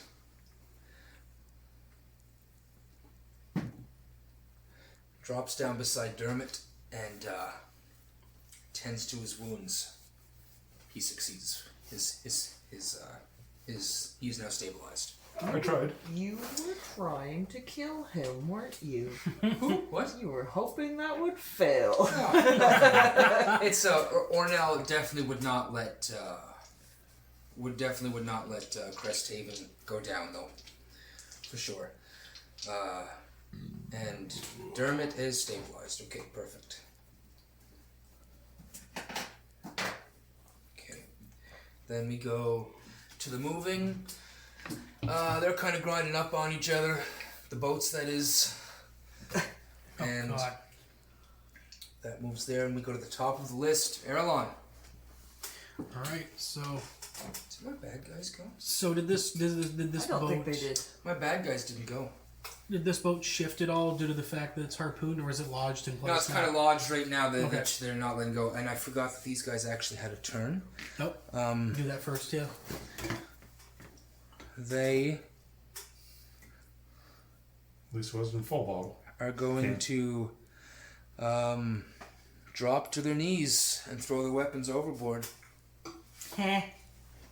Oh, these guys? Yep. Look at them. They're on the edge. They got nowhere to go. Captain just got dropped. Done. Both wizards are down. They drop to their knees and throw their swords. One falls in the water, one falls on the boat itself. So Erlon is ready to jump over, but he hesitates for a moment, seeing them surrender. And he kind of lowers his quarterstaff and peers over the direction of the other ship that's going. And A few guys pop out of it now as they look, and they quickly take control of the ship. Easily enough, yeah. good. So So mercenaries are just floating around out there, Yeah. looting the ship before the fight had even ended. They could probably, within the 2 or 3 weeks they've been on board, they could probably manage to figure out how to stop the boat. Let's hope. Yeah, let's hope. and Or at least steer it back. Knowledge sailor.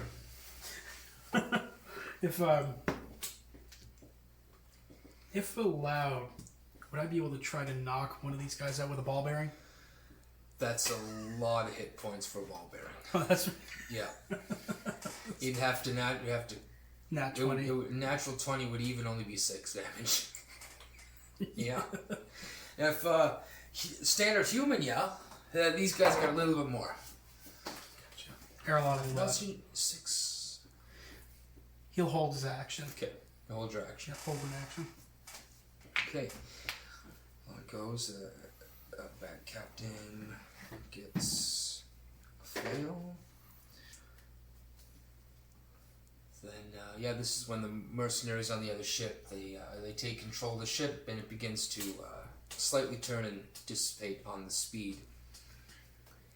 The other mercenaries just seem, now that the conflict is over, they seem to huddle around the wood, and a few of them go over to where Dermot and Ner'ille is to provide support as well.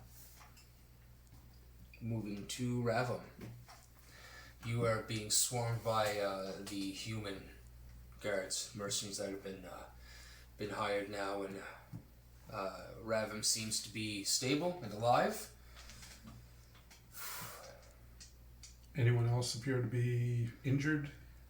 There are some minor Anyone injuries else around. down? No, nobody. No. Oh, there's 2 people in the water. That's right. That's what the mercenaries would have done. They would have helped those people in the water. I was like, what are they going to do? They're going to be doing something. So Now they're on this boat? Is that what you're saying? Oh, there's mercenaries on both our boat and that one. So A couple of the guys that tried to jump over yeah, they failed are. to board the other one, Let's so they're rescue- down let's in the rescue water. these fellas. So Yeah. they are able to be saved and pulled up onto deck.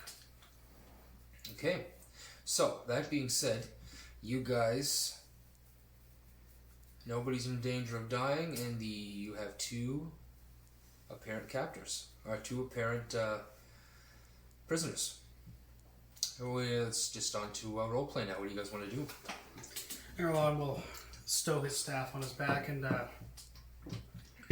put his palms together and say a prayer of thanks to Grunhilda. And apologizing for any undue violence that he may have caused or injury. Okay. May have caused. You whipped a ballberry at a dude's head. And punch the I captain. might accidentally. Yes, Knock right. You his did. You ass KO'd. out. You KO'd the captain. And Erlon's just gonna kind of go lean against the mast here.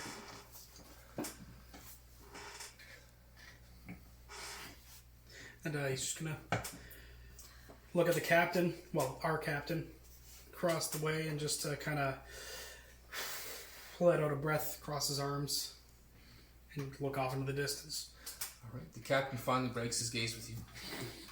He leaps. 20 minutes later, he's just been staring at you the whole time. He leaps back onto the ship, talks to as the other.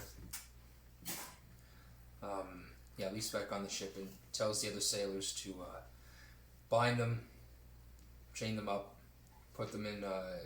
Put him in the brig. Put them in the brig and dislodge that harpoon from my ship. As he points down, and then you can hear the door slam as he walks in. A piece of the broken glass falls to the ground. Clink, clink, clink.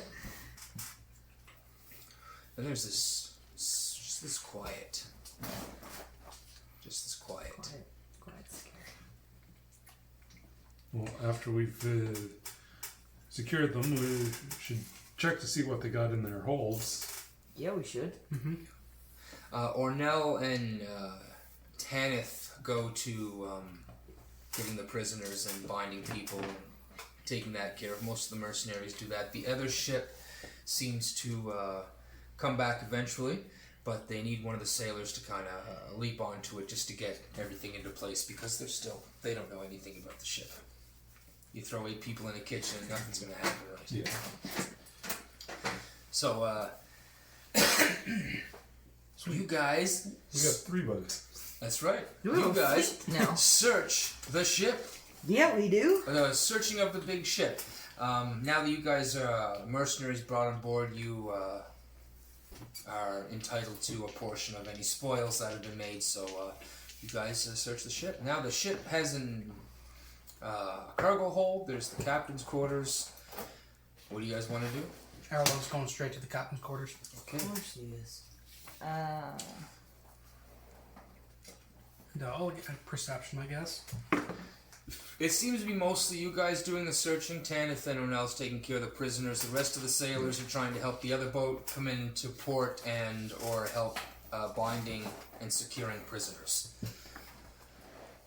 I got a 16 perception or 15 investigation, whichever one. Whatever one you want to do, it'll depend slightly on what you find. So, it's up to you. Mostly looking for any kind of books or anything like that, and any kind of stuff that might like a gear or anything, any kind of stuff. You're not going to find your swing gear for the hurdy-gurdy on this boat. Well, he's looking But I around. appreciate your optimism. You're just like, you know what? Might be a hurdy-gurdy here. You never know. Maybe this guy's really into music. You never know. If you roll a 100 on a D100. I mean, it's just as likely for them to be one on his ship as on our ship, so When you think about it. statistically, Half a world away, what are the chances of having two broken as good hurdy-gurdies? as having one on our ship, I So, suppose. you head to the captain's quarters. You rolled a 16. Okay. Yeah. You let's find a see. fucking hurdy-gurdy. Wouldn't that be amazing? It's also missing the middle swing It's also gear. missing the same gear.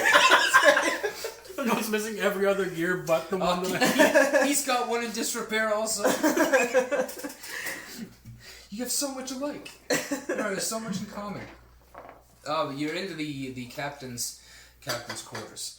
You open it up. It's not as fancy as the other one. It seems like this boat has evidence of maybe having more than one owner or previous owners. Can't imagine why. Yeah, I know, right? But you go in there. There's a simple bed for the most part, kind of placed in the middle of the room. You can see it seems kind of out of place, but the walls seem to be decorated with different sorts of memorabilia and war trophies. They don't really seem to go along with each other. There's some different parts of the country or different parts of the world. It's just, unless they were traveling all over raiding completely random places, it just seems like this ship may have a larger life than just this particular crew. But you do look around. There's an assortment of weapons and trophies placed on the wall. You notice that there are a few books in a shelf, as well as the large captain's desk that is covered in different kinds of golden and silver plated and inlined. Inlined is the word I'm looking for. Items. What was it again you were looking for? Specific things? A book? Really, yeah, books detailing it, I don't know. Really, again, being optimistic, anything to do with The hurdy-gurdy. the hurdy-gurdy. Yeah, okay. You're not able to find anything in particular regards to the hurdy-gurdy. You do find an instrument, though. It's a flute. It just happens to be an instrument that is there. It's gold and silver plated. Very, very nice looking. He'll take it, and he'll look at the other gold-plated things on the captain's desk. What else is there? You see a cat, a golden cat with silver eyes on them, about like maybe that big, about as big as your thumb. You see an inkwell, that's a golden inkwell, and a pen, a quill, not matching quill. Little knickknacks like that. Things that, it looks like they've been pilfered from bodies. There's a bag of coins there, maybe 30 gold in it or something. Do they look genuine?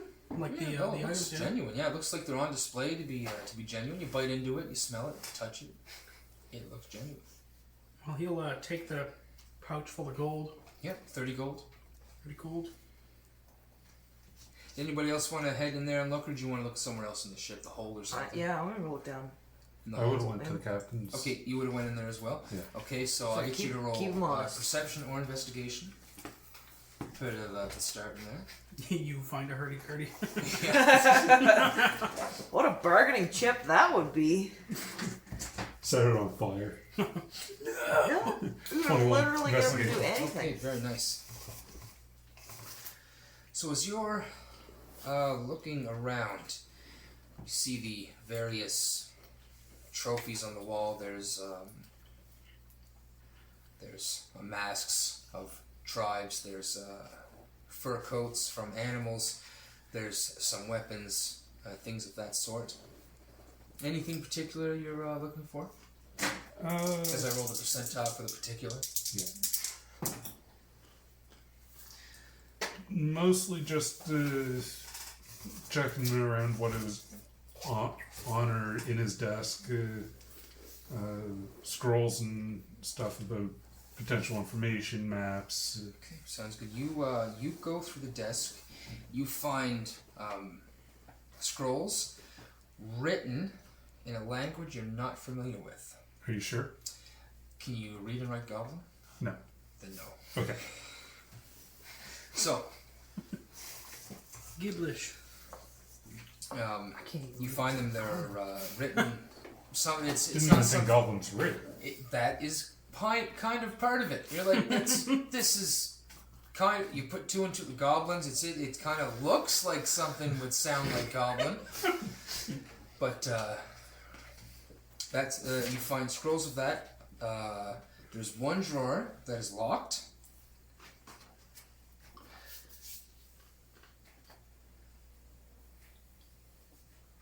There's one scroll that is locked. Or one scroll that is locked. One drawer that is locked. That's not a lock, scroll. Yeah. Just slide the lock off. It's in a case. How do I get past this? That's an umbrella.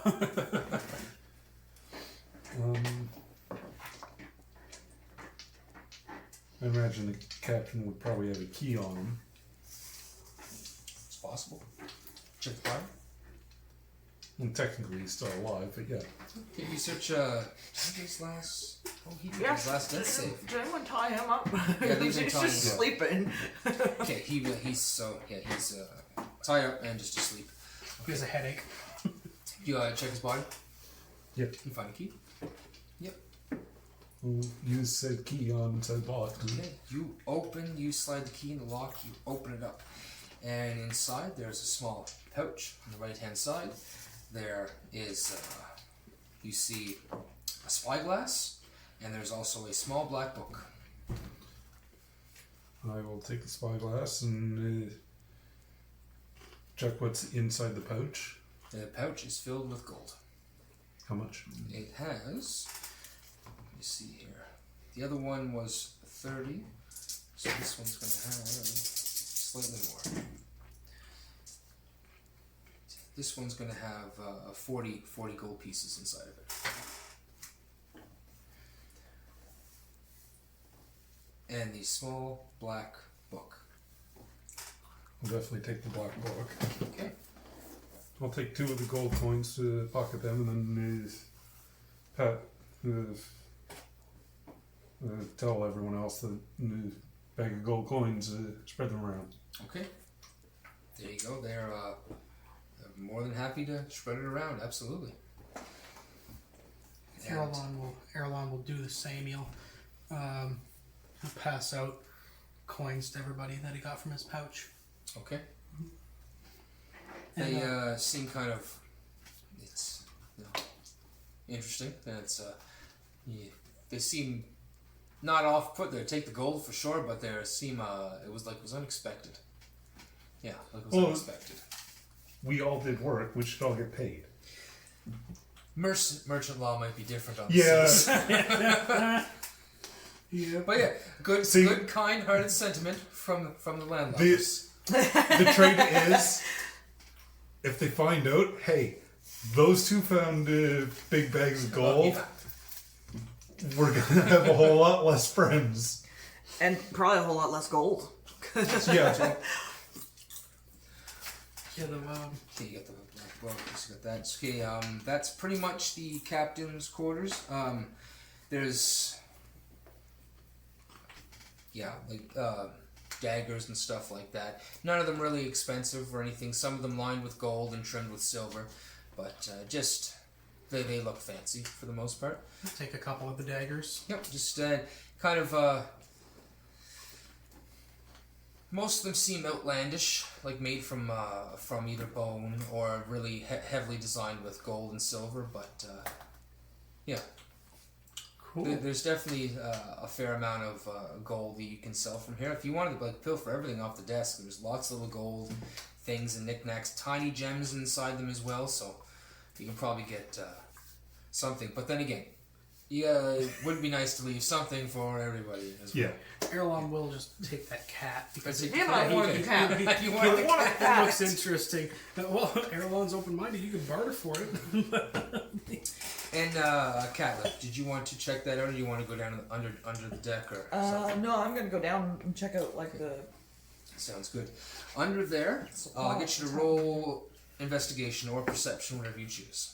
17 17. That's plus pretty good. something. Oh. So you searching or you looking? I'm searching. You're I'm searching. I want Okay. to look see if there's anything good in here. So you're rifling through boxes and barrels and stuff like that. You find a few large casks of some sort of liquor. 17. You can smell it's some type of whiskey, something like that. There's another, maybe a cask of ale. Further on down, there's other people looking through boxes and everything. There's a few boxes of clothes, bandages, medical supplies, things like that. You guys find enough supplies to make a few different explorers packs and dungeoneering packs. Moving on for that, there are supplies. You guys find 6 to 8 weeks of rations for 20 men. So that's a big find. Stew's good, but variety is the spice of life. And that's 17. Mhm. You guys also find a chest that is locked. Oh. Yeah, Very down there interesting. amongst everything. Yeah, a chest and it's locked. And it's locked. Yeah. It's a mimic. Should I could maybe check and see if the captain has a key? Or have we already searched? We found the only key the captain has? Oh, one of you did. He's somewhere else though. Well, let's go check I'm gonna go check the captain and see if he's got anything good. You go up. You check the captain. The captain. Roll for you check for the captain. Roll investigation.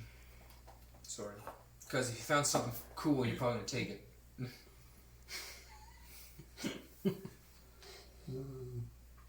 18. 18. Okay. You obviously clear off. You find the key, and he has a gun. A long. It's like about that long. The old style pirate gun. You know, Foot it's loss. looks rough like a and musket? looks. Yeah, but Hand- it's just hand musket? heavy and it's just a terrible idea of a weapon, but they use them. And you got one.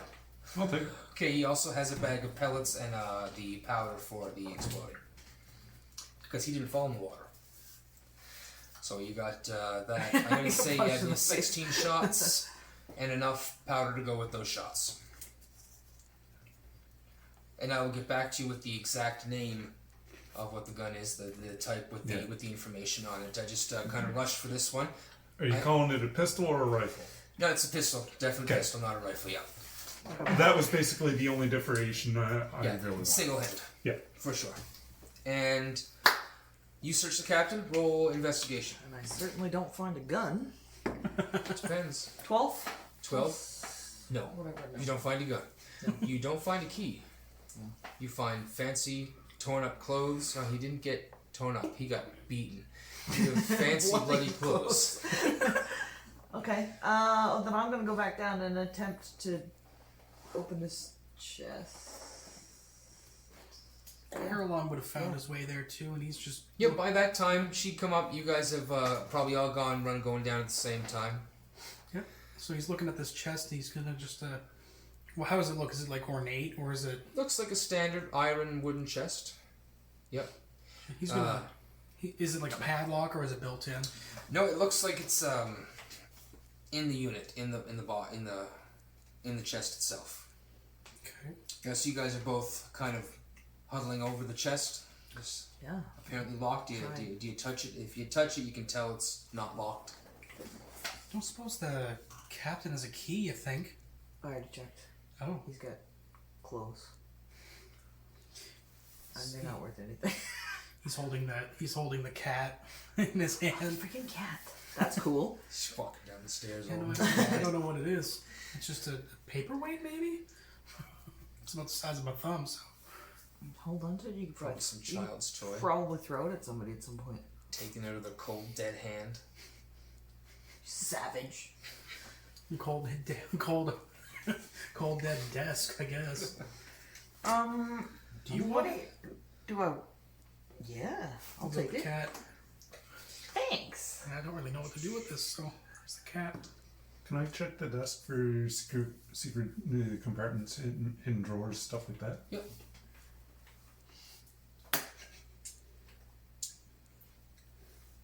$18. You checked the desk thoroughly. It seems to be that locked drawer may have been the only thing that was as secret as it could be. Okay. Yeah, you're quite sure that there's nothing else. Is there any wooden compartment? Well, is there wood on that chest? Like, is it? Yeah. It's a rounded, your typical rounded video game chest. Is there any cracks? Oh, seems pretty solid. Just Yeah. can't slip. Did we like- actually check to see if it's locked? You're looking for. I'm looking for a key. I narrated that you did. You touched it. Oh, okay. If you I was touched like, it, did we it actually? was We're all locked. just standing next to this thing, going, Like, huh. "How do we get this open?" Did I you just touch walks it? over and opens it. What do we have? Is there something around that we could try to pry it with? I have a light hammer. He takes out a hammer that like it's basically just a framing hammer from the farm, a light hammer with like a crude claw at the end, I guess. It's a roofing hammer. It's a roofing hammer. A ball peen hammer. You just here you go. Okay, you got a hammer. You're stronger than me. Do you want me to give it a go? He offers the Alright. hammer too. That is so cool. So, It's not a even mimic. supposed to be this cool. Which direction? Everybody stand back. And I'm gonna just whack the Okay, roll an attack. Roll an attack. 14. Ravum, as you come, are you gonna check the downstairs after the cabin? Eventually, Okay. yeah. So as you're coming down the stairs into the lower decks, Oh no. you can see in the distance there, Erlon and Catalyn looking at this chest, and Catalyn's got this hammer raised high, and just swinging it down and hits. Roll damage. D6. Yeah, D4 for light hammer. Oh, D4 then. Sorry. Okay, hold on. Plus your strength is 5. Yeah, you hit it. You hear a splinter and bits of wood kind of fly off, but no hole is made. Just a nice chunk has been taken out. You see that they're beating on a chest with a lock on it. Having fun. Yeah. Of course I am. I'm on a boat. Second boat. Oh, I'm on another boat. Another boat. This is even better than I thought it would be. If I play my cards right, I could have my own boat by the time we're done. This is the second episode. This is awesome. Want me to give that a try? I'm sure. Catalyn said that there wasn't a key on the captain, so Sure. You want to give it a go? Here, have it. You can have a hammer. I take the hammer, put the key in the lock.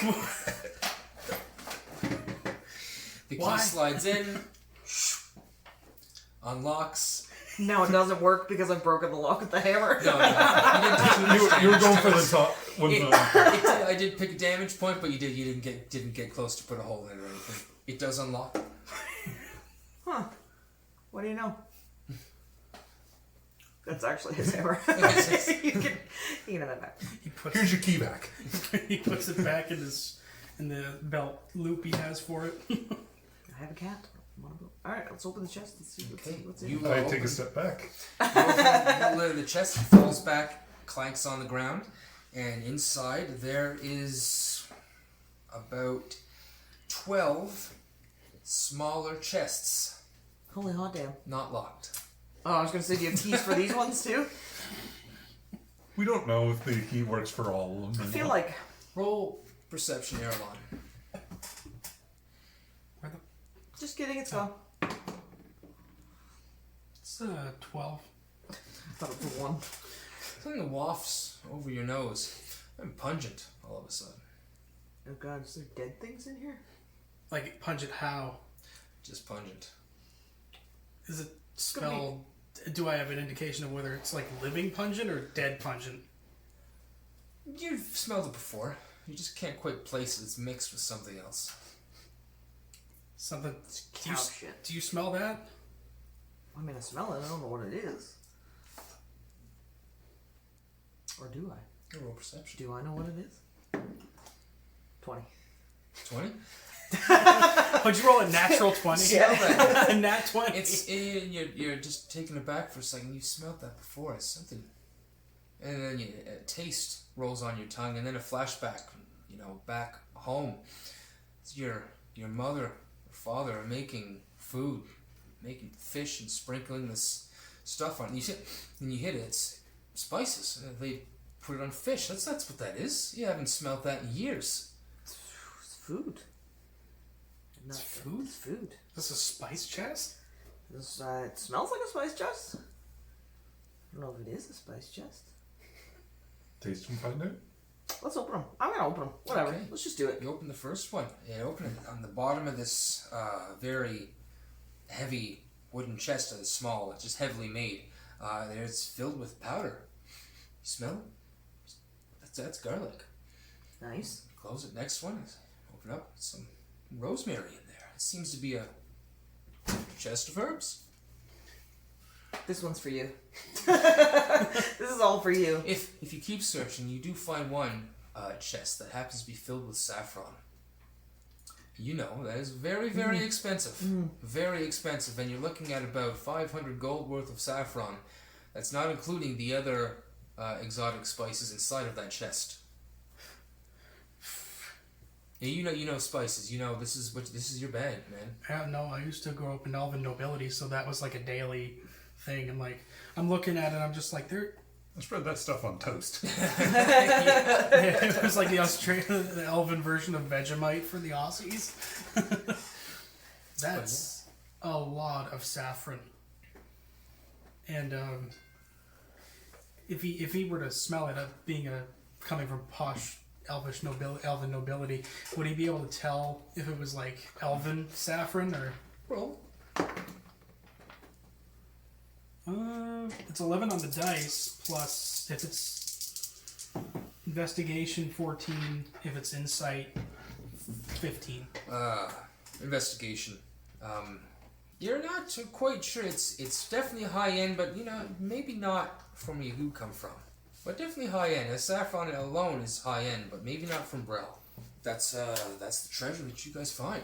You find sustenance for the next part of the journey. You find a big chest of those things. You find you got a nice, fancy, interesting toy. A cat. Grab him. You got a fancy gold cat. And I got to hit something with a hammer. That's true. I hit a guy with a ball bearing. And punches you in the face. And yeah, so if also other things there, if you guys write down in your item list, you can there's common clothes, can I have that bow? The bow? Oh yeah, you can have the bow for sure. Yeah, there's common clothes, things like that you'd find in a general store. So if you want to pick up anything like a flask of oil, bag of ball bearings, something like that, just write it down because it's just littered down here with many ships of raiding and stolen goods. So that's it. You can kind of, yeah. And did you write down your spy graph? Yes, I did. That's a very expensive piece of, Yes, that's not something I was going to leave behind. And so I'm more than willing to throw the bag of gold away to distract them from the. I'll trade 38 gold. Yeah, I do that in a heartbeat. Yeah. So now that the ships they're all kind of together and everybody's milling about separating the goods, the captain comes out on deck and speaks to everybody, and he says, "We'll continue in the Goldswale. My sergeant will take the other ships and return to Delen, where they need repair. We will continue." He looks at Dermot and says, "Dermot, I'll need your men, all of them." How far away are we from our destination? 2 or 3 weeks. You guys are potentially 3 to 6 weeks away. Potentially, depending upon weather and what rolls bring for the most part. And the prisoners, before you deal with that, you guys want to deal with the prisoners? Yeah. Yeah. Can we I'll talk leave it in your capable hands. I'm not going to let the NPCs do it. If you guys want to do it, you have your opportunity. They've been through them, I'm sure, to find information, but you guys also have your opportunity to talk and whatnot. Oh, well. Erlon himself is not very much of an interrogative person, so he's probably not going to really bother with them. He might, he's actually going to go and, Captain was looking at him earlier during the combat after he punched that guy in the face, so he's kind of wondering what that was all about, so he kind of moseys up. He can see. He's moseying up to the captain, and Captain Carlegg. Yes. During that scuffle, I struck that captain in the face, and he fell unconscious. And I noticed you kind of looked at me for quite a bit. Was something wrong? No, but gloating doesn't become you. So, Erlon just kind of raises his brows, and he looks confused. But it was well struck. Oh. You are trained in the arts. I know Fisted. well. Yeah, I know you're... I cast fist. Erlon will bow his head, snapping out of his stupor, seemingly, and just, well, thank you.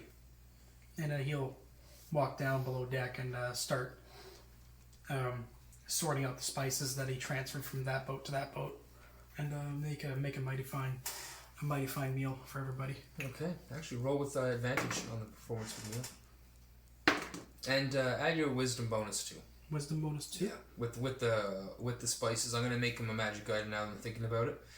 I think they are actually a magic item to some degree, but I might alter it to my particular likings. Hopefully you're not using that saffron in there. No, I'm not. I'm avoiding that at all costs. Yeah. I put that as a separate note. I figured the other ones we could use, but that saffron's getting set off to the side. That... So I've got a 9 on dice. And... It's performance, that's 10. Wisdom modifier... 12. Nothing but consistent. Nothing but consistent. It was 12 last time you made the stew. Yeah. Excellent. Okay, seems to be going just the same. It's just the capabilities of this kitchen is just not helping at all. It degraded. It got worse. But still, it seems like things are coming along as best as you can pull them through. You know what will make it taste better? What? Alcohol. There are several barrels that we are bringing with us. We're having a party. You're below deck right now, and Ornell sticks his head down the stairs first as you say that. Sticks his head down. Just you only see his head, and it's literally upside down. You say alcohol? And he says, Booze. "Hey, that's a great idea." I noticed. So, they begin to get a little bit sloshed after Yeah, we near-death do. experiences and things that happen. It's kind of a three-ship party. They're all bound together. The night goes by. Flotilla, we're just cruising Exactly. along. And the night goes by with... Erlon doesn't drink. That's right, yeah. Yeah, he's- Everybody but Erlon, yes, I'm a yes, of course. Party Yeah, pooper. but your food will taste better to us, and that's true. all that matters. That's true. He's eating whatever rabbit food he has left, so... I'm impressed that you made tomatoes last that long. Yeah. I pickled him. It's the summer heat. So the night passes. The next morning, there are watchers out and looking for things. Nothing amiss happens, And the next morning, the ships part ways. The captain keeps 3 of the sailors with him, and you guys also keep the prisoners with you too, because you're taking the prisoners to the shears, where the captain can deliver dwarven justice, not human justice. I like it. Beheading. Don't know what it is, but it sounds like fun. So, you guys are on the ship, sailing again once more. And if you don't, does anybody choose to interrogate the prisoners? First, I want to go over that black book to Okay, where are you doing this? somewhere isolated where not a lot of people are. It takes some time to wait for the particular time when there's nobody in an area, but you do find one eventually. I might sneak it into the captain's cabin if he steps out to do other stuff, because not many people would be in there. Roll stealth.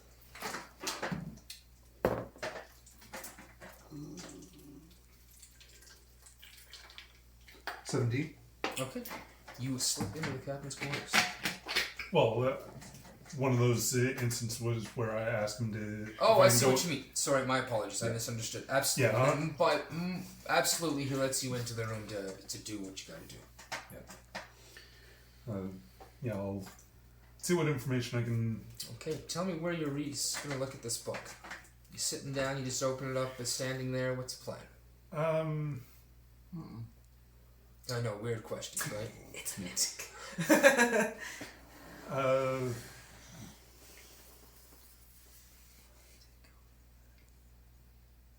Probably somewhere off to the side. I'll try to pick one of the larger books off the shelf and sort of open that up and then open Perfect. That's what I wanted. How you're gonna open it? As you open it up, just the lid opens, and all the pages have been cut all the way down to the very back into a large square. And inside, there's a stone with a face on it, just one. And beneath that, there are 10 pieces of paper, 10 pieces of parchment. Each of them, I haven't got them drawn yet because I ran out of time, but I'm gonna be, because this thing might be cool. Might be cool. We'll see. 10 pieces of what looks to be map. You see a tree line, you see a bit of a road in this one, a bit of a tree line road in this one, and you find 10 of them.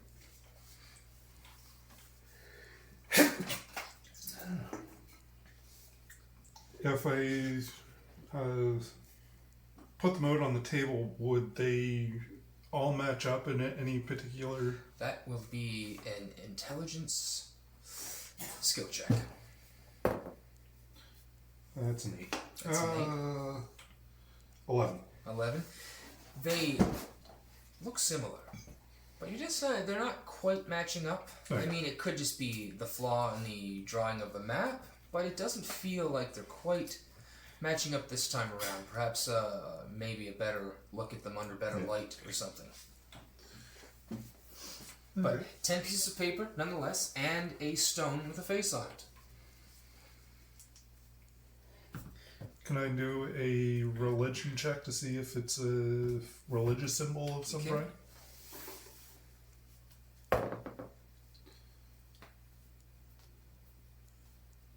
17? It is not religious at all. Nothing that you recognize in whatever histories that you are currently aware of. Okay. Oh yeah, you had that goblin scroll too. You got that from the captain's quarters, right? You took that? Or did you take that? I didn't really take. That's where the book came from, wasn't it? Yeah. The scrolls were just in the dress, in the Oh, thing. right. The stuff that he had was in a lock drawer. Right. Yeah. Could I have seen that it was like goblin text when you opened it? Since we were in the same room at Get that you time. to roll perception. Would you have pointed it out at all and be like, "That's weird"? Yeah, it's like, I don't know this. You got any idea? Takes a look at it and But for this one, you know how to speak Goblin. speak it. But writing goblin, you have to be goblin. And that's a thing that's this realm specific, and it goes into a whole cool thing. So that I hope is going to be cool again. So I could speak it, I cannot write it. Yes. So, but you look at it and you know how the words sound. You know how you can try to interpret. I'll get you to roll an intelligence check as well. Intelligence? Okay. Yeah. That is 18 on the dice with a +3 modifier for my intelligence. So you're thinking what you're looking at. It takes you a few minutes after kind of reading it. You can hear him saying words that kind of sound like goblin. Looks like he's trying to piece it together. You can't really. You just don't know what it says. You can't put the sounds to the words, but it does feel goblin. It feels the words. The sounds of them seems like it'll go, but maybe it'll just take some more work. So it's just gonna. So it's like kind of like trying to learn a language from looking at it and reading it, kind of. Yeah, like in a language you can speak, but you've never seen it written ever before. This definitely has to be goblin text. This is incredibly rare, as far as I know, because they don't really bring many text. They don't write a whole lot. Roll, your religion was 17. I'll give you some splash religion on that knowledge. Oh, after he speaks this up, you're just thinking about religion and how goblins, how this pertains to the stone. Maybe it doesn't pertain to the stone at all, but goblins are supposed to be afraid of words.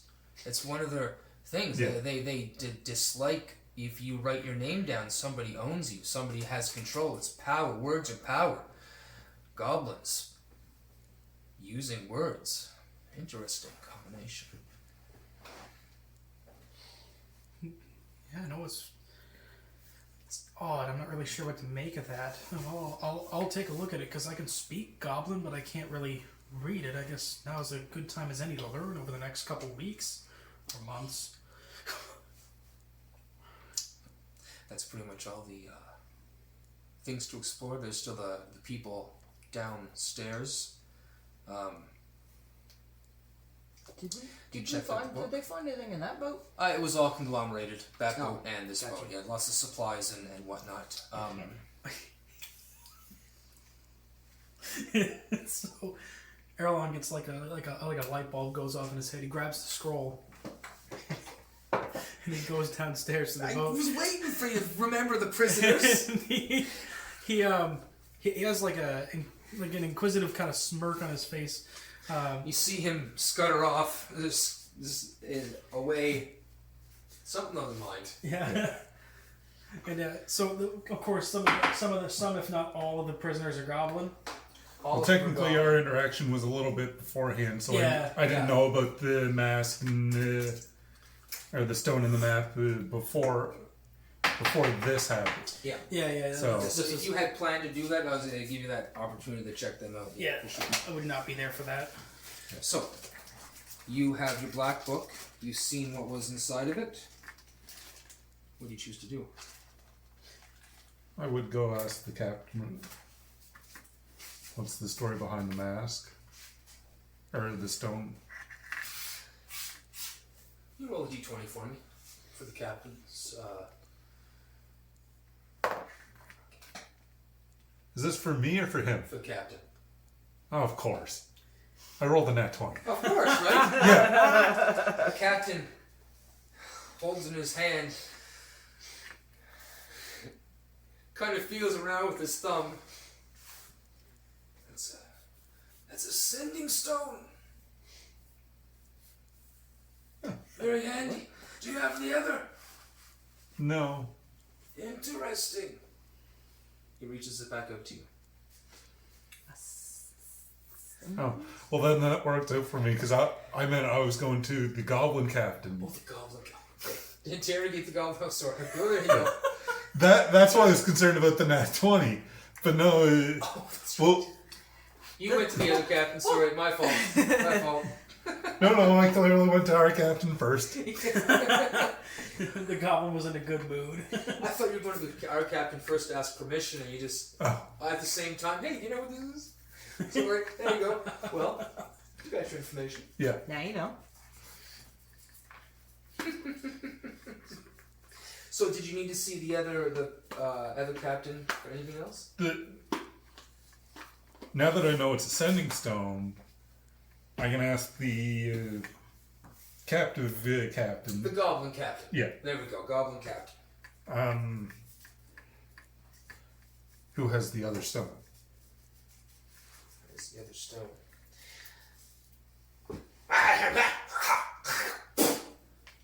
He's speaking goblin. I would have heard that. You had heard that? He says, Rude! that's pretty rude, yeah. He says, get out of my sight, you pink-skinned scum.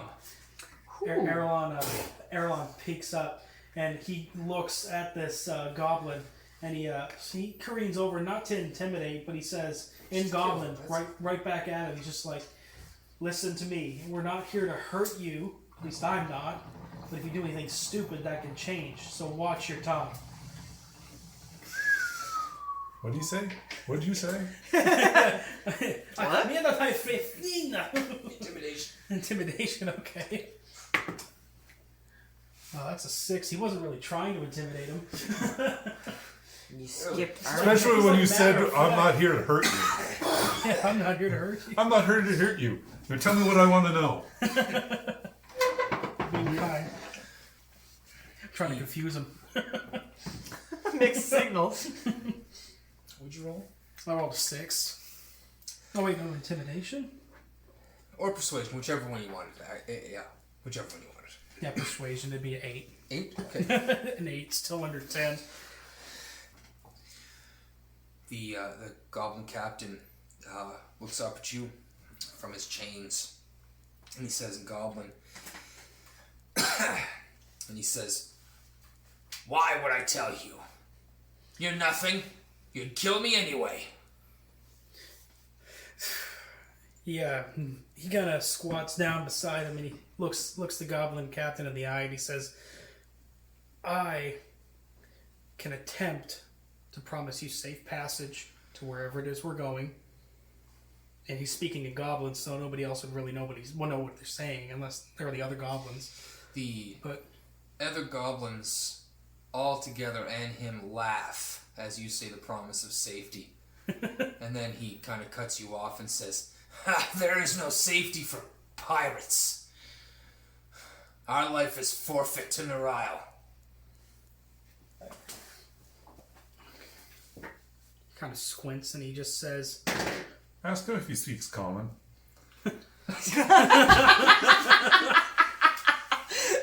Bravo! I'm just over here. This is inspiration for Just over here listening to people ramble on gibberish. He's like, wait. I've had enough of this. I'm talking about Ask him if he speaks common. he looks at the goblin captain, he's like, do you speak common? He speaks in Goblish. Goblish? Goblish? Nice. Nice. Speaks in We're Goblish. falling apart here, Beautiful. guys. That was excellent. Common motherfucker. Goblish.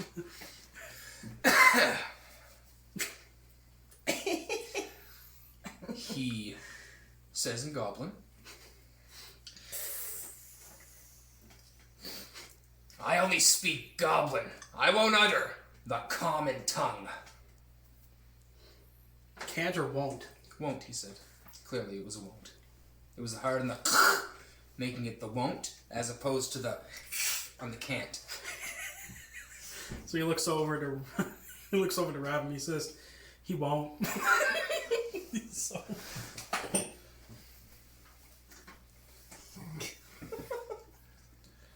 Tanith is in the corner just kind of shaking his head, and he says, you gotta beat him.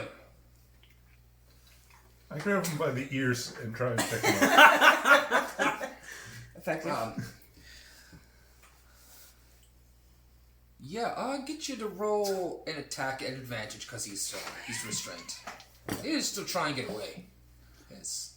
18. You got it. Yeah, you got it. By the ears.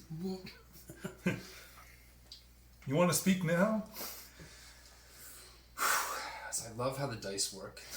I mean, I've been rolling his escape artist This whole entire time you guys were talking to him, and it just so happened that he succeeded right now. You lift You him picked him up. up by his ears. So, you say that, and as you're picking him up, I'll get you roll insight. His shackles fall off. Wait a minute. Oh no. You two, since you're there, or Oh, you're yeah. looking right at it. Yeah, I'm like a foot away. 13. 13? I got 21. 21? Okay. You both see that he's smiling as you're picking him up by the ears, which is a strange a strange thing.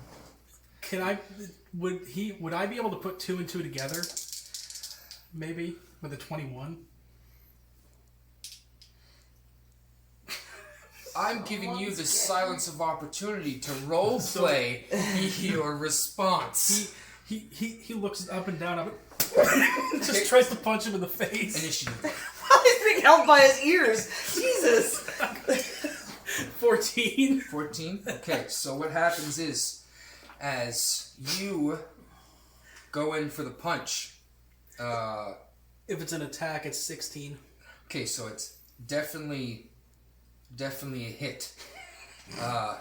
As you're going in to hit him, you can see him reaching down to his leg. He kind of brings his silly goblin leg right up, and in his hand, he's got this small piece of metal, Oh god. and he points it right at you, right at your throat, and just as he's about to pull the trigger, he gets punched out of the way, and just at your ear, bang! Ooh. 4 bullets come out of this gun at the same time.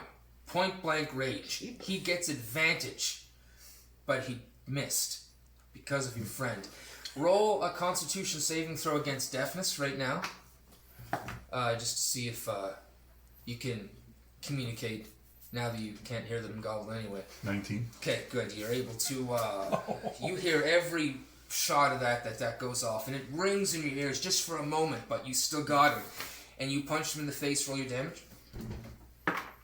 Max damage 8. He falls unconscious. Well, he doesn't fall unconscious. He hangs unconscious. Yeah, that just happened. And Erlon clearly looks like he did not want to do that. Like he just looks like That hurt me more than it hurt you. emotionally. Okay, take 1d8 psychic damage then. That'd be a cool thing. psychic damage. God. So he didn't really grab him or anything, I guess. No, he's grappled. You even had advantage on your attack, right across the face, max damage. He was not at full health anyway. You knocked him out. He's out like a light. The other, and then there's the bang, and then you hear. Then all of a sudden, sailors, mercs start rolling in, looking at everything. They see the smoke filling the air where it is, and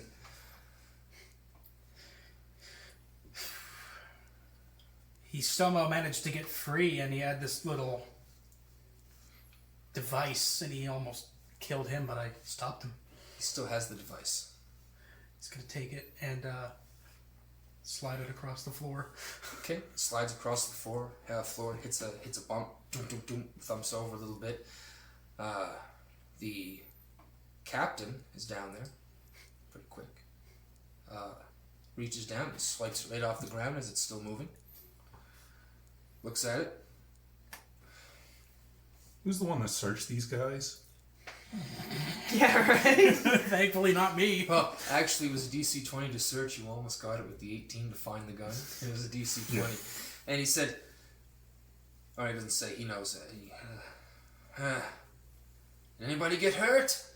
No. Almost. Almost is no then. And he tosses the gun back to you. He, seeing what it could have done, he kind of grabs it, but sets it down immediately. He does not want it. Okay. Yeah. I'll take that. Point. As Yeah, he you goes to will. set it down, his hand just go. No one else wants this thing. Oh, the captain was returning it to you due to merchant law. You searched, you found, you keep. You don't want? You give. Hey, whoever grabs. Yep. So, captain's unconscious again. You can see the other 2 goblins are shaking They are.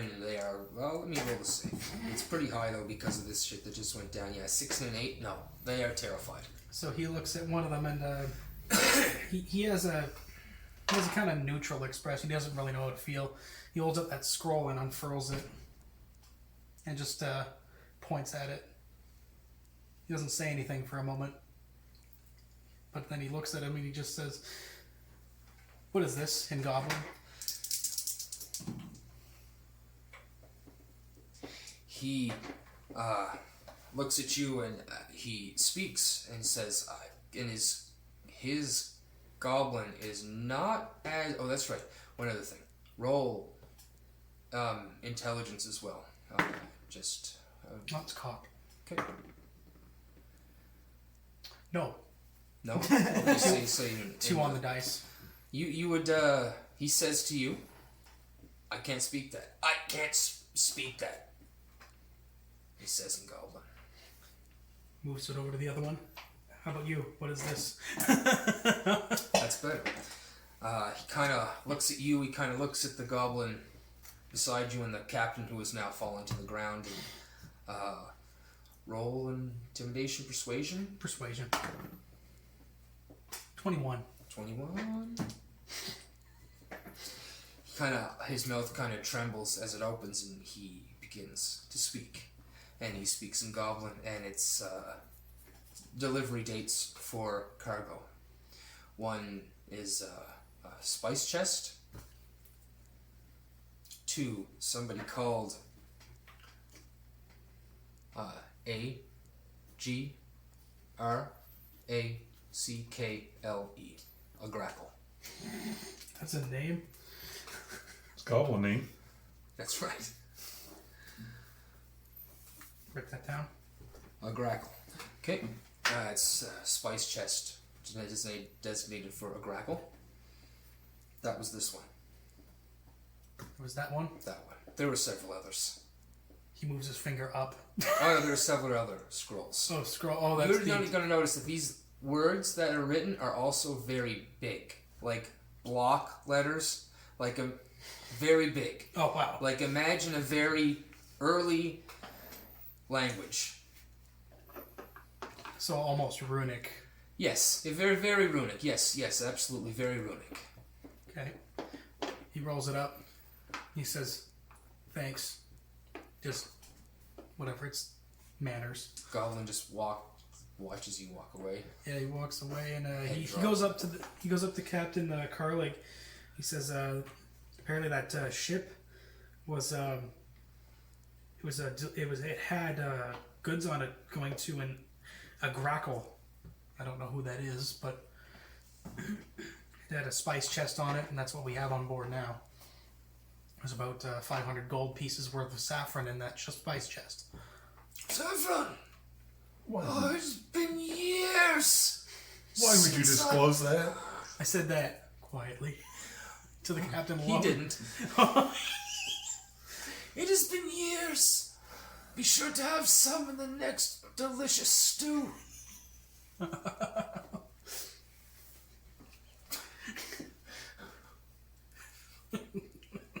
Yep. So, do you know anything of this a grackle? I know a grackle. I imagine he is some putrid goblin lord. Roams the sea. He nods and looks back at the chained goblins, and he points at what he thinks is the word a grackle. I guess it would kind of be signed somehow, or different sizing, if you could piece that out. I don't know, but or which word is a grackle? Roll intelligence. For the Nat 20. Okay, so you can see there's a common sound among the phrase a grackle, and kind of think you got the right word. It seems to be longer than all the other words. It seems to be a little bit more important, a little heavy on the consonants. You point at it, and they both. One of them says not both because the other one can't read, but he would understand that particular name because every goblin should, if they're in this particular thing. And they say, in Goblin, and in unison, Agrago, Lord of the Goblins. You're right. He says back to the captain, you're right. Some sort of lord. Still talking Goblin. You know, he shakes his head, switches from Goblish to Common. Goblish. It's close. He says, you're right in Goblish, and then switches back to Common and says, yeah, you're right, it's some sort of lord. I think we got an episode title. Goblish. Speaking Goblish. Real talk. I think we got a title right there. That's good. Speaking Goblish. Alright. So, goblins are there. You can, Do these two speak common? We didn't ask them, did you? Well, I can ask. You can ask, but they do not speak common. They don't? Like, they don't or won't? They either they've been bred not to, or really just won't. Roll in. You gotta roll a check to see to get the answers out of them. It's a semi-intimidation, semi-persuasion. Intimidation. Well, he doesn't like intimidating people. It's a 16 for persuasion. Okay, the goblin that couldn't read Goblin says he can't. The goblin that could read it, his version of can't is more like a won't. One can, one won't. He points at which one.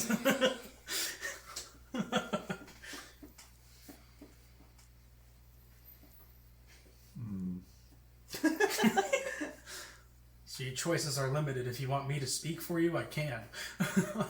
But I'm not very intimidating. He outright says that honestly. The mercs and sailors begin to dissipate back up to the deck. Tanith is still in the corner. Just there's less people now for role-playing specifics.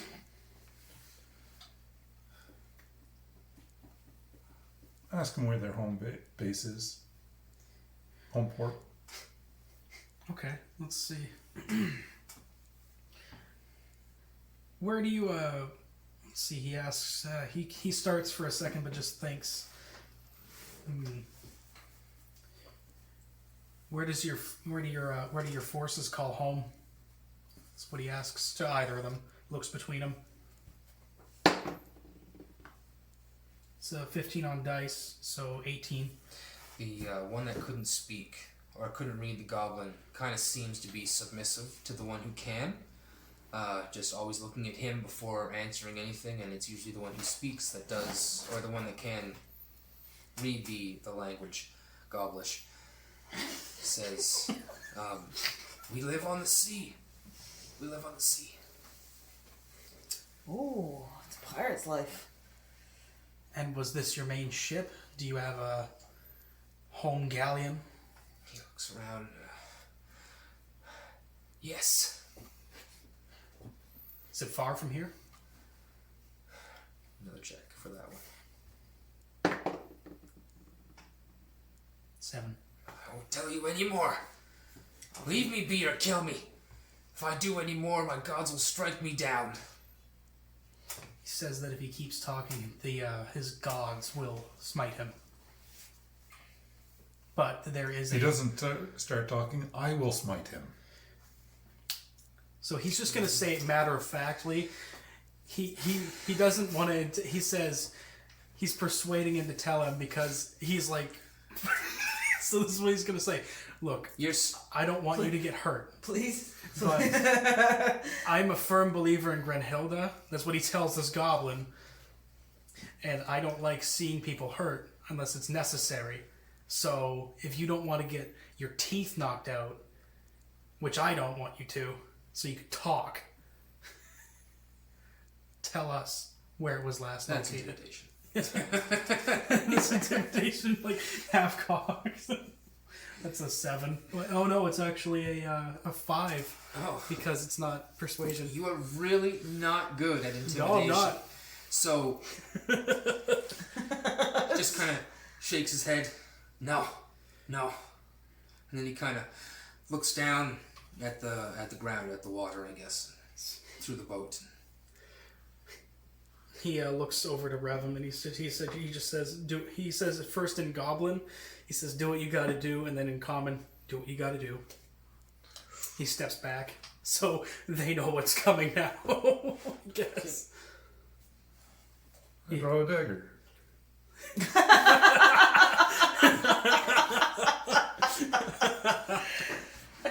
A dagger has been drawn. A man has pulled a dagger in Lego City. Do you want to dance? I grab the one that says he won't speak Goblin, grab him by the ear, and I cut off about a quarter. Okay. Erlen's looking away. He screams out in pain. The goblin. Ah! It's his chained hands trying. He reach up to his ear. I suppose you're not holding on to it anymore, so he Well, I'm technically holding it. pulls down, holds on to his ears. Blood spurts out.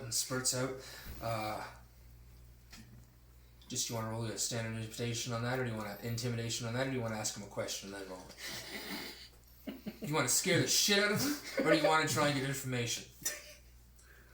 So can I hear Goblin screaming from wherever Everybody I am? can. Yeah. Okay, I just want to be a part of this, so I'm just gonna come check it out. Catalyn walks down the stairs. This is different. Just blood squirting all over the floor out of this goblin's ear. The goblin captain is on his chest, passed out. And He has a broken nose. I'll leave you guys unsupervised. and you see Ravum there, kind of holding this bloody ear in the air. Bloody No, ear in I just the air. cut it off and just sort of put it on the floor. And it drops on the ground. No ceremony, just Splot. Yeah. what's next? So seeing I give him about 12, 18 seconds. He doesn't say anything. Grab another another. Oh. So, as you approach him on the second time, roll intimidation.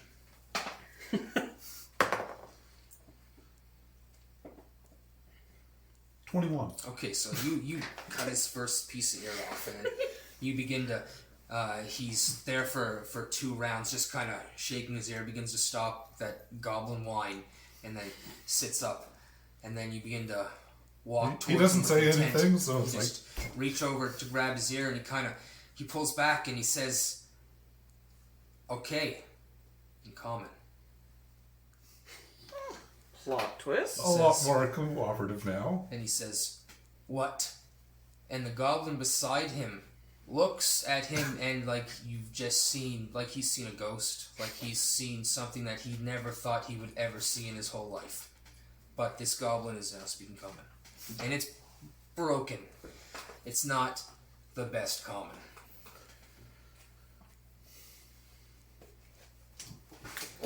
Erlen's still looking in the distance, just up at the ceiling. He's just. I'll translate if he starts speaking Goblin again. I don't think he will.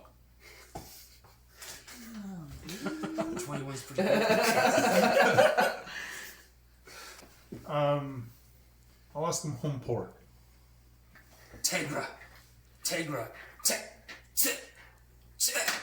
and then you silence, and then you kind of see him look up in pain, and then look down, and from his mouth this ash begins to fall out of his mouth, and you can see black and brown patches beginning to grow from underneath his skin, and they get from brown to black, and as they get more black they begin to turn into ash and fall inwards inside of him, and then he begins to dissipate into ash, and then you see the other goblin run as fast as he can with a 7 on his athletics check. He's just clink. You hear the chains clank, clank, and he's pulling because he's connected to the captain also, and he can't get away fast enough, and he can't get away. What So, the fuck I look just back. happened? So I see this happen, and can I roll knowledge religion? Oh yeah. Yeah.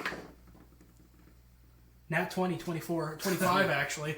You didn't believe it. You didn't believe it. Like, he said my gods would come. They came. Oh, yeah. Clearly. They came and they had taken. He puts his hands together in a prayer, and he prays to Grenhilda. Please, Grenhilda, stop whatever's happening here. And he's going to try to save him. He says that in high in Elven, by the way. Nothing happens. Nothing happens, so he just disintegrates. And then that ash that hit the floor eventually dissipates into nothing, and then eventually leaves the realm. Huh. So do I know with with 25? Didn't see that coming. No. Would I know what god could have done that? Well, maybe not the realm. It just disappears. It's gone. It disappears. With your natural 20 on the religion, it's definitely not one of the lighter gods. No. I know Ner'ille couldn't do that. Well, I don't know actually. Probably not. She's a goddess of the sea. Would I have any suspicion? It's probably you would either think Keldrin or something pulling you somewhere else, but Delron? That's not possible. Delron's not around anymore. No, must be Keldrin. Must be Keldrin. Has to be Keldrin. Must be. No, I'm thinking. So he lowers his hands, and his hands kind of meet at the fingertips, and he's thinking, and he darts between the goblin that's trying to rip himself off of his chains and the one that got Thanos snapped. And he looks, and he's looking very concerned. He's just said, he's confused. He says, that could have been the work of Keldrin, or no, it's not possible. What's not possible? Delron, but it's not even something I want to consider. He's gone. So, Keldrin, his god must have been Keldrin. He looks at the panicking goblin and he says in Goblish, "Is it Keldrin?"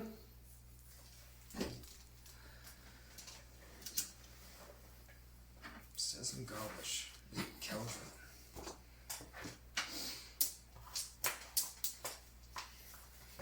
Do you want me to roll a persuasion for that because he's panicking? Yeah. Yeah, I do. 11. 11. You do not persuade him to speak. He is terrified, shaking, staring at where the corpse was, or where the body was.